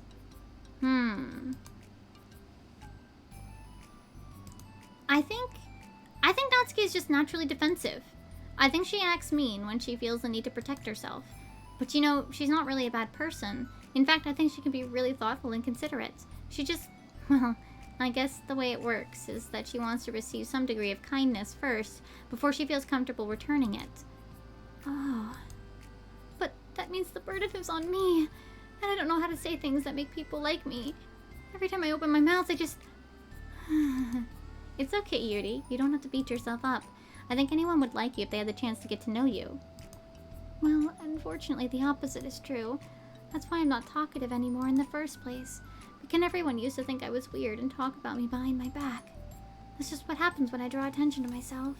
Natsuki even said she found it more respectable when people speak their minds, so I did, and then she hated me anyway. That was enough to confirm my fears. But Sayori and I like you, and we've gotten to know you a lot by now, right?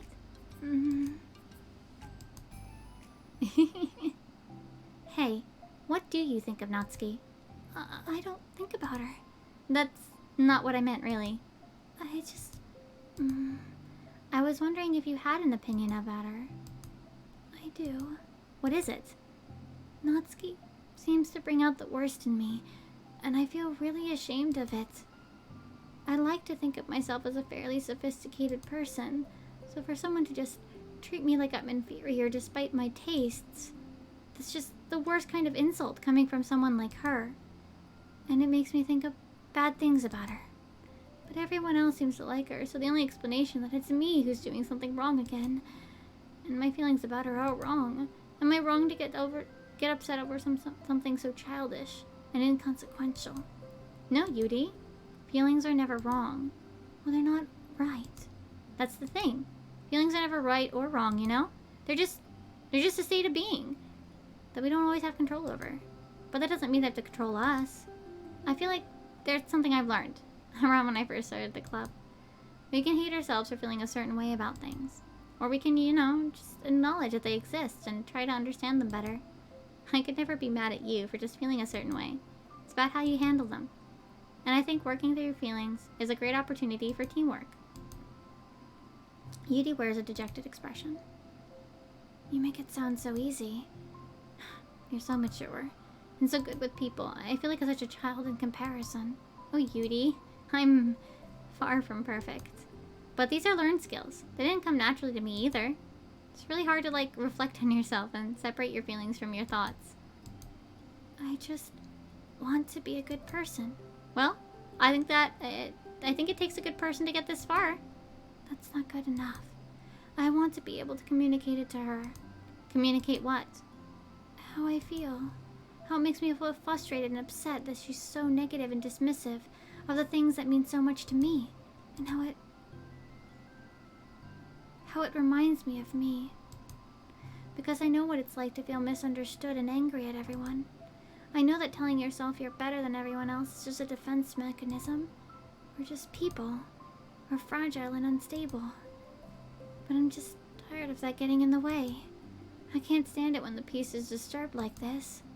Yeah, You can't focus on your reading when the piece is disturbed, right? Because the literature club should be happy for everyone.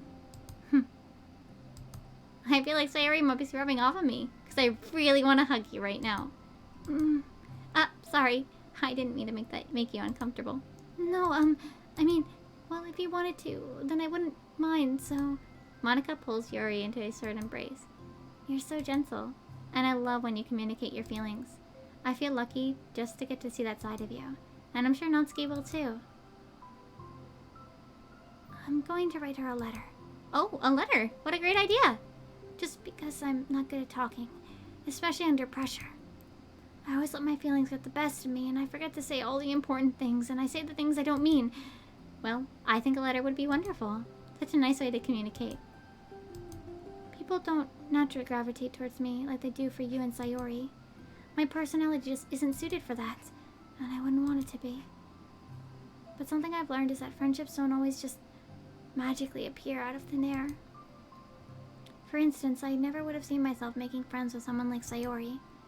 We're opposite in a lot of ways. But I'm friends with her because she put so much effort into understanding me so that we can get along. I think it was the same with you. You both gave me a lot of time and patience.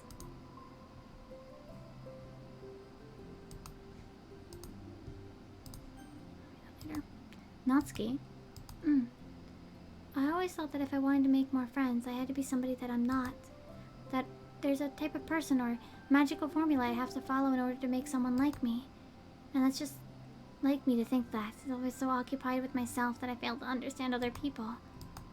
Friendship happens when you think about the other person. Oh. When you offer time and effort to understand them and respect them and trust that they always want to be a good person. That's what I learned through my observations in the literature club. Observations? Yuri's always kept to herself so much that it's unusual for her to hear her suddenly talk about the club like this. But Yuri gently smiles to herself. You always let me listen to your thoughts about people. Sayori too. And it makes me happy because I learn a lot of things. That's so sweet. I had no idea that it meant that much to you.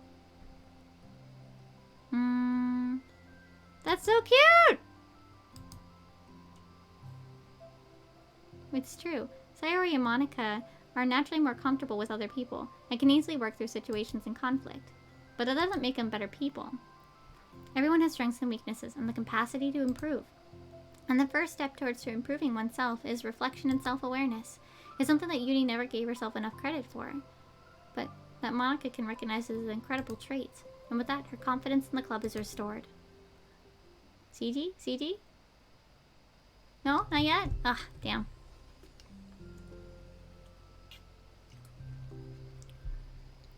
A very shy girl with long, pretty hair is wandering the bustling lunchtime hallways, her fists pressed into her collarbone. When she finds the literature club's president's classroom, she stands at the door, glancing all around her before peering inside. Monica is sitting and chatting with a group of unknown friends. Yeah, as expected, this was a bad idea after all. Suddenly, Monica glances towards the door, making the girl panic and duck out of sight. Before she can regain composure and decide for sure to leave, the classroom door gently opens. Yuri! What a surprise to see you during lunch. Please help me. What? Is everything okay? I don't know how to write letters. Thank goodness, I thought there was some kind of emergency.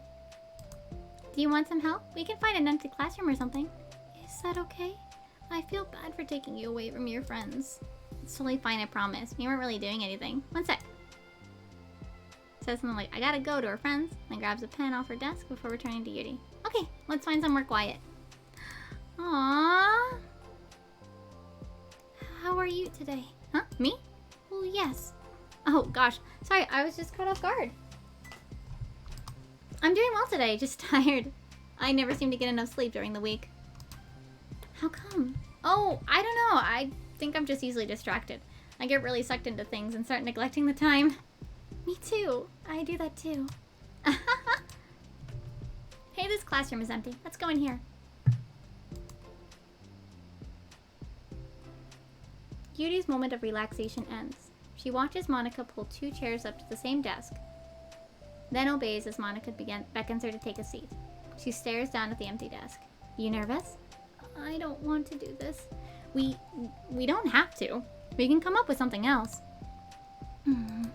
It's my chance to do something good. I need to take initiative. Gosh, you must be really determined. I know how hard it is to step out of your comfort zone. I'll be sure to encourage you. Aww. Yo, look how cute. Hey, you're left-handed. That's neat. Yeah. Now I don't have to worry about bumping your arm. Monica playfully rubs her shoulder against Yudi's. Sorry, I'm just being silly, I guess. Anyway, how about we start by listening to different things you want to say to her? Yudi thinks. I feel embarrassed all of a sudden. Oh, it's okay. How about some of the things you said to me yesterday? But, never mind. I guess I'll try. Reflection. This is about my reflection on our behavior. The key question is why we act like this towards each other, but have been able to separately be friends with Sayori and Monica. That's me! Yes, it is.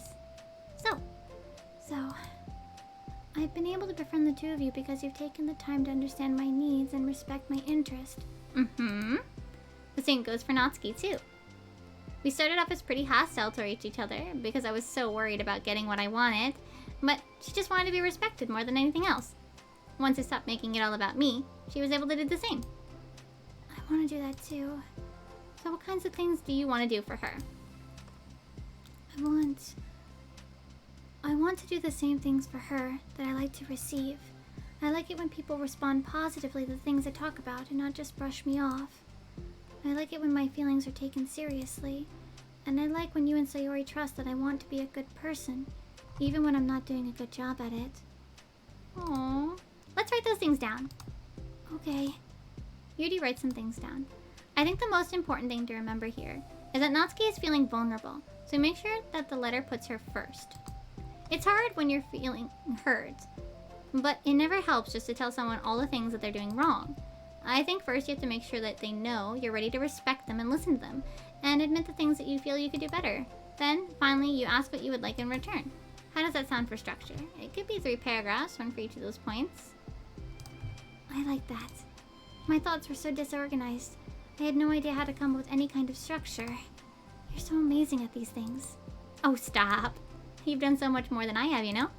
You spend so much time reflected and being open-minded. That's the hardest thing for anyone to do. All I'm doing is helping you put it on a piece of paper. So, I think you're the amazing one. Monica gives Yudi's hand a quick squeeze. Ah! But as she lets go, she's caught by surprise when Yudi curls her fingers to hook Monica's hand in place. For a while, they sit like that in silence, save for the occasional scratching of Yudi's pen against the paper. Aww! Yesterday, you told me something I'm thinking about a lot. What was it? The thing about how feelings aren't right or wrong. They're just a state of being we need to come to terms with.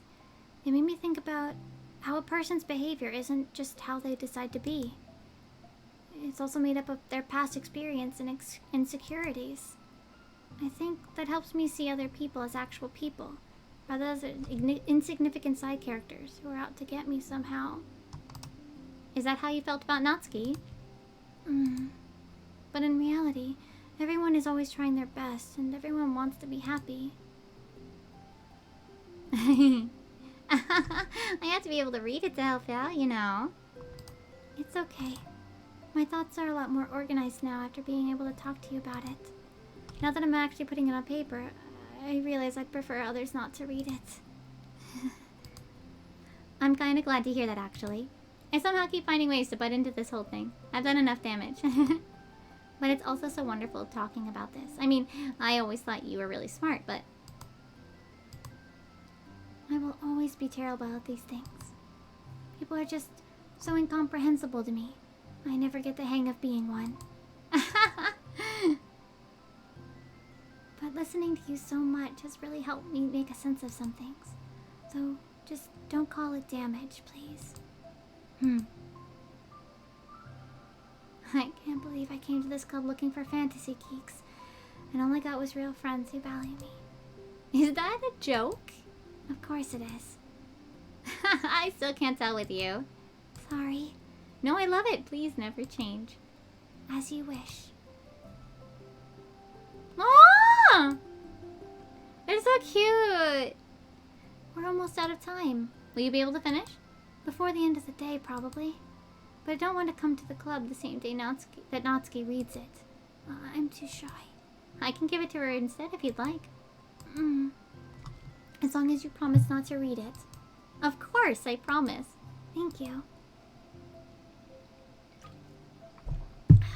Yuri exhales and the two stand up.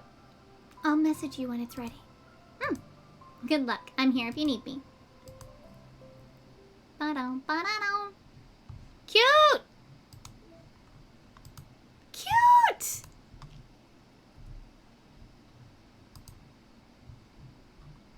Cute!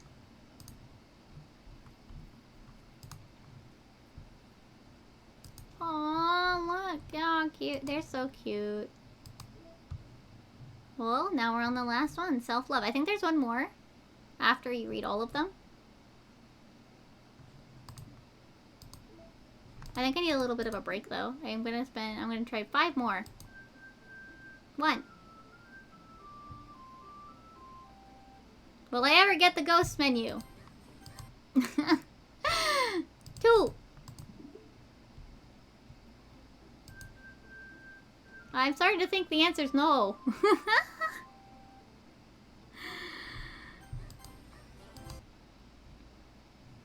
3. Dun, dun, dun, da, da, da, da, da, dun, dun, na, na, na, na.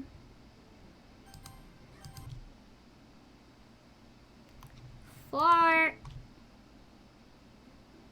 Still no. Monica really doesn't want me to see the ghost menu, huh?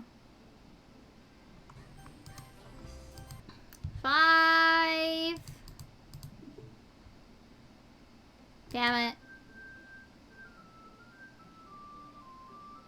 No, Monica. No. No play. Only ghost menu. Alright, back to the side stories we go. Let's finish them out. Yeah, self-love.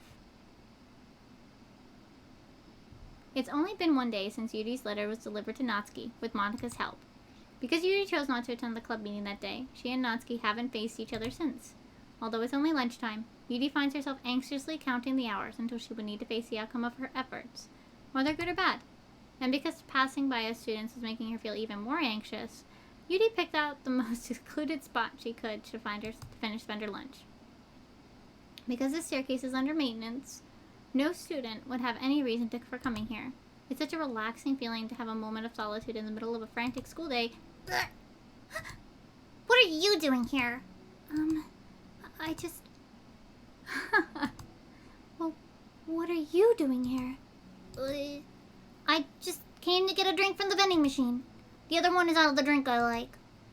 Yuri notices Natsuki is fidgeting with a few coins between her fingers. She nods, avoiding eye contact. Natsuki, also looking away, shuffles over to the vending machine. It's so quiet that every one of her movements seems to reverberate through the entire stairwell. After far too long, she finally receives her beverage, which she then fidgets with, in place of the coins. It's some kind of iced tea. But instead of leaving right away, Natsuki just stands in place. She glances all around her. It's like way too quiet back here. It's creepy. I mean, that's not what I mean. I mean, it's totally cool that it's your thing or whatever. I can see how it suits you, so... Not because I think you're creepy or something. I didn't mean that either. You know, I'm just gonna stop talking. That seems like a good idea. It's okay. Everything is okay. Yuri finds herself attempting some words of comfort after hearing Natsuki stammer herself into dejection. Seemingly in response, Natsuki approaches the base of the staircase and hesitantly sits herself down near Yuri. Well, I can leave if you want. Despite receiving Yuri's general permission, Natsuki doesn't say anything more. Yuri continues to read, or at least pretends to. And the two just sit there, for a long time. The tension seems to fade a little bit as time passes. Even without any words, it seems to mean something at least, though it's not clear what that may be. Aww. Lunch ends more quickly than expected. Natsuki is the first to stand up with her empty drink bottle. Are you coming today? To the club. I'm sorry for being so awkward. I'm really bad about talking about this stuff. I just can't for some reason. I don't know why. But I want to, eventually. There's no rush. I promise. Thanks. Aww. It's the next day. Natsuki appears from around the corner and steps up to the vending machine, glancing at Yuri as she does so. Today, she seems to be holding some kind of book as well. Oh, you're here again. Well, I just came here to read this, because there aren't any people around here. Oh, I thought you didn't like how quiet it was. Well, I don't, but there's no people here. I see.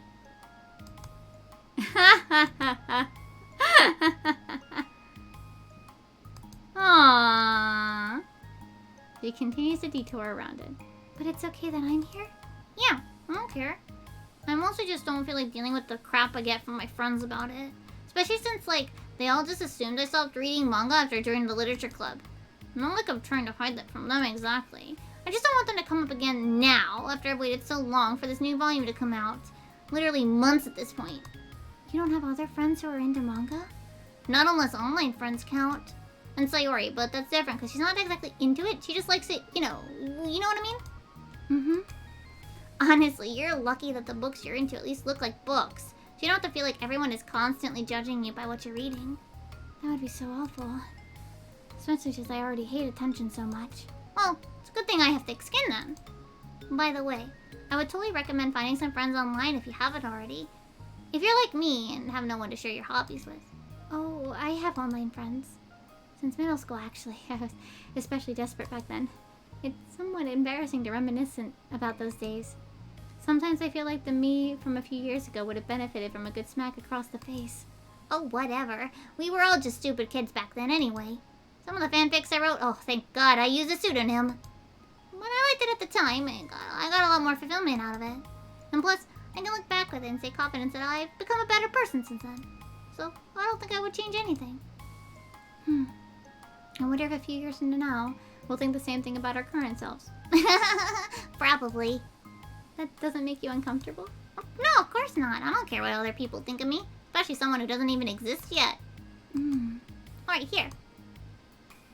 Natsuki raises her hand across to her face and forcefully slaps her own cheek.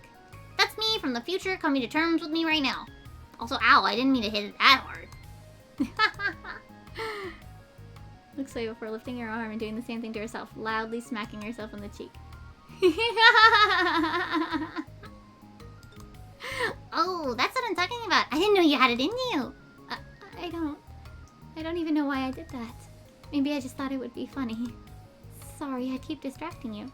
You said you were looking forward to reading, but I keep going on about all this nonsense. I'll let you get to your reading. Oh, right. Yeah, I guess I'll do that then. Oh, they're so cute!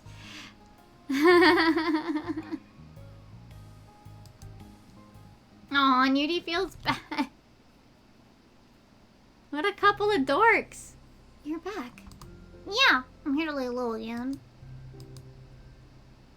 Hey, did you buy that? Bottle of iced tea on the staircase where she normally sits. Wait, like for me? But you didn't know I was coming here today. What if I didn't show up? Well, I mean, I would have drank it myself, I guess. It was a stupid thing to do. No, it wasn't stupid. I just thought... Never mind. What I meant to say is thank you. And it's a really nice gesture. It's okay if you don't feel that way. I do! It was the other things that I didn't mean. I swear, please believe me. Talking is hard. I get it wrong a lot too. So I believe you. Oh! I'll do something nice for you next time. Please don't feel obligated. I want to. I want to do nice things too. Oh, okay. Thank you. You can thank me after I figure out how to do something nice. I'll do that then. Nothing. It just reminded me how I haven't been getting along with my friends lately. Is that why you've been coming here? Well, no, not exactly. I haven't been avoiding them on purpose or anything. They're just... they're things I'd rather be doing during lunch lately. I like being around them when we're all just having fun, but they also just can't take anything seriously. So when I'm, I don't know, feeling serious, then their attitudes just really get on my nerves. It's only gotten worse ever since I joined the literature club. How come? I don't know. I feel like I used to be really good with just putting up with it, but it would just feel so stupid to cause drama over a joke I didn't like or something. But I just have a hard time doing that lately. But it's my fault for being so overly sensitive. If I have a problem, I'm not gonna demand for everyone around me to change. But, yeah, I know. Monica and Sayori don't really agree with that kind of thing. But they're not in my position, so it's easy for them to say that you should just communicate your feelings or whatever. It's not like my friend group does that kind of thing. I would just be making an embarrassment of myself. Sorry, none of this has anything to do with you.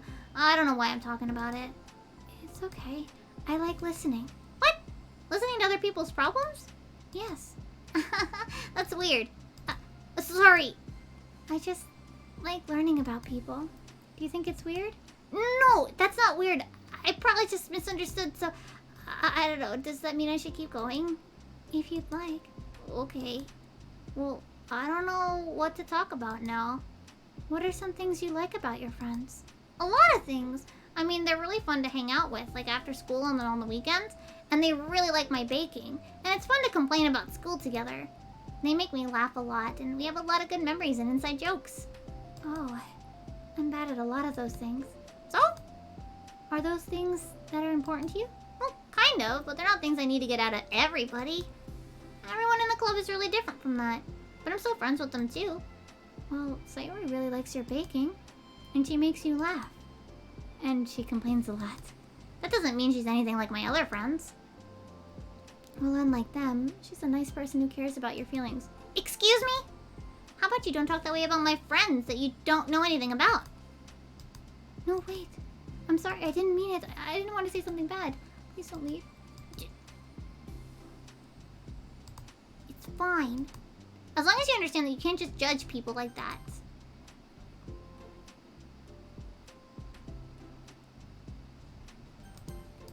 I'm sorry. You can't just compare friends like that and, like, measure who's better than who. Everyone's different. I'm sorry. I just don't like people who want to hurt you. They don't want to hurt me. We just like to tease each other about stupid things. It's fun. I don't like that. Well, that's why I'm friends with them and you're not. You like it? Just don't worry so much about me. It's not worth it. I'm sorry. I wish I knew how to help with social conflicts. Like how Monica can. She's good at these things. Not really.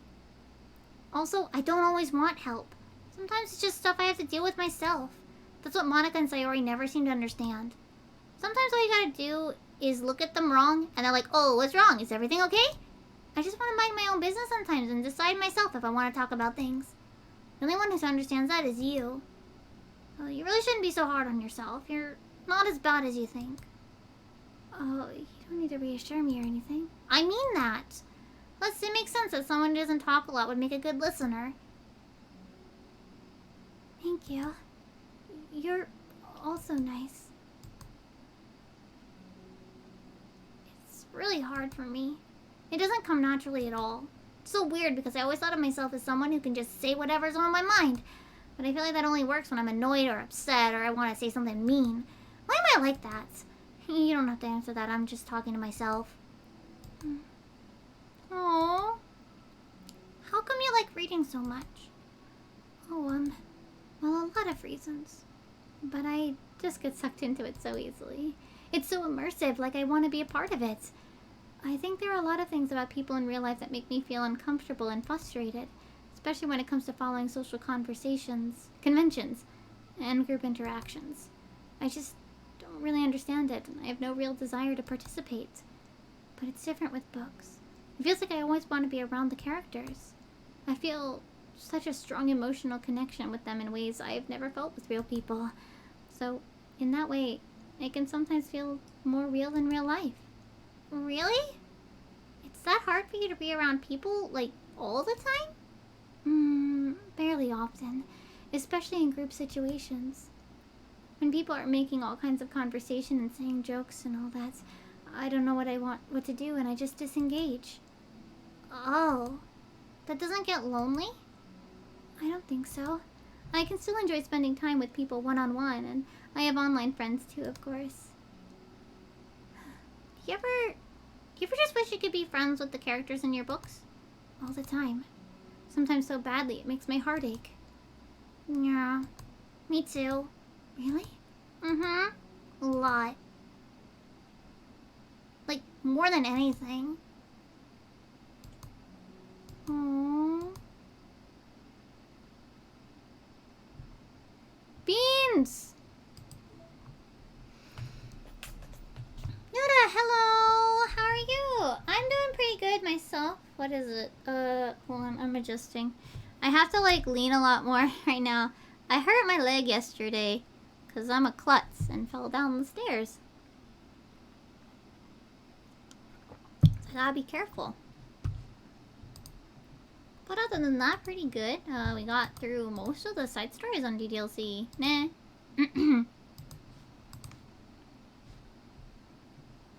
Oh, second shot. Ah, yeah. Actually, hold on. Let me go to the bathroom real quick. Hold on. And get some more water. I need more water. Hold on. Be right back. Well, it's gonna take me a second to get up. Okay. Ow.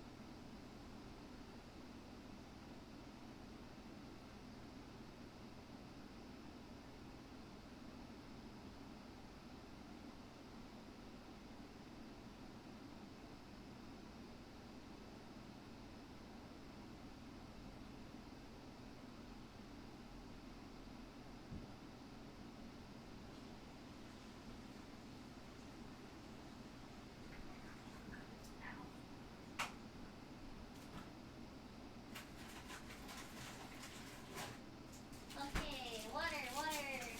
Da-da-da-da.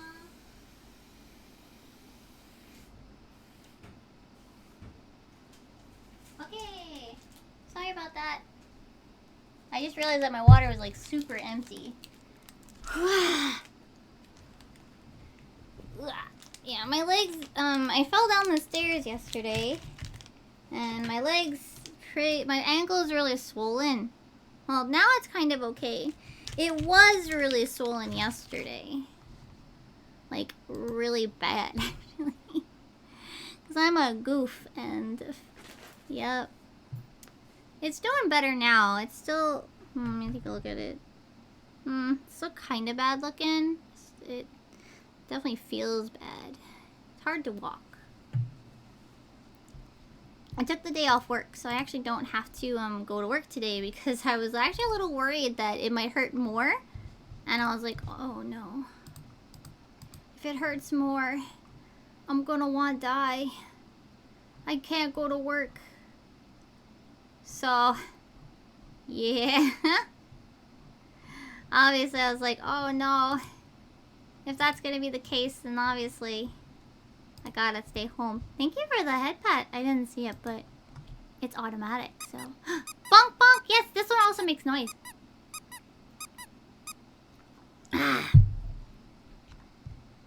Alright, let's finish. Last one. Oh, a bois.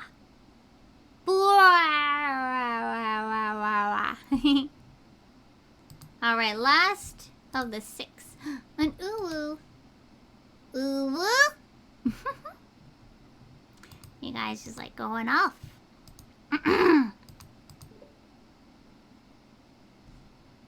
Oh, actually that reminds me. Hold on, let me turn off a couple things. Pausing that. And for now, uwu voice is off. I want to be able to read the rest of the characters as they are. I'll turn them back on later. Hey! Oh, hello. I almost thought you weren't coming today. Yeah, well... Lunch is already more than half over.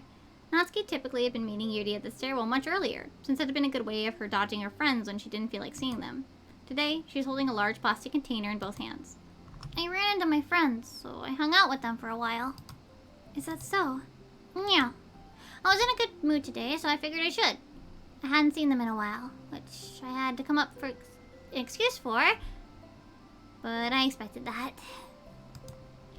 Plus, I have way more than these than I know what to do with, so I figured I would share with them too. As she sits down, Natsuki opens the lid of her container. You made cupcakes. You know it! It's been a while at this point, so I figured it was about time again. You can take one if you want. Aww. It's brown with dark green frosting immaculately shaped into a floral pattern and topped with some kind of glittery powder. How pretty. I just ate, so I may not be able to finish it. Are they for the club? Yeah, I guess so. I didn't really think about it. I just made them. I just thought that because Monica is Green's favorite color. Green is Monica's favorite color. Right? Well, yeah, but that's not really... Yuri takes a small bite. This is green tea flavored. I love green tea. Oh, do you? It was just a random idea I wanted to try, so... That's a lie, Natsuki. That's a lie. Don't laugh at me. I'm not. I just felt happy. Oh, sorry. Usually when... Never mind. What I mean is that I'm glad. Sorry for saying dumb things again. I just wanted to do something nice. And this is something I happen to be good at. And I do know that you like them from past experience.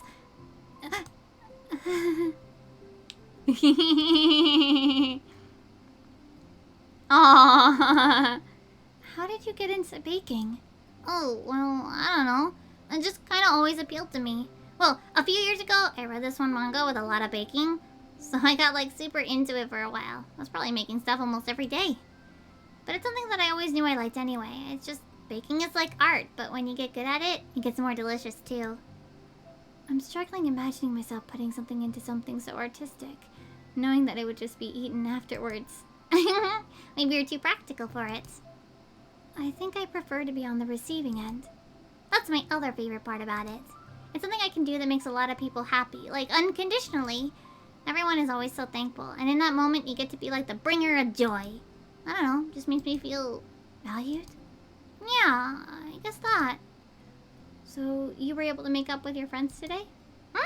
There wasn't really anything to make up with them about. We weren't fighting or anything. You weren't? Maybe I misunderstood. It only turns into a fight if I lose my cool.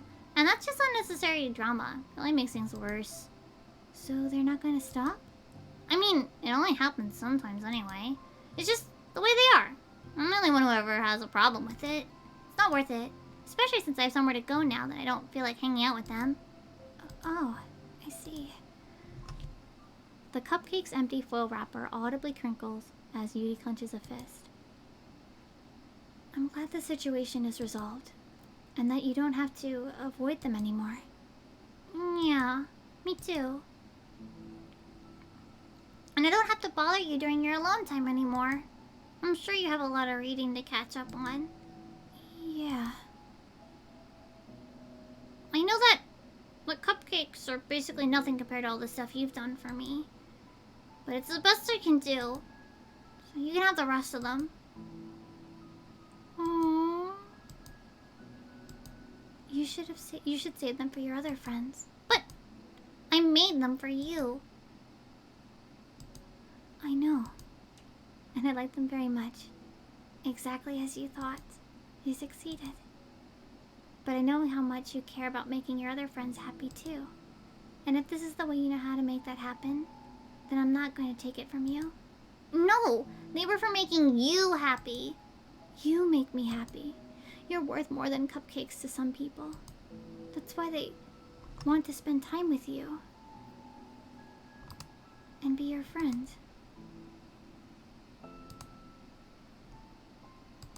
Natsuki. I'm such a bad person. I didn't mean to say something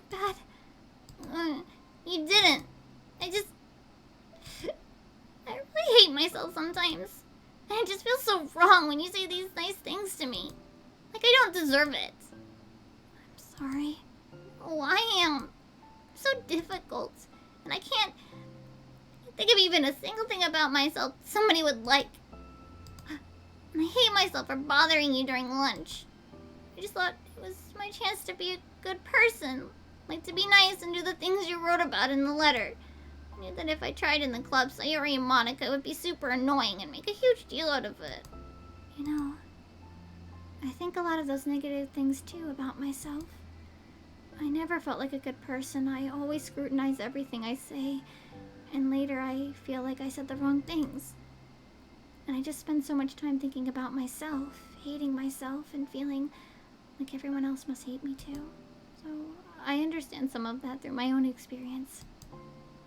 And that's why I wanted to write the letter to express my feelings. It pained me to see those things in someone else that I saw in myself. Natsuki sniffles. Yuri rushes through her bags and pulls out some tissues, then hands them to Natsuki. Monica told me that it takes a good person to reflect on these things. A desire to improve yourself that makes you a good person. So don't worry so much. Also, there are things about you that people would like, so... Like what? Like how you're fun for people to be around, and you're not shy, and you know how to make people laugh, and you're very passionate about things, and you know how to take the lead, and you care a lot about other people, and just a lot of things. Oh.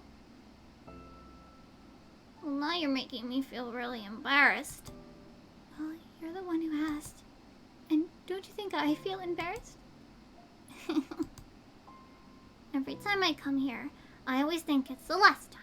But then I keep coming back for some reason. Is that bad? Just really confusing. I mean, my friends and I go way back, so judging them all the time feels like, I don't know. Feels like what? Maybe I'm scared they'll get mad at me. I really don't know what to do.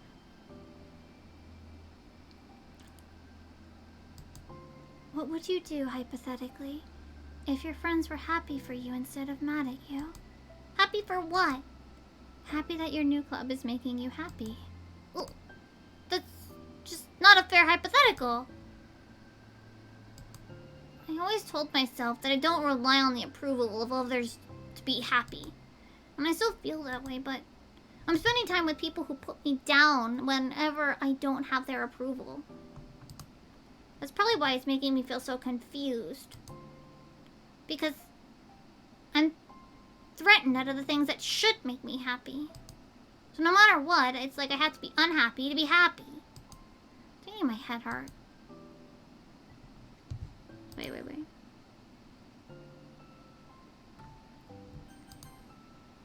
That must make it really difficult to be comfortable with yourself. Being made to feel like you're wrong for just being the person you are. It really goes against everything I believe in, doesn't it? Goes against the kind of person I want to be. I'm fed up with it. I'm fed up with a lot of things. Natsuki. I know what's best for me, but I keep convincing myself out of it. So much easier to be comfortably unhappy than it is to do something scary. To do what? You know, to end it. With them? I don't think you were actively considering that. I didn't think you were actively considering that as an option. I wasn't until recently. It's just one of those things where, like, it's been a certain way for so long, you just get used to it. Like, so much of you has gone into it, so much that it feels like it's just how your life is. And throwing it away is like throwing such a big part of your life. It makes me feel sick to think about it. It's just really scary. It's terrifying. What are you scared of? I don't know. A lot of things. Like being alone. Not having anyone to talk to or hang out with. Not being able to replace what I have with them. And I don't want them to hate me. And I'm scared they'll hurt me for going against them. Physically? Not physically, but... Natsuki. What? If anyone thinks to cause you harm, I will unleash hell upon them. Oh my god, Yuri! Don't laugh at me. I'm sorry. It was just... I liked that. That's all. Oh, well, I meant it. I know you did. I needed it. Just take them, okay? I don't want other people to have them anymore. Are you sure? I'm sure. I will then. I'll enjoy them.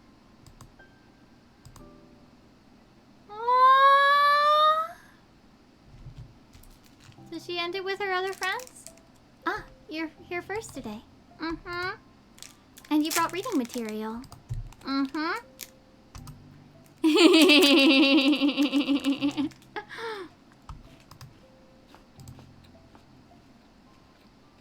Oh? Hold on. Finishing my Kit Kat.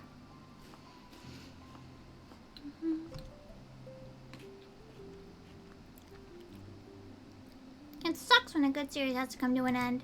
Like such a big part of your life, and then one day, there's just nothing left. Makes you feel so empty. Unfortunately, I'm about to experience that myself. I'm on the last book of this series. That sucks. But there's also something satisfying about letting a story conclude. I don't know if I'd want it to go on forever. Maybe. But there's some things that I wish could. On the other hand, have you ever read something that overstayed its welcome? Oh yeah, definitely. I can think of at least one thing I've read that's been pretty unbearable like halfway through, and the ending really sucked. So, it sucks when something good has to end, but it also sucks when they just keep inventing more plot until you don't like it anymore. I guess it sucks either way. Well, that's the nature of all things. They come to an end.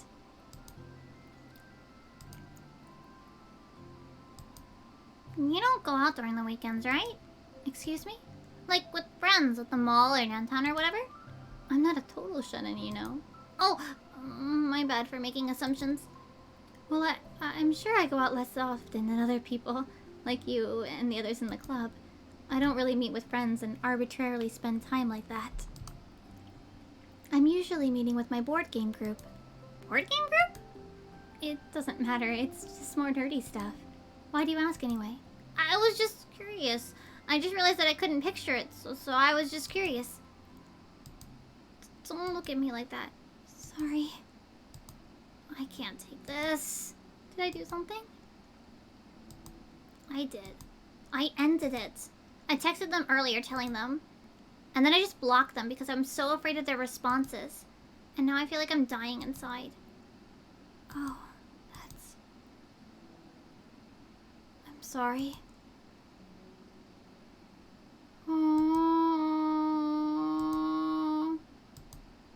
Help me. I feel sick and I want to hit my head against things. Please help. I can't take this. You may be having a panic attack. I have experience with this, so I'll help you through it, okay?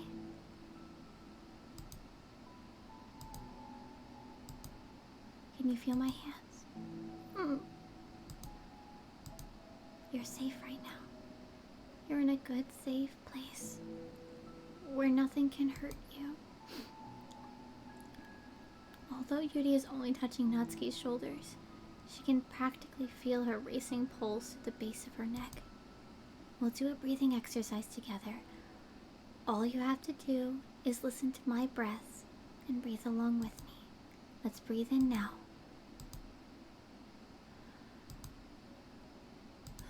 That's good. Let's keep going. Oh my god. Natsuki rests more of her weight into Yuri's palms. Let's focus on the physical world. All you have to do is focus on the feeling of your breaths going in and out, and the weight of my hand on your shoulders. You're in a safe and comfortable physical space. Minutes pass in silence. By now the worst of it is past, but Yuri is determined not to move away until Natsuki prompts her to. Meanwhile, Natsuki lifted her head off her knees, and her breathing is mostly steadied. Then, she takes a final deep breath and slowly pulls herself to her feet, causing Yuri to let go. She stretches her arms. I'm sorry. I didn't mean to freak out. I don't know what my deal is. You don't have to apologize. This must be enormously stressful for you. Is that gonna keep happening? It may, or it may not. We can take measures to help prevent it in the future. But I think it will naturally get better over time. I don't think I could have gotten through that alone. You're not alone. From now on. Oh my god. No, it's just... You don't have to do anything alone. As she says that, Yuri tenses up. It's rare for her to so openly share her thoughts. But something about Natsuki, of all people, makes it so much more natural to do so. Perhaps because, like Yuri, Natsuki is so timid and uncertain of herself. Natsuki did such a good job at hiding it that it's taken a long time for Yuri to finally realize it. And because of that, Yuri is able to deliver the reassurance that she herself would have wanted, demonstrating that you deserve the love of others. If you can accept that for the first time, then perhaps you can begin the tumultuous journey of learning to love yourself. Oh my god! Do you really mean that? You're probably gonna regret saying that if you do. How so? Because I'm probably gonna have a lot of free time during the weekends from now on. So you're giving me the permission to be as annoying as I want and drag you around a lot of places. I see. But you already said it, so you can't take it back now. Well, I suppose I have no choice but to accept that responsibility then. Mm-hmm. I know a good ice cream place. Uh-huh. That means you'll finally figure out my favorite ice cream flavor. Huh? What are you talking about? Oh, you don't remember? The first day that you came to the club, you guessed everyone's favorite ice cream flavor. But for me, you said you had no idea. Seriously? I don't remember that at all. Oh wait, yes I do. I said it was probably green tea. It's a good guess. My favorite is usually to get chocolate and raspberry together.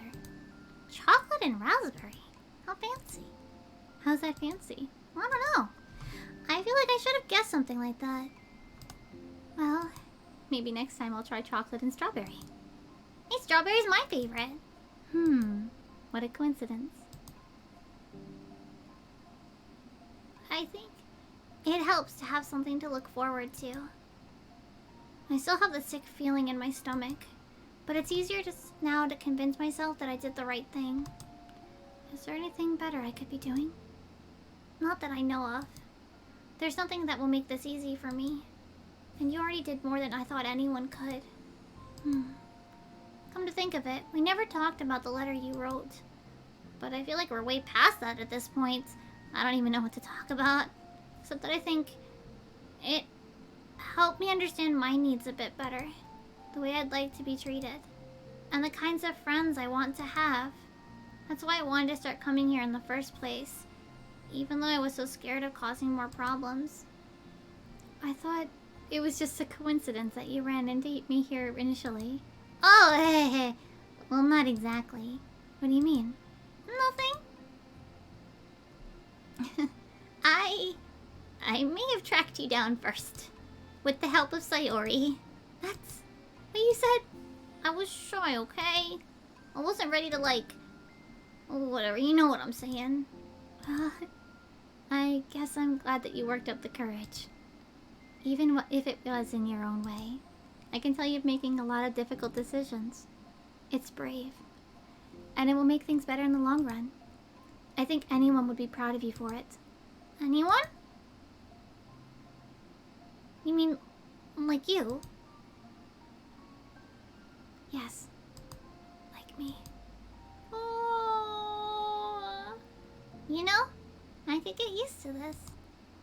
As long as you don't tease me too much. Fine. Just a little then. Oh, that's fine. That's so cute. I know how uncertain everything feels to you right now. But I really do think that good things are in store. Those are my honest feelings. F. Thanks. It feels nice to be reassured. Aww.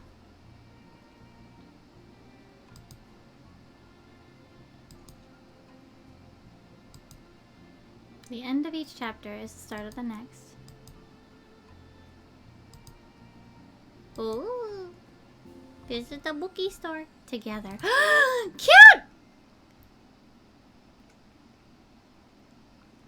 Cute.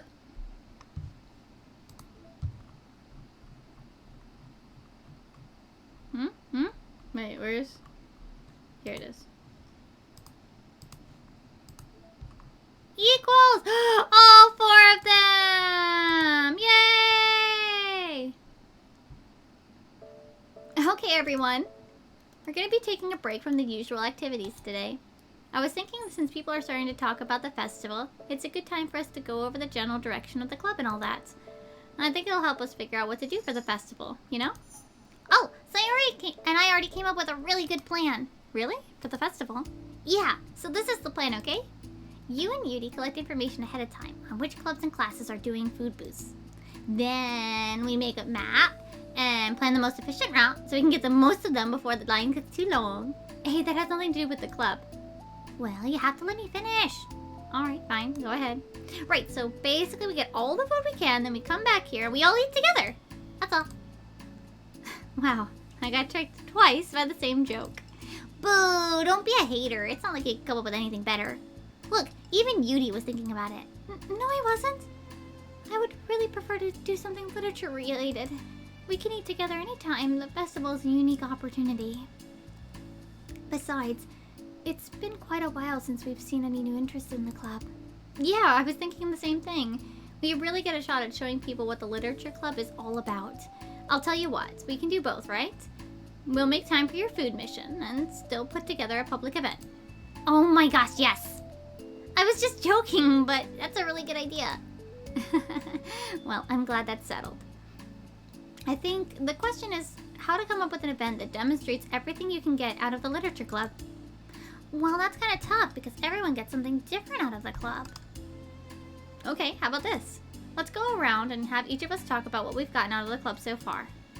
That could really help us figure out what kind of reputation we want to build. Yeah! That's too embarrassing. Oh, but you had so much to talk about. That's exactly why. And I'm sure Natsuki feels the same way. Well, maybe I didn't plan on arguing against it or anything. I mean, it's a literature club. We can talk about that stuff, right? And the only way to get more comfortable with it is to suck it up and do it. Oh, you're not wrong. I'm sorry for being resistant. It's not good to say suck it up because it sounds like their feelings don't matter. Right, my bad. It's just a habit I need to break. Well, anyway, who's gonna start? I'll start. I was the first to join after all. Wouldn't that be me? No, I want to go first. Fine, you can start. I don't mind. Yay! So, gosh, it feels like so long ago. I think I joined because I wanted to have fun sharing poems with people. It seemed like it would be a safe way to express myself. You know, like if it's just a poem, then I can share it without feeling like I'm burdening everyone with my problems. And then I thought it would be a really good way to get to know other people too. So yeah, I was really surprised when I walked in and it was just Monica. And she was sleeping. Oh, don't remind me of that, oh gosh. Yeah, but it seemed like so much fun to help start a new club. Especially since writing helped me so much, I wanted to see it help other people too. But it ended up being me who was inspired. Because I remember feeling like Monica was just so sweet and mature that I could trust her with anything. It made me feel a lot less alone, having someone who knew even the bad things about me. And at that point, I knew the literature club was going to be special for a lot of people. Yeah, I felt the same way. It really helped give the club a new, more cohesive vision. Yeah, and then Yudi joined, but she was so different from us. And Natsuki too. I think for Yudi, it really helped me to take the lead before she was able to open up a little. But Natsuki was kind of the opposite, where she wasn't ready to get close to someone really quickly. I never really thought about that sort of thing. I feel like I've gotten better at understanding people's different needs. And that makes me feel really happy, because my friends are just the most important thing to me. And whatever new members we get, I want to help them in those ways too. I don't know if I would have continued to coming to the club if it weren't for you. Really? Mm-hmm. I know it wasn't too long ago, but it hurts to think about my behavior back then. I was really short-sighted. The only reason I came was to find others who were into fantasy. I suppose that was my idea of making friends with people. And I remember feeling uncomfortable because you and I have such different energy. I had such a specific idea of the kind of person I could be friends with. So when Sayori tried so hard to get to know me, I felt like I was just wasting her time. I think I was naive to assume similar interests were the key component of friendship. Sayori and I were able to be friends because she always thinks about the needs of other people. That's something I never knew how to do or even thought to do. But I stayed in the club, and thanks to that. And I started trying as hard as I could to understand people better. You really went above and beyond when it came to that. I was super impressed. Well, I always hated that I didn't know how to behave like a person who's easily liked by others. Like the two of you can. And because of that, I spent so much time thinking about my own behavior and all the wrong things I said. But the whole time, I should have been thinking about the other people instead, not myself. Once I started doing that, I was able to make friends with everyone else. Oh, and also I discovered that sometimes I'm a better communicator when I take the time to write, rather than speak. It's so strange the way things turned out. It's so far different from anything I ever would have expected. But I'm happy. I suppose we don't always know what we really need. Oh my gosh, you're so cute that I'm gonna throw up. Okay, please don't do that, Sayori. Because I'm not cute. Hey, isn't that my line? Oh, well, for me it's actually true, so... What are you saying? Nothing. I finished my part, so someone else take their turn. My heart! Sayori takes some deep breaths. Okay, fine, I'll go. Yudi, I can't believe you're complaining about doing this and so went before me. What a show off. I was just following up on Sayori. It was the easiest way to get it over with. Besides, you left out the most important thing that you got out of this club. I did? Yeah, a regular supply of your favorite cupcakes. Oh no, I forgot that too. I'm a traitor to the Cupcake Queen. Neither of you are forgiven. Looks like only Monica will be getting cupcakes next time. No! I can't eat that many cupcakes. Yeah, true. Only Yudi can. Hey! Well, anyway, I'm just putting off the talking. It's kind of hard to talk about this stuff, but I guess what it comes down to is that I'm in a much better place mentally than when I was when I first joined. And that's because everyone in the club helped me realize that I had some really toxic friendships going on outside the club. It was honestly a really painful thing to go through, having to cut them out. It still hurts to think about. I'm sorry, Natsuki. It's fine. I knew it was for the best, and I was right. I guess for me, it's all about feelings. I was only ever ridiculed for having feelings, so I thought the right thing to do was just to ignore them. It took me a really long time to realize that it's not how things are supposed to work. And I guess that's thanks to everyone who took the time to respect my feelings, even when I was being like the biggest jerk. I'm really sorry for being such a jerk to everyone. I was really the worst. We love you, Natsuki. I just hate that I was like that. Everyone did so much for me, and I could never do anything in return. That's not true. Natsuki, you've done a lot more than you think. This club really wouldn't be the same without you, and I mean that. Remember how judgmental I was when you first showed up? It was like I couldn't accept anything other than my own idea of what a literature club was supposed to be. Apparently that was more important to me than the opportunity to bring you some happiness. It really taught me that anything that makes someone happy is worthy of respect. You even inspired me to start playing piano. That's something that means a whole lot to me. So, there's no need to put yourself down. Okay. You helped me a lot too. It's so much fun having you around. And you helped me become a better person. Having a problem doesn't make you needy or inconvenient. It means that there's something that needs to be better for you. And you always deserve that. I agree. Seeing us have some of the same struggles made me a better person as well. I wouldn't want to change anything about our time here. I don't think any of us would. I'm sorry I got all dramatic again. That's all I wanted to say, so Monica can go now. There's no need to apologize. It was something I wanted to talk about anyway, because it made a big difference for me. I was always such a strict perfectionist, who never took enough time to believe in the best of other people. But everyone kept proving me wrong. I made the mistake multiple times thinking that my way was the best for everyone, or thinking that I needed to solve other people's problems. But I think being a leader means that you have to acknowledge that you're not perfect, and that the best thing you can do is help guide people, rather than to do it for them. We're all good people. We're all equals. I think that's the most important thing I've gotten out of the club. Realizing what that really means. Sorry, what are you doing? I just thought we should be writing some things down. Things about the club that are valuable to us. With a piece of chalk in her hand, Sayori reverts the word trust on the chalkboard. This is because you showed me that I could trust you with everything about me, not just my good side. Understanding.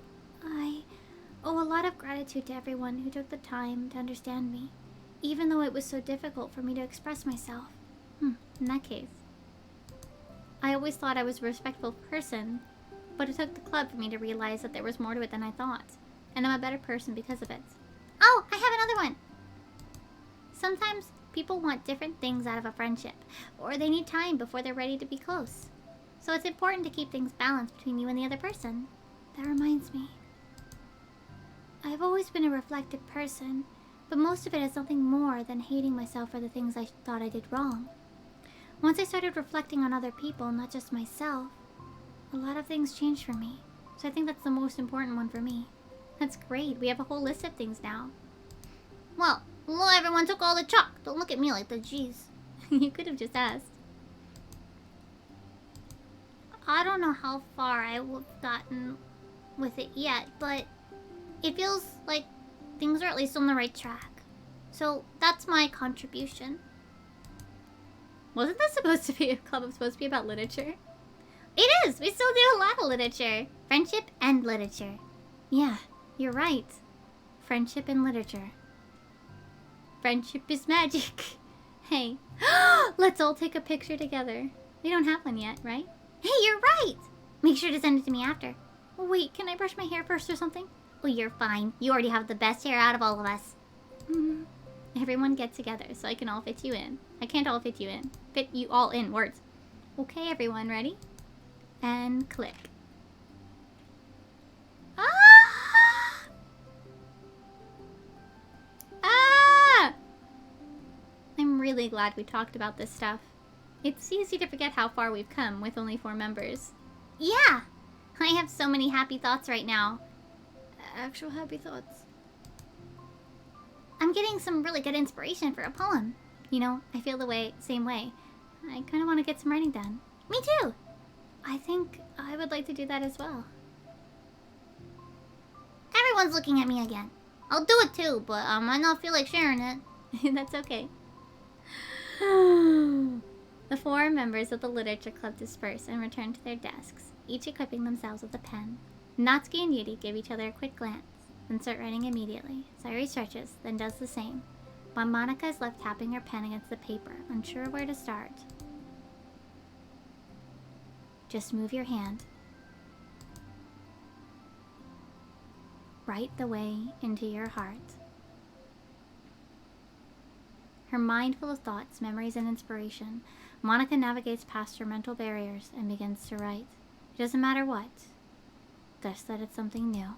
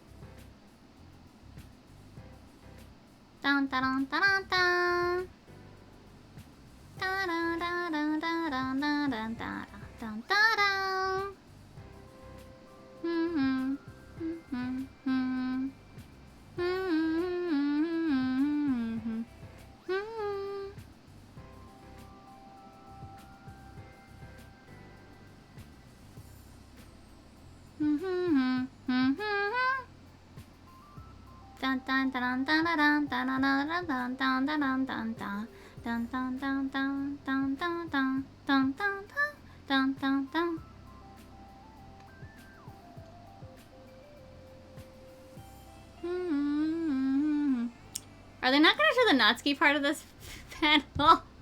Natsuki! Natsuki! F.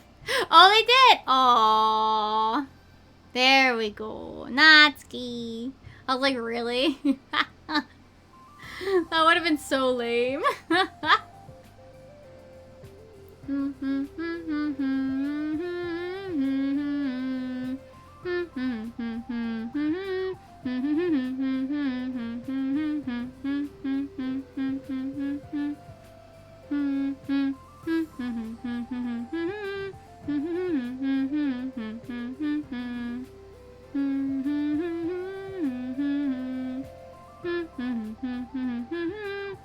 Thank you, dear player, for enjoying our story of friendship and literature.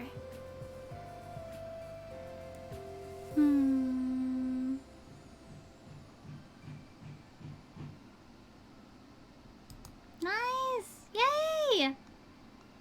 Look at them! Look at them! Ah! Look at them! Look at the happy four beans. Look at them. Look how cute. Look how cute.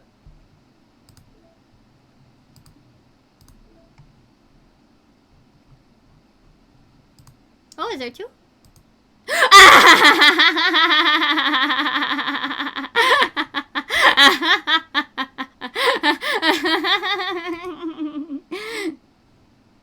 Wait. Hold on. Me too! Ah! Hold on. Wait. Hold on. Wait. Control. No. Alt. It's Alt. Ah! Me too! Jeez! and then the funny one. Wait, do I have a funny face that I could do? Wait, what can I do? I can't do puffy cheeks. Ah! Ah!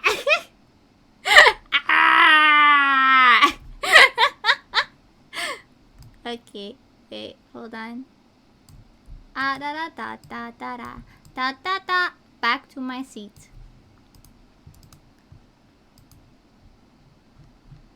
Yay! Oh, look how pretty. Hold on. Binary data in VM2? I've made some new headway with VM2. Don't get too excited. It's still impossible to establish any kind of stable connection. But it occurred to me that I could at least run a memory dump through some of the pattern analysis routines to see if we can decipher any digital data from the very VM. I don't want to hog all their server time on a hunch, but I have some preliminary results that indicate the presence of a binary computer systems. Based on this, I'm going to schedule 3 days of server time next week to isolate any chunks of memory that appear to be binary data. If successful, we'll definitely be able to find some encoded text to get our first tiny glimpse of VM2. Don't mind me though, just keep going nuts on VM1, and hopefully I'll have more to share soon. Wait, is this implying that he's making another game? Bro. Also, thank you for the...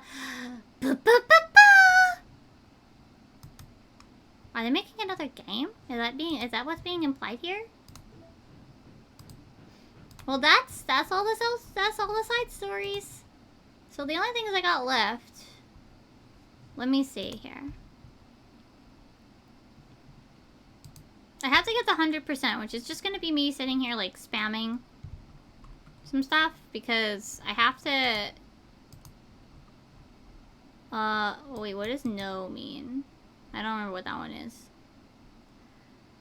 Oh, right, I actually need to sit here and just listen to the music at some point. But what is no? What is no? There's an achievement that's just called no. And I don't remember what I'm supposed to do with that one.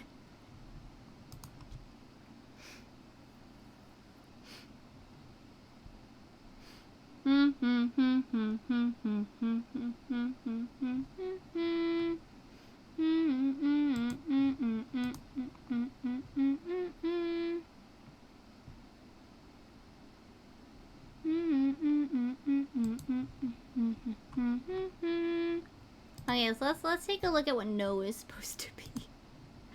What is no?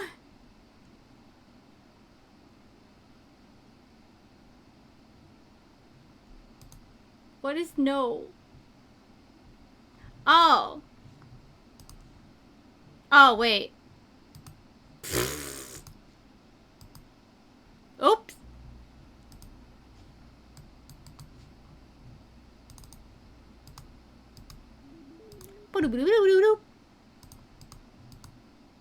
I forgot that it's not actually this quit. It's this quit.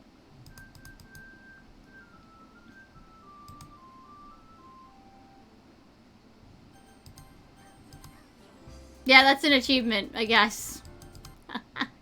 So the only ones I'm missing now are the 100% completion, which is literally just I have to suffer and get the rest of the secret poems. And I think the ghost menu. And what are these again? Oh, and for listening to Monica is 15 dialogues. I need to listen to 15 dialogues of Monica's. Yeah. Yeah. I think that's it. Let me see. Achievements. Guide to 100%. See, I need to listen to 20 minutes of the music on the virtual machine. I need to get 100%. And to get the 100%, I'm missing some of the... Oh, yeah. So, press skip when Monica's speaking. And then listen to 15 of her... What is it? 15 of her monologues. Get all the special poems, or the 2 that I'm missing there. And then sketch 15 is... Wait. Sketches. Yeah, this one that I'm missing is try to skip her dialogue. Okay. That's manageable. But I'll do it all stream. I don't think there's anything else you get for, I don't think you get anything else besides the achievement. So, that's gonna be the end of DDLC for us. Let's see who we can raid. With my baby raid. With our baby raid. And I'm gonna give my foot a rest. Dum bum bum dum bum dum bum dum dum dum dum dum dum dum dum dum dum dum dum dum dum dum dum dum. I'm also gonna like casually just sit here seeing if we can get the spooky one. Nope. Let's see. Who's playing what? This thing does not freaking want to give me the ghost menu. Monica! Fudge, that's really annoying. I guess this is what I'm gonna be doing for a while. Okay, but that's where we're gonna end it. Let's go take a bounce over to here. I don't have to go to work, but I think I'm just gonna relax. I'm gonna rest my leg. My leg should be okay tomorrow. No problemo. Tomorrow we'll do Jostrim. What else? Jostrim. We're gonna do stream readers. I'm gonna draw Niji Sanji EN2 drinks. And also you can see here, I made a coaster. I'm gonna make more coasters. I wanna make like a flower pat, like I wanna make a flower shaped coaster and a couple more colors and stuff. So that's the plan for tomorrow. Yep. So let's go see who we're gonna go say hello to. Yeah, I'll probably sit down and probably try to finish this today. Actually, like that's not even a joke. I'm gonna try to get the what is it? I'm gonna try to get the what is it? I'm gonna try to get the 100% today. I really want to be done with it. I want to get it, but like I'm gonna have to sit here and like suffer for a while. Oh. I know, I think maybe I know where we go. Yeah. Okay. Here we go. They're playing Portal 2. And I'll catch you guys tomorrow. See ya. Bye.